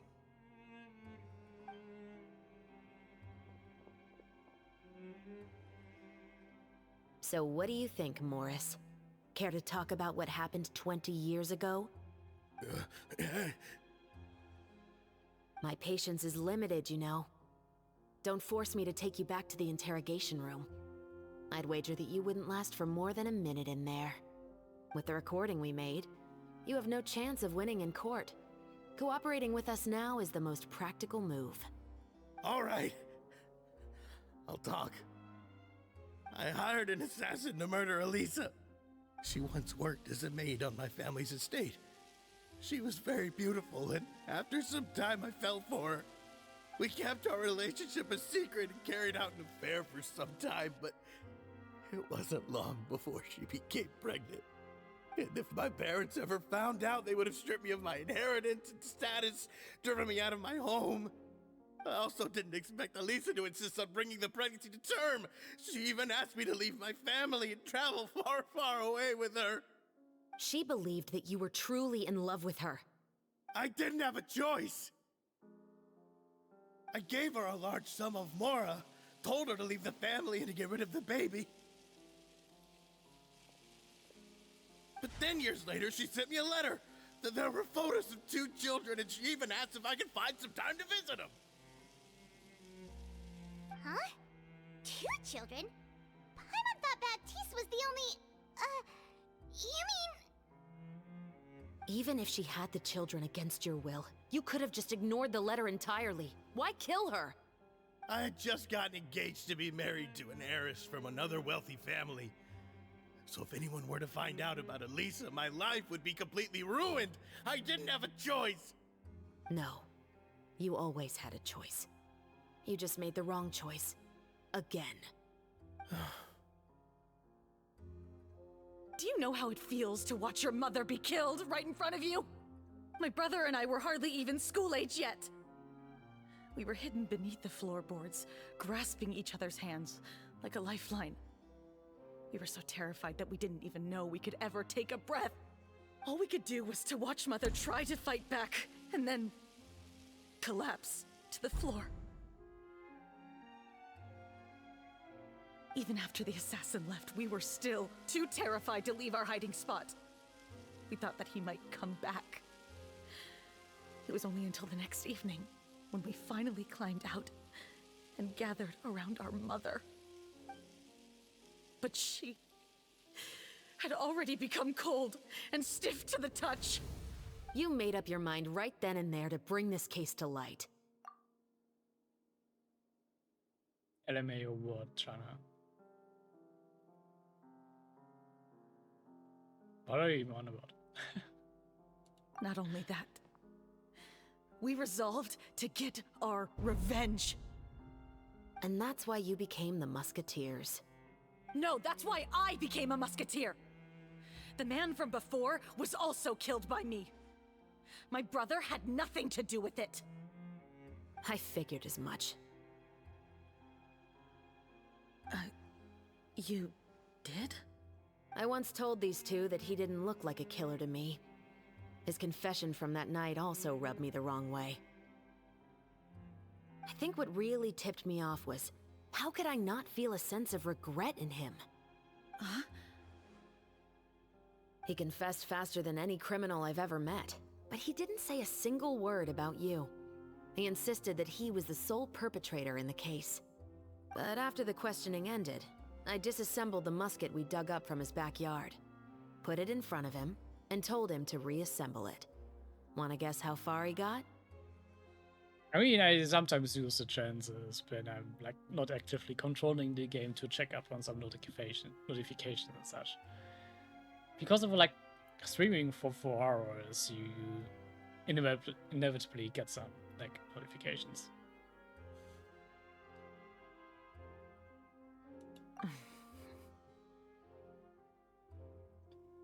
He had no idea where to even start. He's never touched a gun in his life. Based on that, I determined that he was not acting alone. He only surrendered himself to draw our attention and create a moment of opportunity for his partner. So, I decided to play along. And as expected, the second musketeer followed us without hesitation once she saw Morris get separated from the rest of the cast. Besides, why else would he call the novel The Two Musketeers? But how did you know it was Veronique? I figured it out the moment Baptiste told me his father's name. That so-called financial crisis was all just a ruse. He just wanted to sign up as the investor and then leave the film without any source of funding. After all, he has a vested interest in minimizing the reach of this story. It's really just the same thing as what he did to Elisa all those years ago. Human scum. But then Xavier pulled out all the stops and got the film made against all odds. Morris couldn't have that. With the killer in custody, he figured it was safe to act. And so he came to visit the set today, just as I expected. Wait, so you were behind all those mishaps today? Obviously.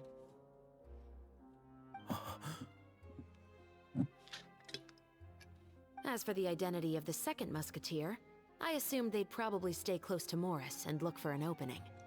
And if they already knew that Morris was the film's investor, then that narrowed the list of potential suspects as well. Furthermore, being the props manager would allow the culprit to avoid scrutiny by purchasing mechanical parts in the name of the crew. With that hypothesis in mind, I went back to check Baptiste's orphanage adoption records. Guess whose name I saw on the same page, just a few lines from his. My brother. He trusted you.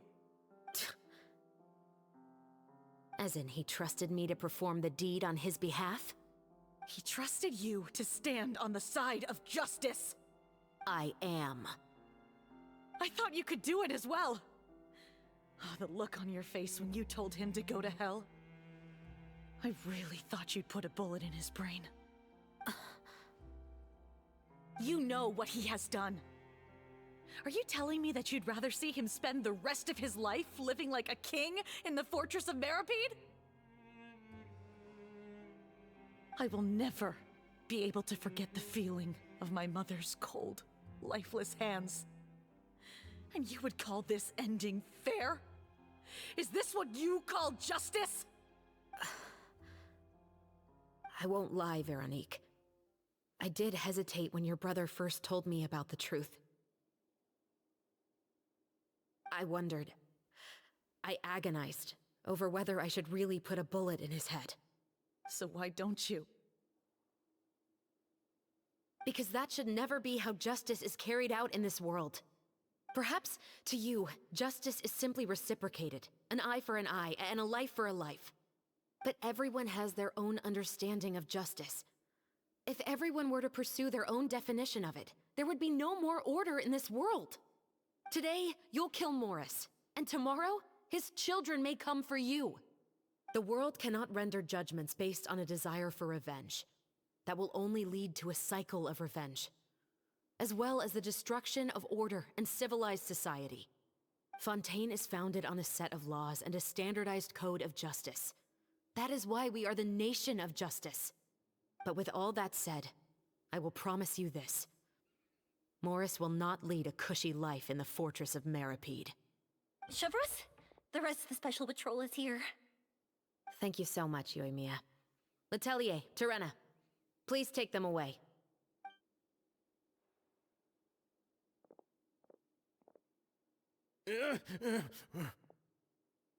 I still can't agree with your reasoning. I know. Justice has not been delivered. At least, not today.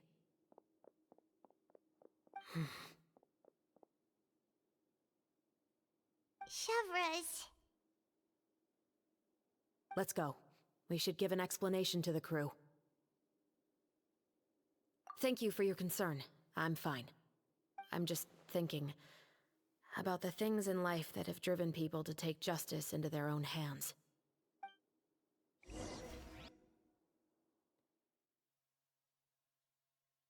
Oh, we actually feel like in the others on that. Well, obviously.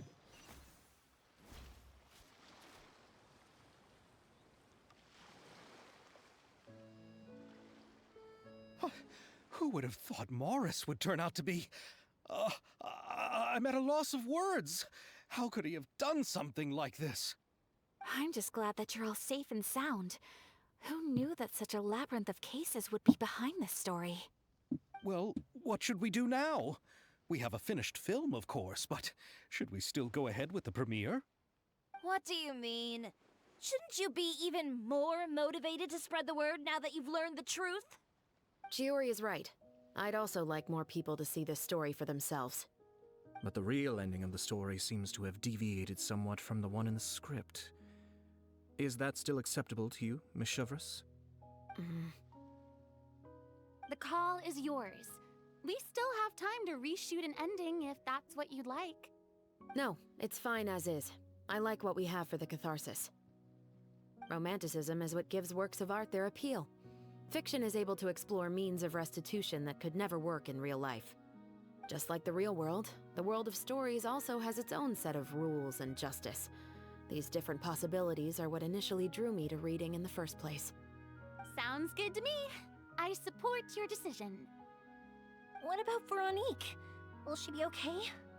She will soon face her judgment alongside her brother and Morris. If I had to guess, they'll probably all be sent to the fortress of Meripede. I'll make sure to give Risley a heads up about it. Yeah, Risley should definitely know about it, or they will just start killing each other down there as well. Oh, you mean that kind of heads up? Exactly. Ahem. All right, then the matter's settled. Now that everything's been taken care of, there's no reason for us to keep looking all gloomy and grumpy. Let's get back to the feast and enjoy each other's company. We'll be starting the post-production process tomorrow. You should join us, Chevreuse. You missed the first few hours of the party, didn't you? All right. Count me in. Then I'll wait for you over there. There's still some good news that I'd like to share with Chevreuse. Traveler, Paimon, could you wait for me by the sea after the party ends?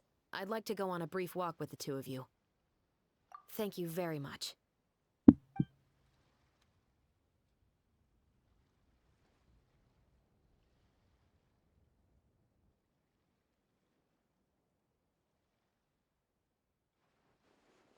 I'm surprised that Ayato didn't have anything to do with it. But it included Joy Mia to play a part of this.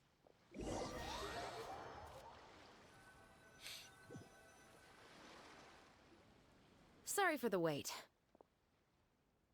Oh, we weren't waiting long at all. Is there something else you wanted to tell us?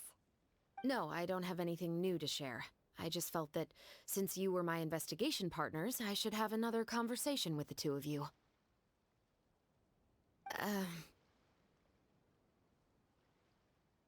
Traveler, how would you have responded to Baptiste's request if you were in my shoes? Is that so? Well, thanks for sharing. When I was young, my father often took me here to swim. We'd come rain or shine, even when it was freezing cold. He told me that swimming was the best activity to train one's strength of will. You could never give up before reaching the shore, especially when the water was cold. Oh? Why's that? Because the moment you give up would be the moment you die. At that point, I still hadn't received my vision. One winter, the chilly wind felt almost like knives on my skin, and the seawater was so frigid that it numbed my toes the moment I stepped in. I cried and begged my father to spare me from having to swim across, but he wouldn't listen. He used to be a member of the Special Patrol as well. You could say it was his way of educating his children. That sounds awful. Quite rough way to When do he that. saw that I wouldn't stop crying, he just picked me up and tossed me into the icy water. The bone-chilling cold took away my senses. I couldn't feel anything but fear and rage. I waited for my father to save me, but one look and I knew he'd already started swimming for the opposite shore. I realized that if I were to give up, I really would die right then and there. I used all of my strength to try and catch up to my father. Those few minutes felt longer than my whole life up until that point. I did, however, make it to the other side. I've never felt afraid about anything in my life after that, nor have I ever cried again. That way of teaching would have never worked on Paimon. Yeah, I don't think that was the right method for anyone. And we did had to fish Paimon out in the first place. It's just that, working now as I am in the pursuit of justice, I still sometimes feel like I've been tossed into that winter sea all over again. The anger and the helplessness. Chevreuse. But the worse I feel, the more I know to never give up. The alternative would be to forever lose myself among the waves. Anyway, how about a race? Neither of us will drown, but we can still see who swims faster. You guys go ahead. Paimon will grab the clapperboard to mark the start of the race. Good. We actually do that. Okay, we actually do a swimming contest. Interesting.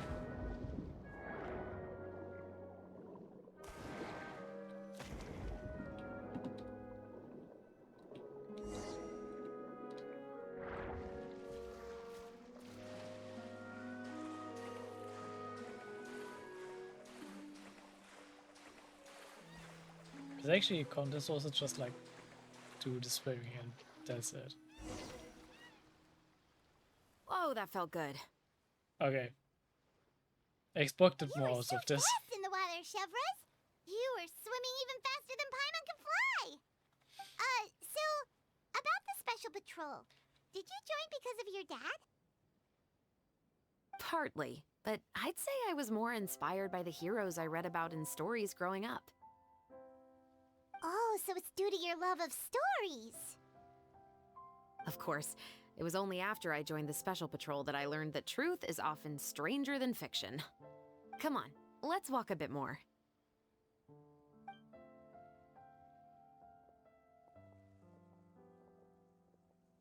To be honest, I do sometimes question whether the decisions I make are the right ones. But I know that no matter what, I must keep swimming. Because the only thing I've got my eyes on is the shore in the distance. Just keep swimming, just keep swimming, just keep swimming, swimming, swimming.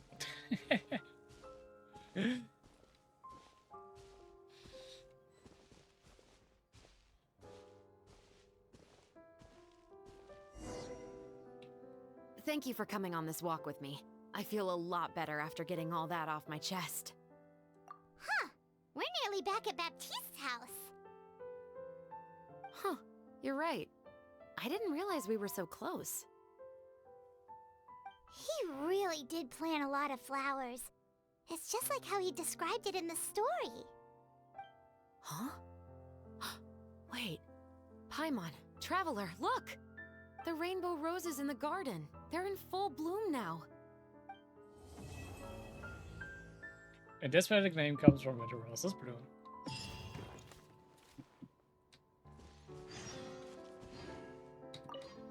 Even though it's a bit late, I must thank you for investigating this case with me. Not on behalf of the Special Patrol this time. It's a personal expression of gratitude from yours truly.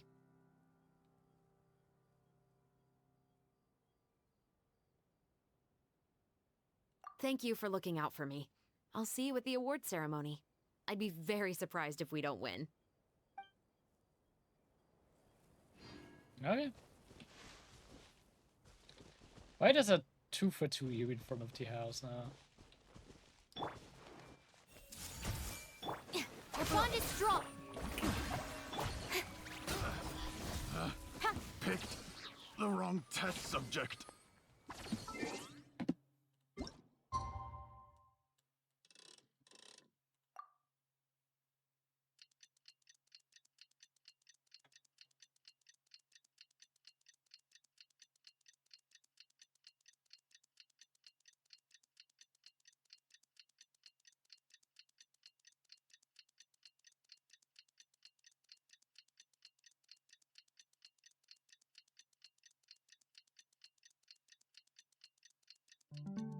I think I still need a few more, but that should be fine.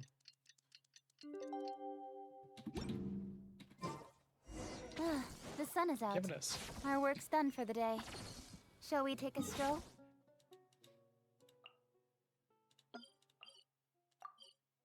No, I want to teleport to the waypoint. Thank you very much. Too many icons in one place.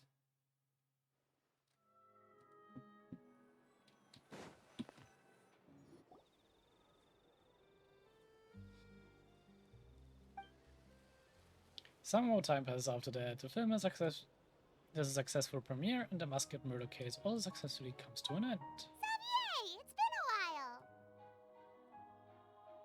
Hey there, you two! Sorry I've been scarce. I've been buried in marketing and preparing the film for release ever since we wrapped post-production. The award ceremony is today, right? Paimon wonders if we'll win the Farina Award. I'd give it a 90% chance. Farina! Oh, Paimon didn't know you were already here. You're earlier than everyone else. I'm sure the others will also be here in no time. Xavier, if we end up getting called on stage, shouldn't you come up with a name for our crew? What? But we don't even know if we're going to win. I wouldn't want to jinx our chances by celebrating early. Just audience's reactions to our film, we've had nothing but critical acclaim. You've also had conversations with the Opera House's operating staff, right? Didn't they want to increase the number of showings? With Think the they're more even success you've made for us. from the box office, you can now open your very own film company. But that's all credit to my amazing crew.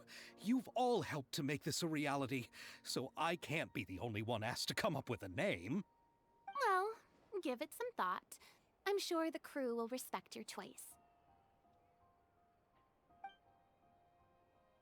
All right, but before that, Traveler and Paimon, could I trouble you to quickly pay a visit to the Fortress of Meripede? Huh? But shouldn't we stay for the award ceremony? I wanted to ask you two to invite Chevreuse to join us at the ceremony. She's one of the lead roles, after all. I haven't been able to find her recently, so I haven't had the chance to invite her personally. According to the papers, the culprits of the musket murder case will be personally escorted today by the captain of the Special Patrol to the Fortress of Meripede. Oh, Paimon gets it now. Okay, Yep, we get just her. wait here, Xavier, and maybe try to come up with a few snappy-sounding names. All right, then I'll leave you to it. Maybe it's some better ones that Paimon usually comes up with. Paimon usually goes for like more silly sounding ones.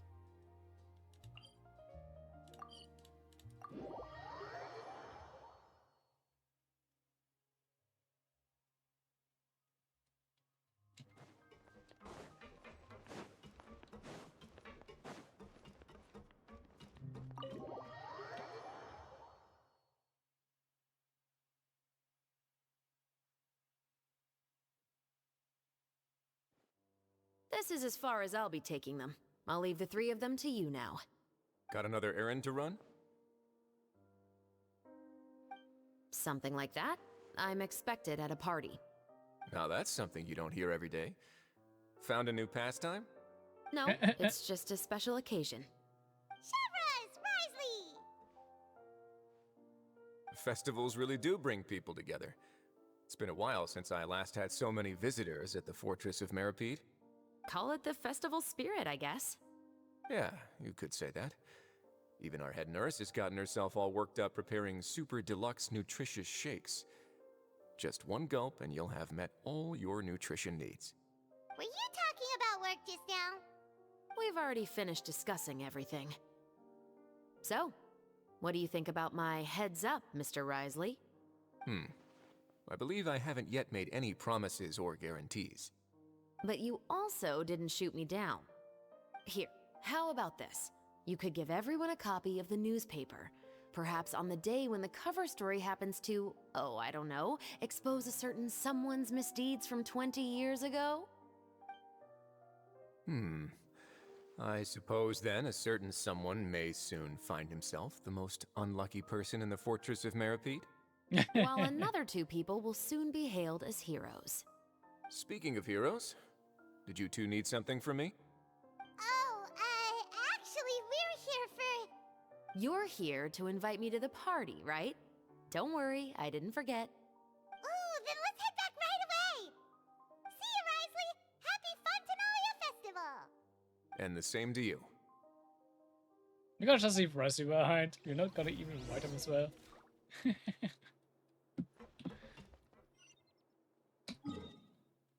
Poor Risley.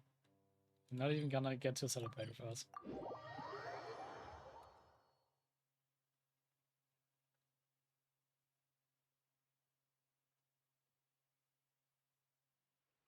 And the winner of the Farina Award for the first Fontanalia Film Festival is... the Two Musketeers! That's a cool artwork. We won! We really won! Congratulations, Mr. Xavier. We won? I can't believe it! I really can't thank all of you enough! See? My takes on Fontaine's entertainment industry have never been wrong. Now, please welcome to the stage the producer of The Two Musketeers, Mr. Xavier!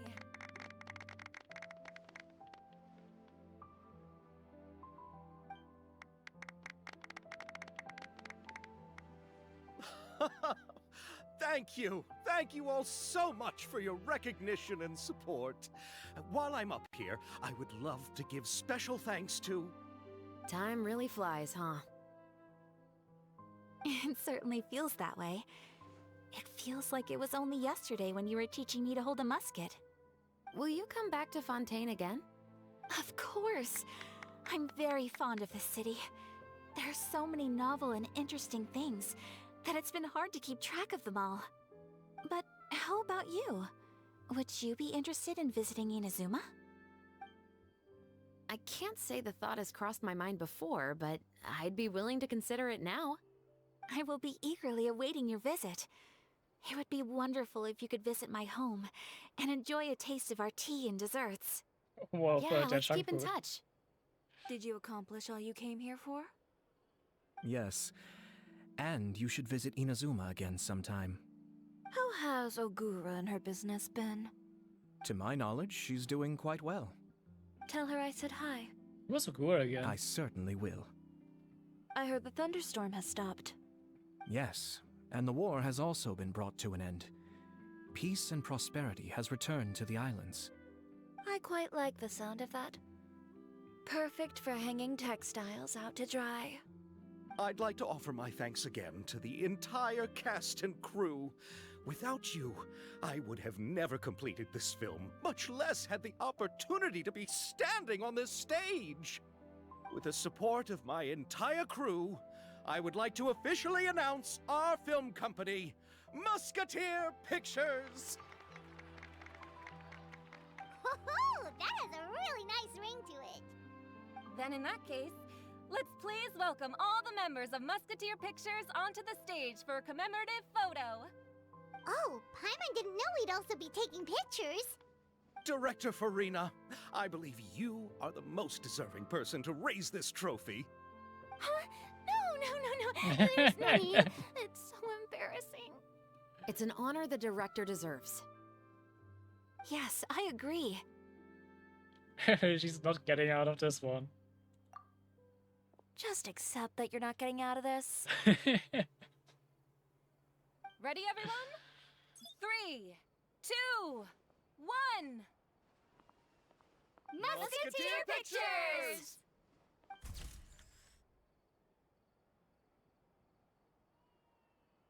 That's also a cool picture.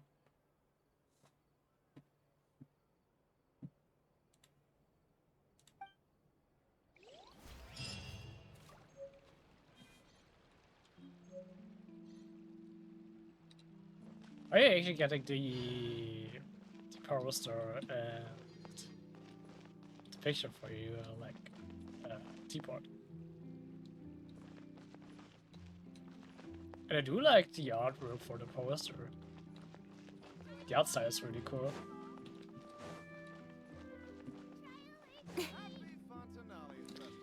Good. But if that, this one should be done. Yep.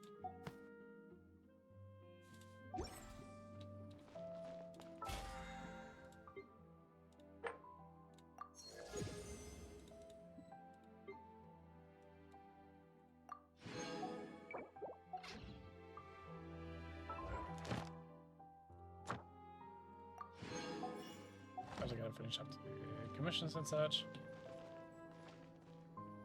We just have some of the NPCs standing here, so let's see what they're talking about. Miss Yoimiya, we haven't had the chance to talk, but please accept my thanks for everything you've done over the past few days. Oh, but I feel like I didn't do anything out of the ordinary. I'm very grateful for your assistance during that special performance in the warehouse. It was always going to be somewhat risky, to engage and draw away Morris all on your own. You're only a civilian and have never been trained to act in such a dangerous situation. Don't say it like that. As the director's assistant, it was my duty to help out the crew however I could. It was an honor to help you solve the case. I have to admit, though, my heart was thumping super hard the entire time I was laying on the ground. I was scared that everyone would notice. You did great. Oh, and before I forget, if you ever visit Inazuma, please come and pay a visit to Naganohara Fireworks. I'll make some fireworks for you. I even know what shape I'd make. I'm guessing a musket. Telling you now would ruin the surprise. If you really want to see it, just come and visit me.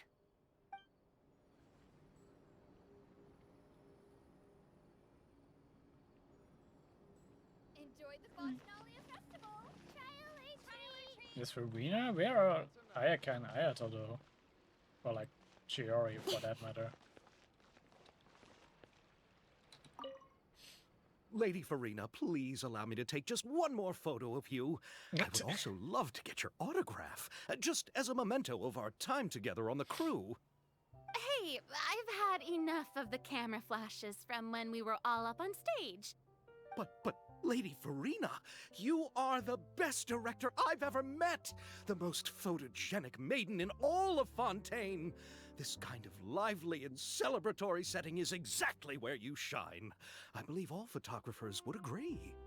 Come, the brightest star of our land! Show us your light! The camera is waiting to sing praises of your beauty! Well, I'm flattered, but... All right. I'll humor you and try a few more different poses. But I don't have to hold the trophy, right? Of course. You may pose however you like. Thank you so much. Thank you so much. By the heavens, my luck has been beyond belief. I'm having a hard time coming to terms with it now. What the fuck is wrong with Xavier? Poor Farina fighting to keep up with all of this.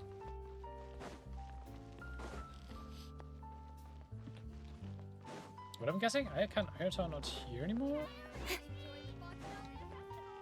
Doesn't look like it. Kind of sad. But okay.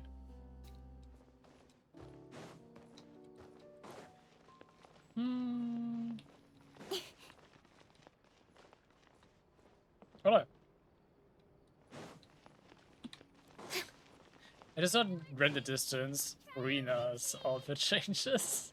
Also interesting.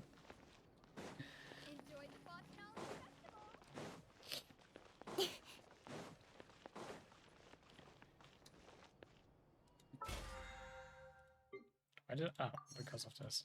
Okay. Now I'm thinking about. We could do this Lost Virtues stuff, but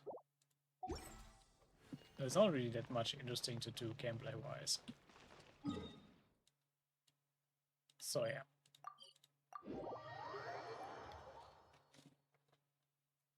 So, if that being said, I guess I will be ending the stream here because we are also like quite long into the stream right now. And I'm actually quite hungry. Gotta also still cook dinner for myself. But yeah. With the event done here in Genshin, and yeah, we won't have much to do in like the horrorless games again for a bit. The most likely next thing that will be like interesting will be on Epic Third again. Yes, I am have no trouble eating. Even though my throat may hurt a bit, but I'm not letting me buffer that while eating.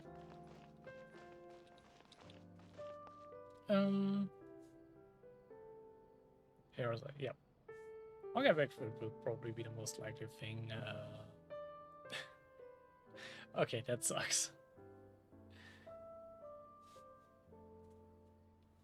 Because I will most likely get the next version update. I'm all for work-life balance, but I think this is pushing it.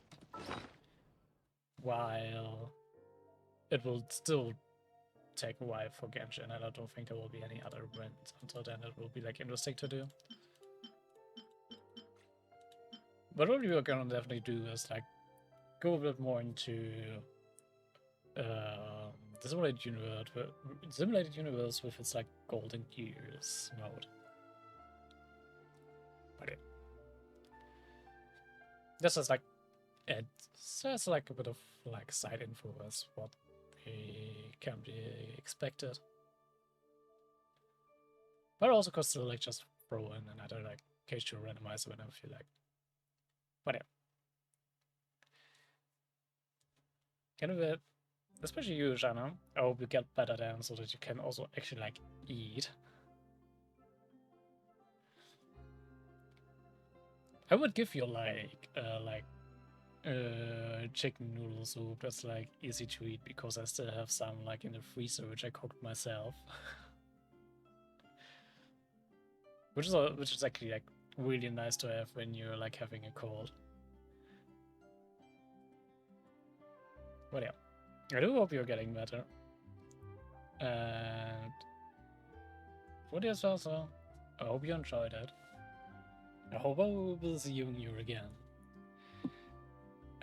Before I just like totally close this off, I actually gotta find someone to rate. I do always like almost forget about it. And none of the people who I usually rate is online, which seems to be a common thing.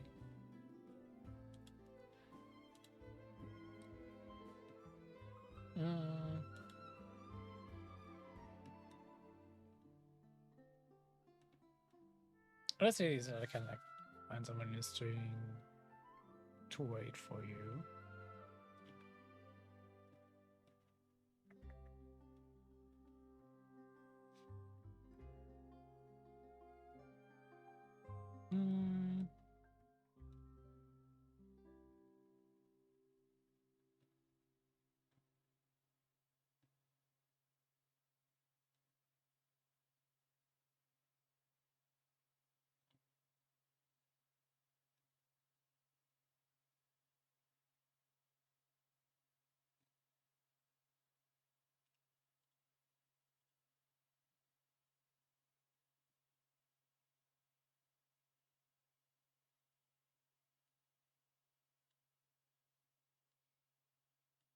Okay. I'm just gonna forward you over to someone who's apparently trying to speedrun Genshin, as it looks like. Maybe an interesting watch. I'm not sure how the stream usually goes about it, but yeah. I'm gonna throw you over to them. Just let me start right.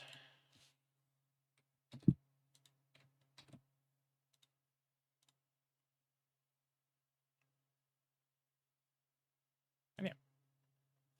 Be nice over there when you have in the raid.